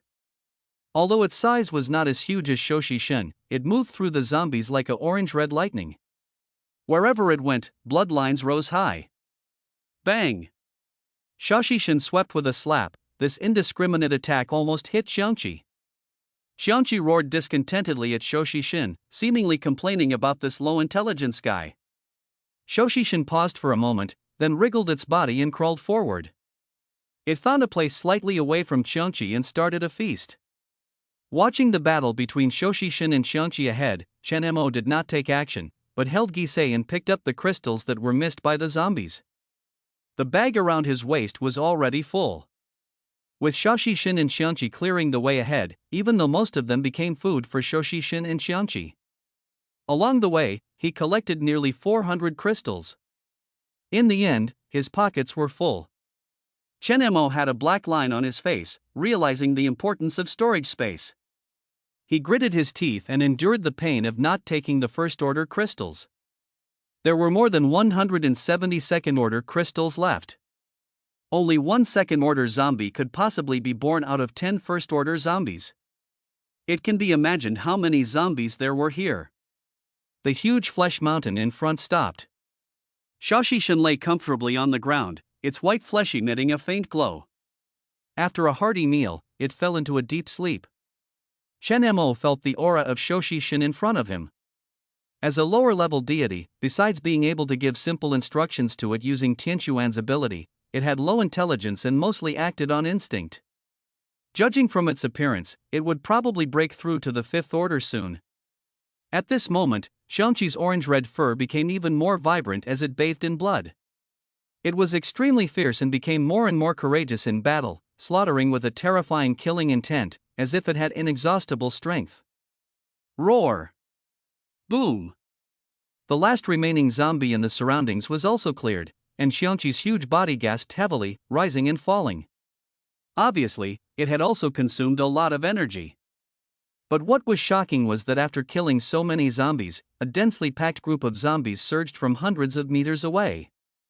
Roar! It seemed endless. Chen Mo frowned. If they continued to kill like this, the noise here would probably attract all the zombies in the vicinity. Since Shoshishin had already had a good meal, it was almost time to leave. Continuing like this would waste a lot of time, and they could come back and harvest properly later. Xiangqi. Let's go, Chen Mo said. Xiangqi understood and shook its body, shaking off the blood on its fur. Its body temperature rose sharply, and the two pairs of horns on its head emitted an extremely dark and eerie light. The remaining blood on its body also evaporated rapidly. Chen Mo directly rode on Xiangqi. Xiangqi leaped through the thousands of zombies coming towards them. If it couldn't avoid them, it would trample them with its extremely powerful physical strength. Boom boom, the further they went, the colder the surrounding air became. Until Chen Mo, riding on Xiangqi, saw the blocked black water flowing on this dilapidated road. Water? Chen Mo frowned, feeling puzzled. It seemed that an unprecedented flood was happening here. As you walk towards Huabei University in the direction, the water level of the Heishui River rises higher and higher. The surrounding buildings gradually become submerged in the flood. The sky is filled with drizzling black rain. Chen Mo's mood instantly hits rock bottom. Huabei City, with its flat terrain, has never been flooded even during the continuous spring rains. So what is happening here? Bang! The Xiangqi keeps jumping on the floating rocks. Finally, it lands steadily on a roof that is half submerged in the black water. Chen Mo looks at everything around him, his clothes soaked by the black rain. Standing at the highest point, looking at everything around him, he can't help but feel incredulous. Because the buildings and roads here are all submerged by the endless black flood. Countless objects float on this black water. The sky is covered by blood-red dark clouds, making it exceptionally gloomy. Less than 100 meters away, a door plate emerges on the black flood. Huabei University. And the place where he is now is the university town. Everything around him, along with the drizzling black rain falling from the sky, seems unusually quiet and eerie. Chen Mo looks at the black rain dripping in his hand, his eyes flickering. He begins to recall everything he knows about Huabei City. Before his rebirth, when he came to Huabei City, it was already several years after the apocalypse. At that time, Yuer had already become a member of the 6th Battle Zone's ability users. So he knew nothing about what happened in the early days of the apocalypse in Huabei City. This familiarity suddenly reminds Chun Mo of something. Being able to influence the surrounding environment, the weather. This is something only extremely powerful mutants or apocalyptic deities can do. It is enough to submerge the entire Huabei University. How long has this black rain been falling? Chen Mo gazes at the tall buildings of Huabei University in the distance. Under the densest and darkest dark clouds, Huabei University is shrouded in darkness. Most of the buildings have long been submerged in the flood. Some of the teaching buildings and dormitories, without exception, are two-thirds submerged, appearing extremely small. The Qianqi sitting down lets out a restless growl, its orange-red fur soaked. A strong aura fills Huabei University. Chen Mo's face gradually becomes serious. He can't help but feel more and more worried. He says in a deep voice, "Qianqi, it seems that we have a tough battle ahead of us." Inside the teaching building of Huabei University, more than 10 students are hiding in a classroom on the top floor. The ground is covered in black liquid. Wet and shivering, the male and female students curl up on the ground. "It's over, we're finished. We can't survive, we're all going to die here. Do you still have food? It's been so many days, the military district has probably abandoned this place. I don't want to die." They are all a group of students, their expressions filled with fear and helplessness. The atmosphere is filled with despair. One of the girls screams as she looks at the black raindrops falling outside the window. Unable to bear the pressure, she goes crazy and says, "I can't take it anymore. I don't want to die, I don't want to die." Several boys beside her coldly watch the scene. Obviously, they have become accustomed to it, keeping their heads down without saying a word. It is now the apocalypse, and although they have survived the first wave of zombie crises, they never expected to encounter countless terrifying toads in the ponds of Huabei University. This unknown heavy rain has been going on for almost a month. Many people's skin has become swollen and rotten from being soaked in the rain, their faces pale without a trace of color, their expressions dazed.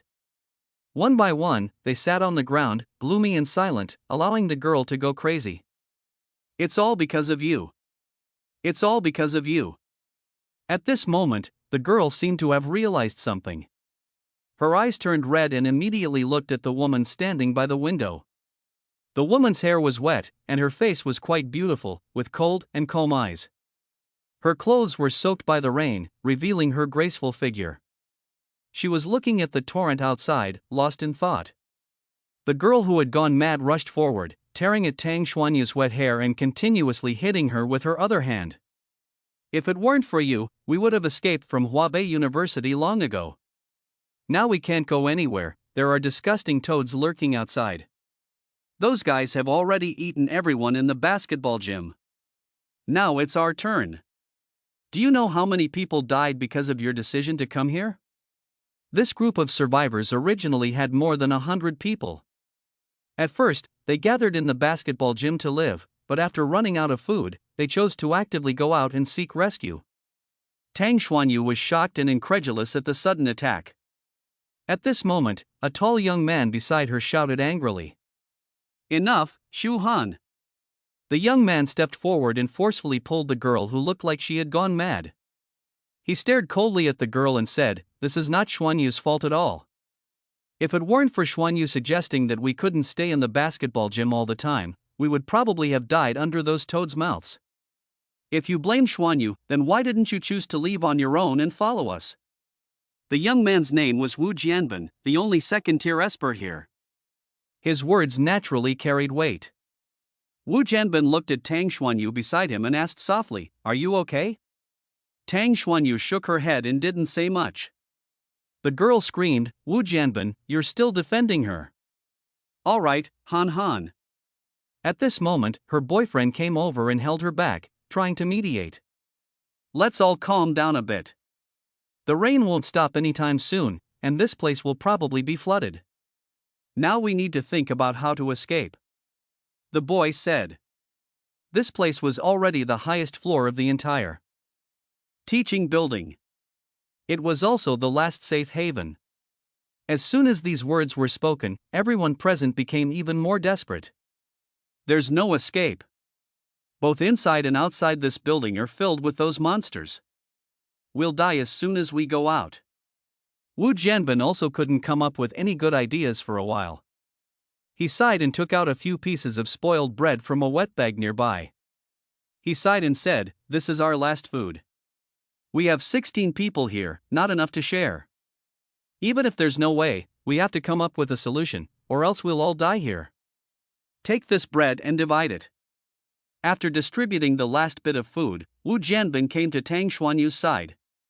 He took out a pack of compressed biscuits from his pocket, shook off the water, and handed it to her, saying, "Eat it." Tang Xuanyu glanced at him. It seemed like she understood what he was thinking. Wu Jianbin smiled and said, "This is the food I left behind before. Don't worry, no one will say anything." Tang Xuanyu hesitated for a moment but still shook her head. Wu Jianbin was a senior from the year above her, and she had always been aware of his feelings for her. But for some reason, she just couldn't develop any feelings for him. Wu Jianbin paused, helplessly put the compressed biscuits back into his pocket, and approached her. "What are you looking at?" He also looked out the window.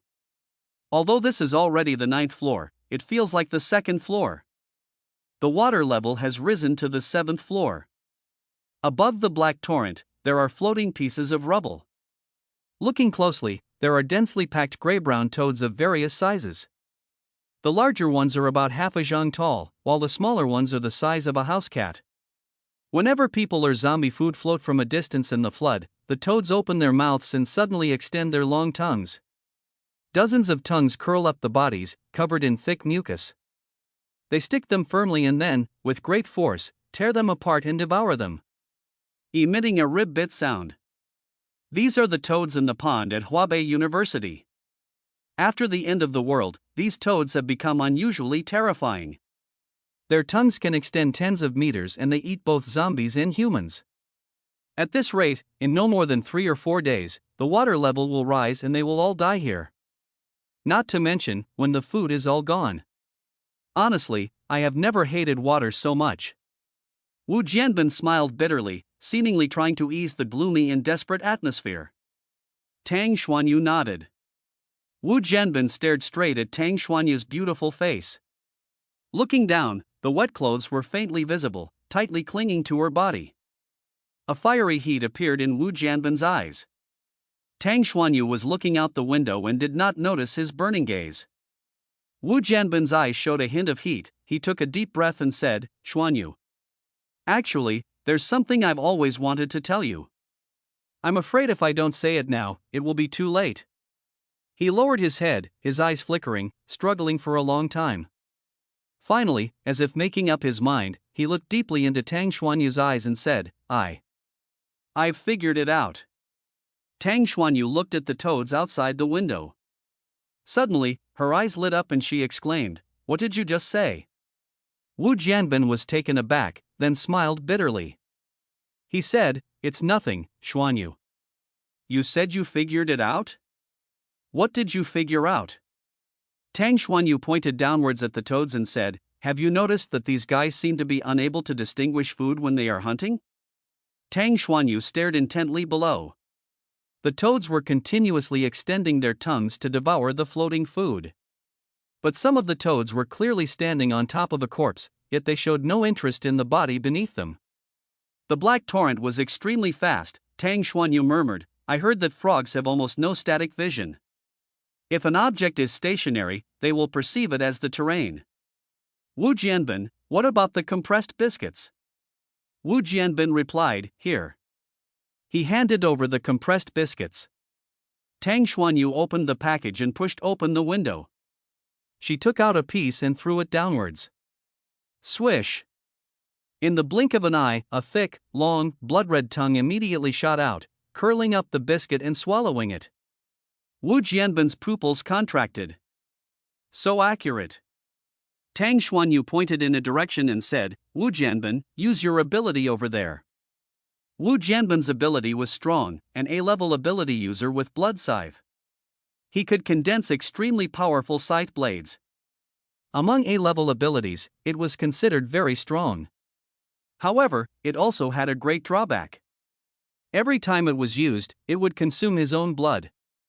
If he used his ability too much and couldn't kill the opponent, he would die from excessive blood loss. The almost self-destructive ability to sacrifice oneself to kill the enemy brought about extremely powerful killing power. Wu Jianbin trusts Tang Xuanyu very much and has no doubts.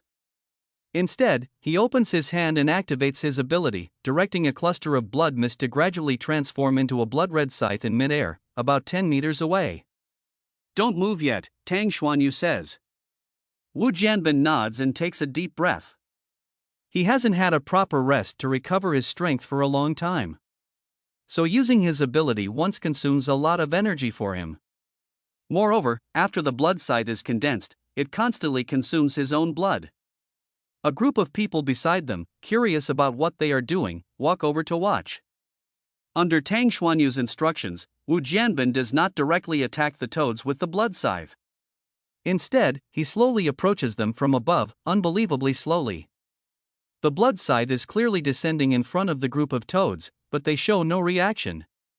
Is it not ready yet? Wu Jianbin's face turns pale, struggling to speak. Tang Xuanyu speaks up. "Take action." Swish! The blood scythe instantly cuts several toads in half with an arc of light. Thud! However, soon after, a blood-red tongue from a distance directly shatters the blood scythe. Although the blood scythe disappears, the several people watching nearby all have bright eyes and exclaim. Wu Jianbin actually killed those toads? Why didn't they move? Wu Jianbin is also particularly surprised by how easy it was. Tang Xuanyu's beautiful eyes flicker as she murmurs, although these toads have become stronger, it seems that their vision has also deteriorated a lot. I think we can leave now. What troubles them here are the hundreds of toads outside. If they rely on Wu Jianbin's blood scythe, they can slowly harvest their lives without directly facing these toads. This is great. If we get rid of these toads, we'll be saved. Wow! Wu Gu is amazing. Wu Gu, I didn't expect that as long as we move a little slower, these guys will be defenseless. Wu Gu, kill them all quickly and we'll be saved. Although Wu Jianbin is also pleasantly surprised, when he hears these words, he hesitates for a moment in the face of everyone's hopeful gaze. His ability, the blood scythe, consumes his own blood. He can only use it up to 10 times a day, and if he uses it more without the recovery of crystal cores, his blood will be greatly depleted. Wu Jianbin opens the bag and looks at the crystal cores inside. Only 20 of them remain. They are all low-quality crystal cores from the early days of the apocalypse, not even first tier. I'm afraid it won't be possible for a while. Wu Jianbin sighs. I'll do my best. After looking outside the window and making a rough estimate, there are at least 200 toads surrounding this teaching building. As for controlling them precisely with the blood scythe, it would require a tremendous amount of energy. It's likely that he would die before those toads do. Everyone is overjoyed. They all know the side effects of Wu Jianbin's ability.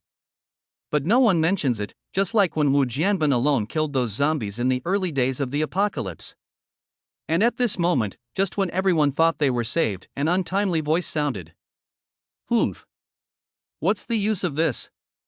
The outside is all flooded, even if these toads are all dead. We have no way to leave. Won't we just drown? The person speaking is the same girl who was like a shrew before. Tang Xuanyu is angry this time, her beautiful eyes shimmering with anger as she steps forward and stares at her. She scolds, after everyone has finally found a glimmer of hope, you're here talking pessimistically. Do we have to sit here and wait for death like you? Tang Xuanyu was furious, and the people behind her also spoke up. Yes, Xuanyu is right. Forget about the floods, as long as we can solve these toads, we won't have to worry about not being able to go out anymore. Once the water level rises, even this last safe place will be submerged, and they will be exposed to sight. How will they face those toads then? The group of people who were prepared to wait for death were dissatisfied with Shu Han's pessimistic words. Xuanyu is at least trying to find a solution for everyone, unlike some people who are always acting crazy. I don't know what use you have. If you want to die so badly, just jump down and be done with it. Maybe you'll swim faster and lead those toads away. Alright, let's stop talking. Shu Han's boyfriend helplessly spoke up. Han, stop saying pessimistic things all the time. Everyone is feeling depressed. Shu Han directly pushed away her boyfriend's hand and angrily glared at everyone. You all. You're clearly isolating me. Fine, you want me to leave? Then I'll leave. Bang! Shu Han stormed out of the classroom. Her boyfriend's face changed and he hurriedly followed her. Good riddance. Saves us the trouble, someone muttered. Better to die early. Now that there's no food, she's leaving. TSK. Under the endless black rain and darkness, everyone's hearts were covered in dark clouds. Having witnessed the deaths of many fellow students, the remaining group of people were familiar with the rhythm of the apocalypse, selfish and indifferent. Suddenly, Shu Han's scream echoed through the extremely dark and silent corridor. Ah! Another miserable scream. What's happening? What's going on? That's Zhao Zai's voice. When they heard this scream, the already tense group of people turned pale. Wu Jianbin and Tang Xuanyu were also shocked. Help! Immediately after, Shu Han's voice came. Bang! The door was forcefully pushed open, and Shu Han, who had just gone out, returned. Her face was pale with fear, and her right hand was stained with an unknown substance. Her beauty faded, and as soon as she entered the room, she forcefully closed the door. She collapsed on the ground, wailing loudly. Wow! She was completely scared, trembling uncontrollably. She had only been outside for a short time, less than 10 minutes. Wu Jianbin quickly approached and looked at her, shouting loudly. Shu Han! What happened? Where's Zhao Zai? Zhao Zai was her kind-hearted boyfriend.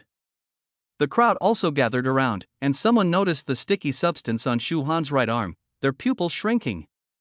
They exclaimed. This is the poison of those toads. Don't get close to her. Shu Han, speak up. At this moment, Shu Han's right hand began to decay continuously, with disgusting blisters appearing one after another. She looked terrified, staring blankly at the crowd and screaming. Save me! Save me! Zhao Zai and I were outside, and suddenly a long tongue sprang out from somewhere. Zhao Zai stood in front of me to save me, and was taken away by that tongue. What? When they heard this, everyone's expressions were shocked and incredulous. There were toads in the teaching building too? They all looked at the tightly closed door, trembling uncontrollably. You heartless person! Shu Han, because of your stubbornness, you killed Zhao Zai.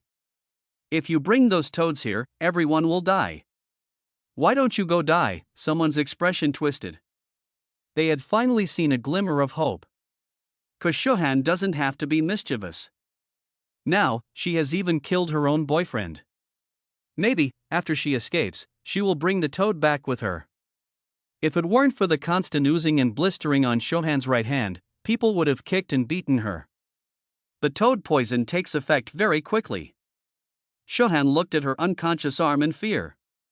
Small blisters began to appear on her pretty face. Her exposed skin was covered in bumps, looking extremely repulsive. She trembled and touched her own cheek, her body shuddering. With a crazy expression, she screamed at the group of people in front of her.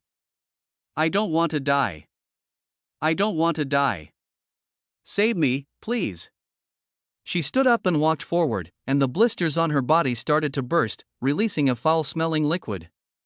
The people in the crowd were shocked by this scene and quickly retreated, afraid of being affected. Get away! You ugly monster! You have the toad poison, don't come near us! They picked up their weapons and looked at Shu Han with extreme vigilance. Shu Han's heart sank. She slowly turned her head and looked at Wu Jianbin and Tang Xuanyu beside her. The bumps on her body became denser, and in the end, half of her cheek was covered in red pimples and oozing liquid. Disgusting! Shu Han pleaded desperately. Wu Jianbin, Tang Xuanyu, I was wrong before, please save me. Please. I don't want to die. Wu Jianbin's eyes showed a hint of helplessness. He pulled Tang Xuanyu's arm and took a few steps back, shaking his head helplessly. I'm sorry. Shahan, we can't save you. Tang Xuanyu's beautiful eyes also sighed with some pity. You shouldn't have gone out. Once infected with the toad poison, it's already a death sentence. It would be better to be eaten directly. For a girl, watching herself turn into an ugly monster is worse than death. Shohan trembled, and her skin began to dissolve. Plop! A foul-smelling pile fell from her right hand, mixed with rotten flesh prevented by the skin. In the end, she suddenly collapsed on the ground, her limbs hanging weakly. Like a pile of mud. Only her eyes stared fiercely at the fearful crowd in front of her. You all. Fine, since none of you want to save me. I'm not doing well, so all of you should die with me. Come on. We're here, come quickly. Shohan's eyes were filled with madness as she screamed with all her strength. She wanted to drag this group of people to die with her. Everyone's expression changed. Kill her. Wu Gu, kill her quickly. She wants to kill all of us. Wu Jianbin didn't expect this girl to be so vicious. He immediately activated his blood scythe ability. A merciless blood-colored scythe directly took Shohan's life. Plop! Shohan twitched violently, then lost all signs of life. Seeing this scene, everyone present breathed a sigh of relief. They angrily cursed. This bitch. She actually wanted to kill all of us. Zhao Zhe really had bad judgment. It's bad enough that she killed him, but we almost got involved too. Wait, you guys don't think we actually encountered the toad, right? Looking at Shohan's body on the ground, Wu Jianbin's eyes flashed with self-blame. He really didn't want to harm his own people. Tang Xuanyu suddenly spoke loudly. Everyone, be quiet. Did you hear any sound? Sound? Everyone fell silent. Behind this closed door, a terrifying sound seemed to be coming from not far away. The sound was extremely muffled, echoing throughout the corridor. Croak, croak. What is that? That monster. Everyone's throat tightened at once. Tang Xuanyu's body also felt a bit cold as she glanced at Wu Jianbin beside her. She made a shoe gesture to the others. No one wanted to die, so everyone held their breath, listening to the sound of the toad. Croak, croak. The sound was incessant, and it seemed to be quite loud. Suddenly, there was a noticeable vibration under their feet. Some people couldn't help but tremble. Thud, thud. The sound of jumping grew closer along with the croaking. Each jump made their hearts skip a beat. Someone whispered, "Could it have found us?" For a moment, everyone resented the deceased Shu Han even more. Even the Esper Wu Jianbin felt a chill in his heart as he stared at the door, ready to use his Esper blood scythe at any moment. The sound grew closer, until finally, it seemed like there was only a wall separating them from the others. Thud. It stopped. The room fell silent, and all they could hear was the sound of rain outside the window. Did it leave? Someone murmured. Everyone stayed still, not daring to move. Tang Xuanyu stared intently at the door. It seemed like she had noticed something. Her pupils suddenly contracted. Through the window on the door, separated by glass, she could clearly see two crimson eyes in the darkness. The eardrums throbbed with an eerie light.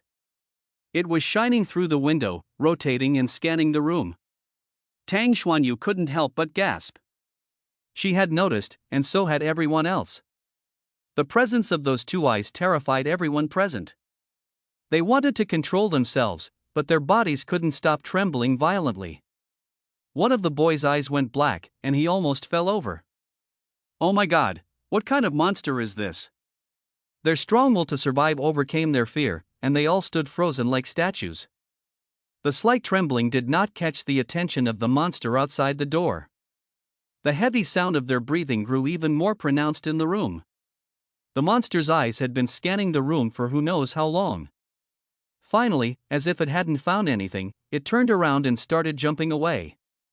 Croak, croak. Whoosh. Seeing the monster leave, everyone felt a huge weight lifted off their shoulders, and they all collapsed to the ground in an instant. What was that thing? A toad? Why was it so big? I don't know, I almost peed myself.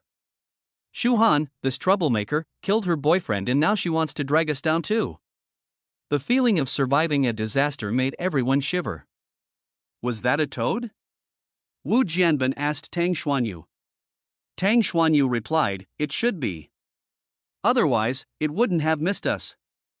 Wu Jianbin was taken aback. How could it be so big? Tang Xuanyu shook her head, her eyes lowered. I don't know. I never expected there to be such a big toad here. It seems like Zhao Zhe and Shu Han fell victim to it. Wu Jianbin, feeling exhausted, found a place to sit down. Leaning against the wall, he felt a sense of despair. I don't know if there's any hope of getting out of here.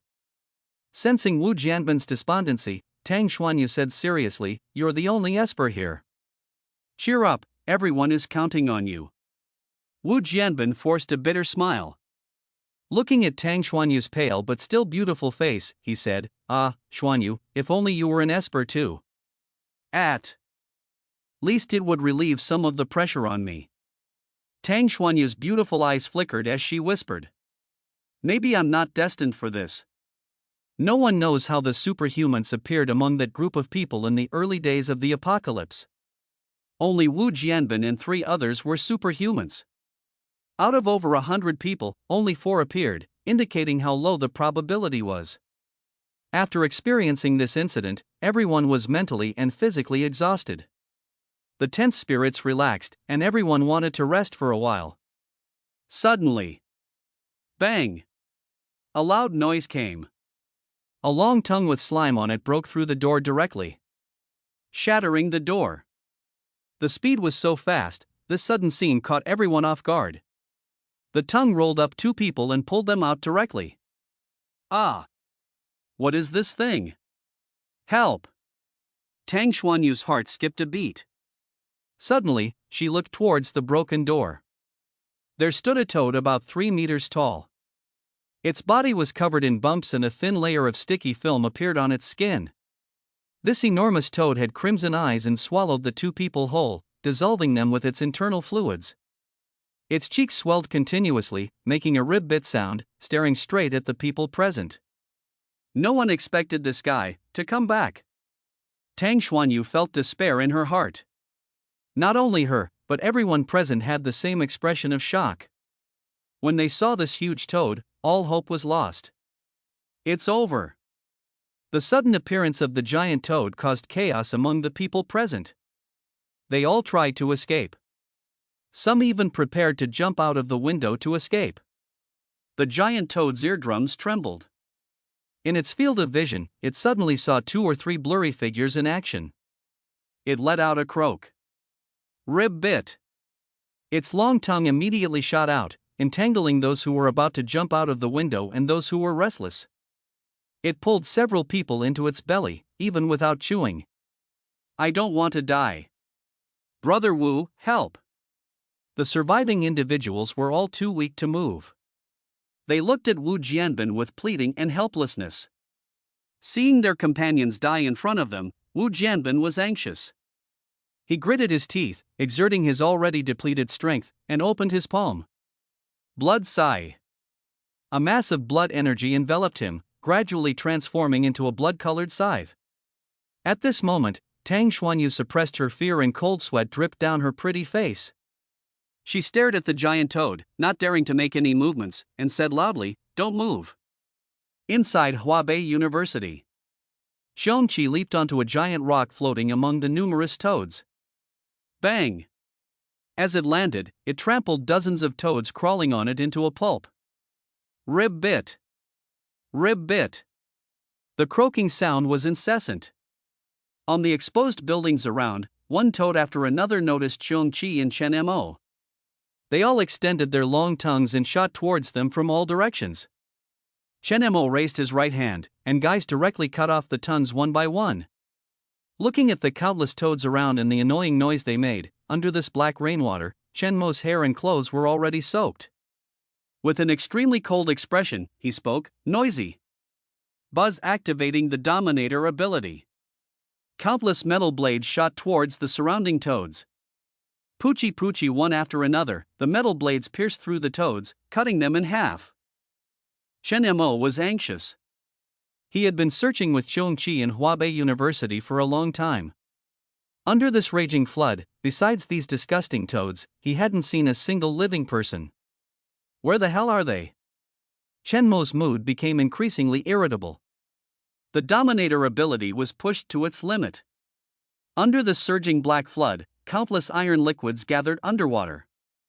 Rumble dash these iron liquids condensed into metal pillars and broke through the flood, crazily extending and paving the way ahead. Under this flood, it was difficult to move even an inch. If there is no road, then create one yourself. Xiangqi, let's go. Chen Mo said coldly. Sensing his master's restlessness, Xiangqi let out a low roar and quickly transformed into a stream of light, rushing forward. And at this moment, boom! The buildings in front suddenly erupted with a loud noise. A nearby building unexpectedly began to collapse. Then, one could hear extremely miserable screams. Chen Mo's heart trembled and he immediately said, "Go there." Rain beat against the walls, making a drip-drip sound. Inside the pitch-black teaching building, a group of people stood motionless in place. All that could be heard was the heavy and fearful heartbeat. Everyone stared intently at the enormous toad, their faces filled with endless fear. They didn't dare to even take a breath. Croak, croak. The toad monster outside the door continuously scanned the room with its crimson eyes. It stood there silently without moving. What do we do now? Seeing that their escape route was blocked, someone looked at Tang Xuanyu with extreme despair and said, "Are we all going to die here today? I don't want to die. I really don't want to die. Who will save us?" Tang Xuanyu's face turned pale, standing still without making any movements. Looking at the enormous toad in front of them, which was 2 to 3 meters tall, it was even larger than any other toad outside. Its body was covered in dense bumps, continuously secreting mucus. Tang Xuanyu took a deep breath. In front of them, the toad monster blocked their path, and outside the window behind them, countless small toads crawled on floating debris. The black rain outside fell heavier and heavier, seemingly covering their heartbeat and fearful sounds. Tang Xuanyu whispered, "There's no other way.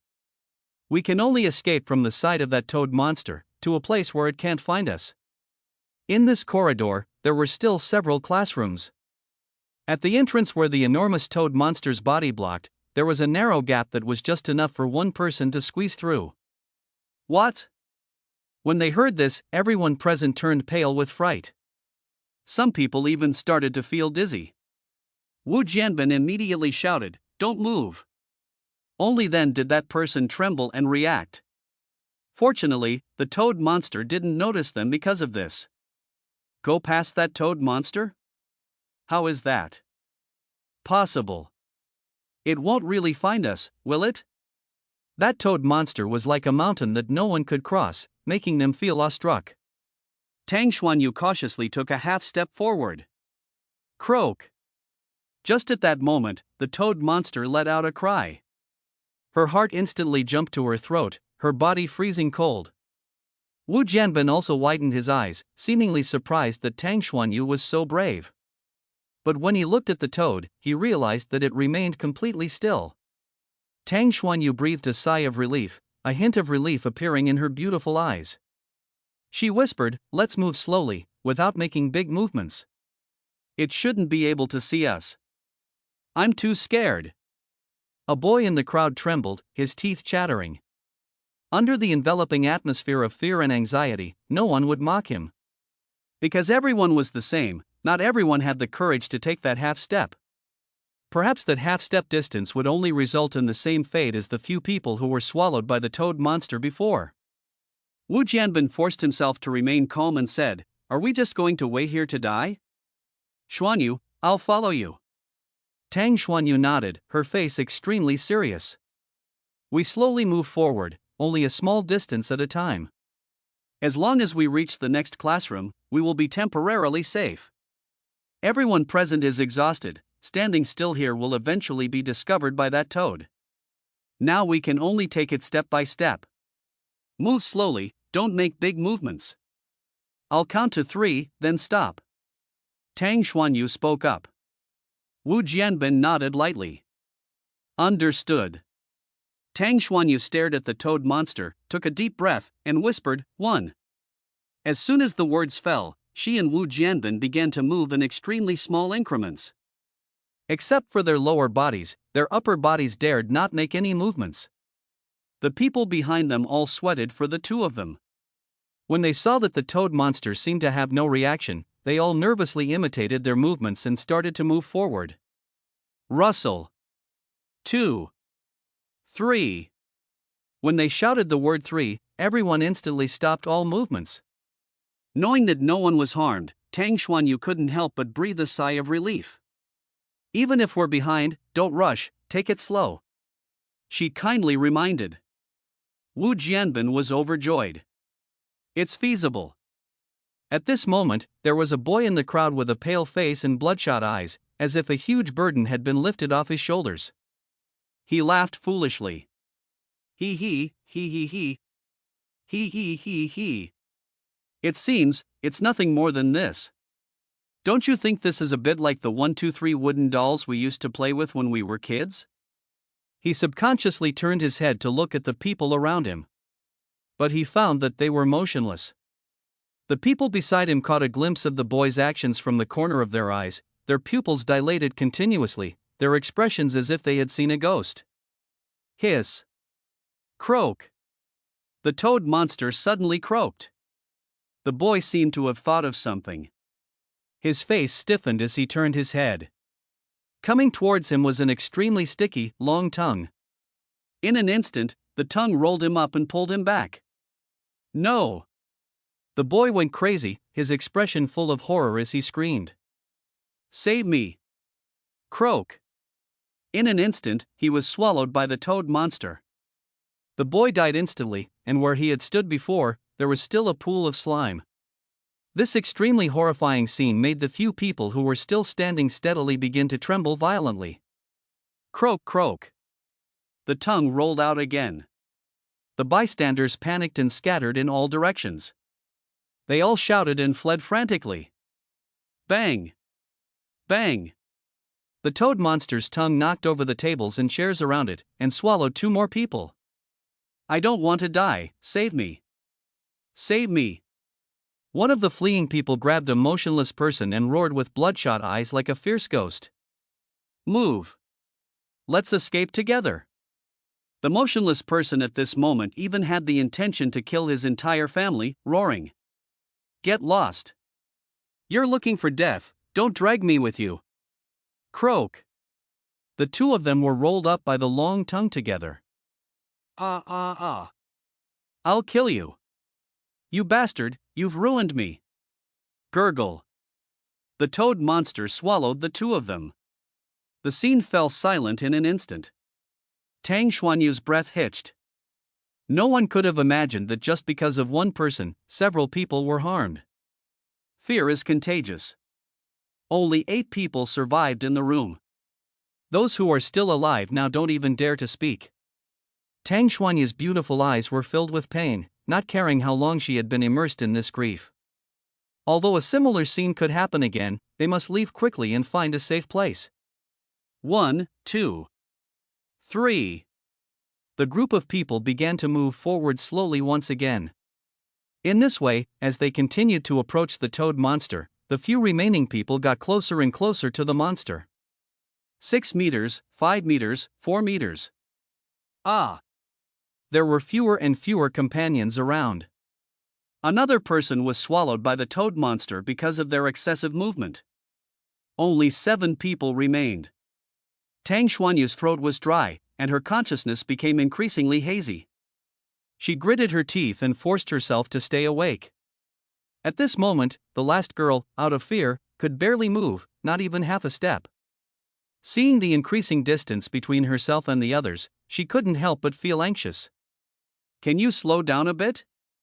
I can't keep up. She was afraid that if she stayed behind, when it was time to leave, everyone would abandon her. The girl had a beautiful face, and before the apocalypse, she was pursued by countless admirers. But now, everyone was only concerned about themselves, and no one would pay attention to her. Seeing that no one paid attention to her, she became even more frightened and started to cry. Wait for me, okay? Wu Jianbin heard the crying behind him and fell silent for a moment. He spoke up, I'll stay behind, you all go first. He planned to wait for the girl to catch up and then leave last. Are you crazy? Tang Xuanyu, who was at the front, widened her eyes. The girl at the back burst into tears upon hearing this. Tang Xuanyu was almost stunned by anger. Originally, she and Wu Jianbin were at the front. But now Wu Jianbin chose to stay behind, greatly increasing the risk. Moreover, as the only person with special abilities in this place, if something happened to him, the chances of everyone surviving would plummet. Wu Jianbin, think about the bigger picture. After we leave, we'll wait for her at the entrance. The people around also understood the importance of Wu Jianbin and tried to persuade him. Brother Wu, we won't abandon her. Yeah. Brother Wu, we're not at ease if you're not in the front. Wu Jianbin firmly said in a deep voice, enough talking. We're all on the same side. I, Wu Jianbin, will not abandon anyone. After you all leave, I'll leave too. Tang Xuanyu didn't know what to say at this moment. She knew Wu Jianbin's character, gentle and friendly, and extremely popular with girls before the apocalypse. But now, with so many people dead, isn't it enough? Tang Xuanyu suddenly seemed to understand why she had never been fond of him. She inexplicably remembered a sentence she had seen before. Nice guys finish last. Tang Xuanyu sighed and quietly continued forward with the group. Those who were still alive now were people with a strong will to survive, so there were no major incidents in the remaining distance. 3 meters, 2 meters, they were getting closer to the toad monster. When they were only 1 meter away, Tang Xuanyu's beautiful eyes were filled with horror as she saw the full appearance of the toad monster. She smelled the foul odor emanating from the monster, a mixture of rotting corpses and food. Not only that, the toad monster's body was covered in pus-filled sores that were constantly wriggling, some even bursting and oozing viscous liquid. The longer the toad monster stayed in one place, the larger the area covered by the liquid spread. That liquid was toad poison, and just a touch of it would make someone suffer like Shu Han earlier. This meant that the longer they stayed here, eventually, no one would be able to leave. Tang Xuanyu shivered, and the group of survivors behind her moved slowly, approaching like snails. What is this smell? I feel like vomiting. The people behind her kept gagging, almost vomiting on the spot. Tang Xuanyu and the few survivors cautiously passed through the area less than a meter away from the toad monster and arrived in the corridor. Because of the long time, the toad monster has closed its eyes and seems to be resting. When she finally can gently move her body. Seeing Wu Jianbin and the girl in the back, her pupils shrank involuntarily. Because where the girl is, for so long, it hasn't attracted much attention at all. Even from the place where Wu Jianbin started to stay, it hasn't reached. One survivor after another passed by the toad monster. Tang Xuanyu whispered, that toad monster seems to be resting, speak softly. They also saw Wu Jianbin and the girl still in the classroom. Everyone complained that Wu Jianbin was not considering the overall situation. But no one dared to say much. Wu Jianbin was also extremely frustrated. Hasn't she come yet? He whispered. Coming, coming. Came the voice of the girl from behind. She moved weakly and finally reached Wu Jianbin. Perhaps because she was too weak, she suddenly blacked out and fell to the ground.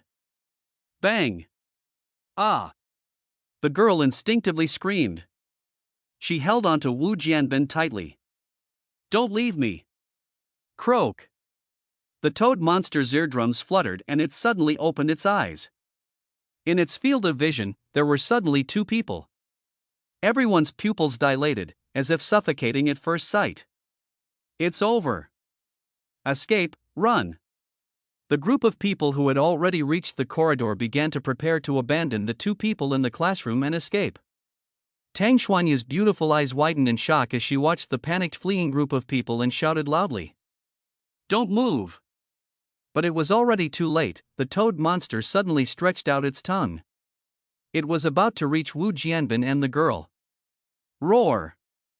From a distance, a loud roar echoed. Countless toads outside the teaching building began to agitate violently. The toad monster's tongue stopped just under half a meter away from Wu Jianbin and the girl. Wu Jianbin's pupils widened and he unconsciously swallowed a mouthful of saliva. Unexpectedly, something happened. After hearing this roar, the toad monster began to restlessly agitate. Clearly, its prey was right in front of it, but it chose to give up and let out a long cry. Croak! Then it exerted force with its hind legs and suddenly jumped up, directly smashing a huge hole in the top floor. Boom! Countless debris fell, and the entire teaching building shook violently, on the verge of collapse. No matter what kind of creature it is, they have a strong territorial awareness. In their territory, no other creatures are allowed. Tang Xuanyu was stunned. Suddenly, something splashed onto her face, and her face changed. Sizzle! She felt the burning and intense pain on the left side of her face. Tang Xuanyu screamed in pain and curled up on the ground. Smoke filled the air, and black rain poured down from the hole. Plop! Wu Jianbin breathed a sigh of relief, feeling like he had just narrowly escaped death. He weakly collapsed on the ground. The group of people who were originally running away also returned one after another. What happened? I seem to have heard a roar. Could it be that another monster has come? The departure of the toad monster meant that they were alive again. Wu Jianbin suddenly noticed Tang Xuanyu lying at the door, her head lowered, trembling uncontrollably. Wu Jianbin's face turned pale.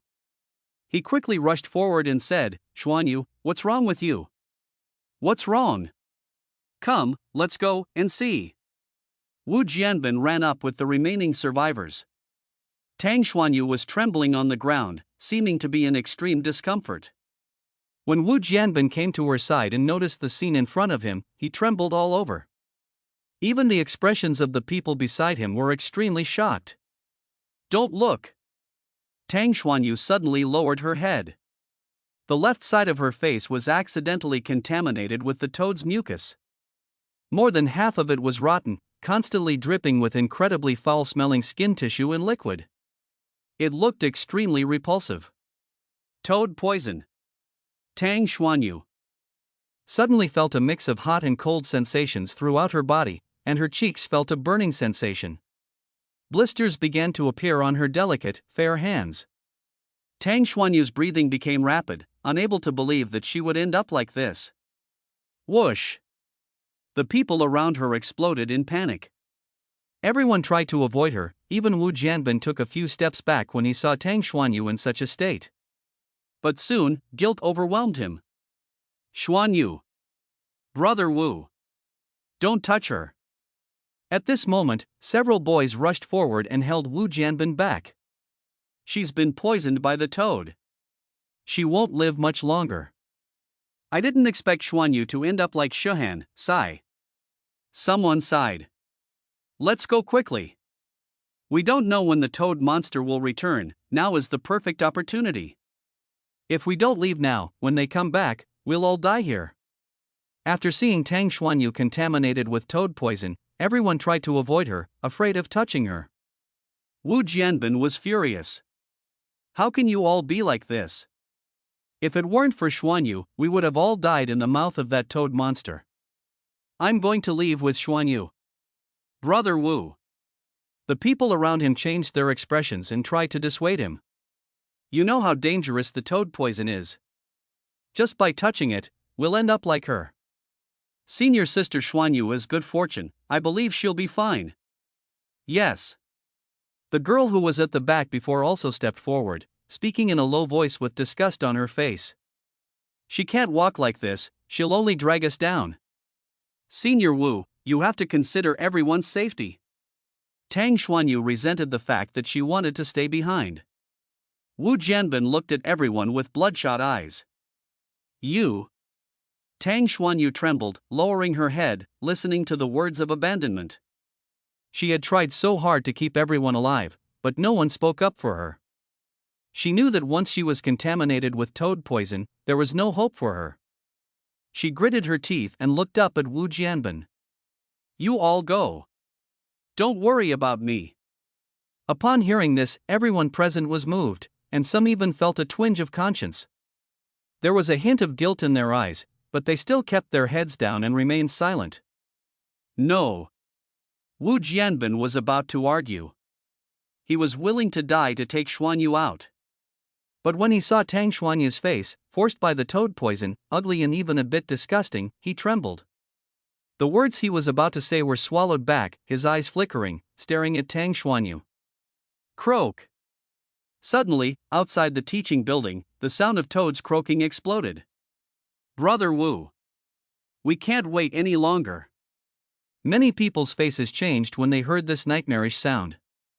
The last trace of guilt in their hearts vanished. Now is the best opportunity. While those toads are not here, let's escape quickly. The girl stepped forward, holding Wu Jianbin's hand and said, Senior Wu. We're not abandoning Senior Xuanyu. If we survive, we can come back and save her. Senior Xuanyu has done so much for us, she wouldn't want to see all of us die here, right? Senior Xuanyu, say something.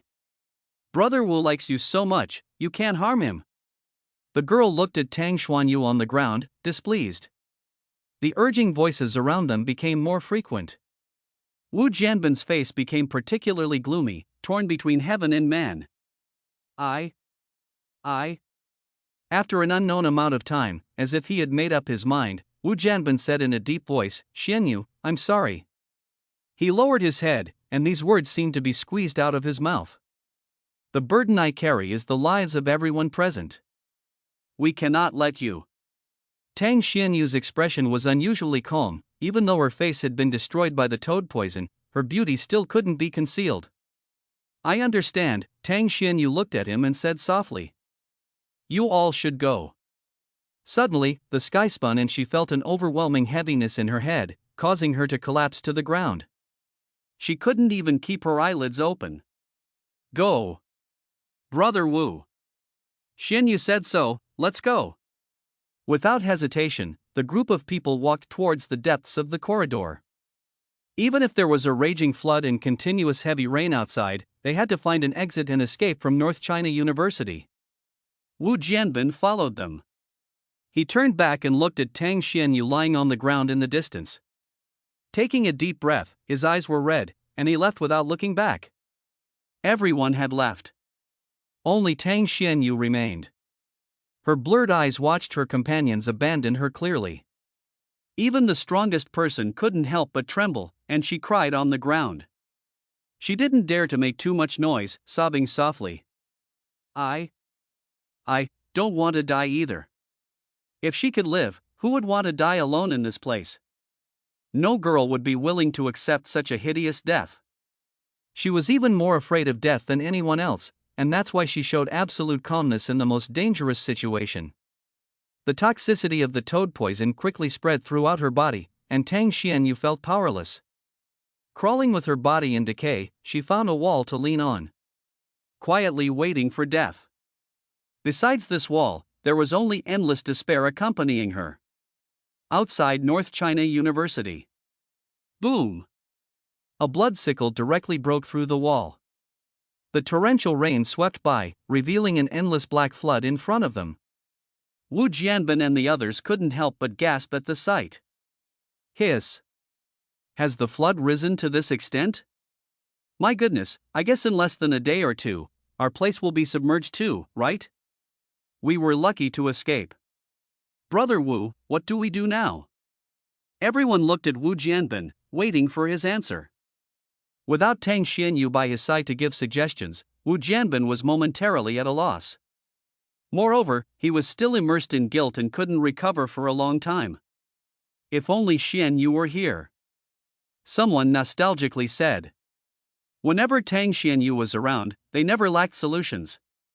The girl who heard this spoke unhappily. she's probably already dead. Even without her, we, with so many people, can still come up with a solution.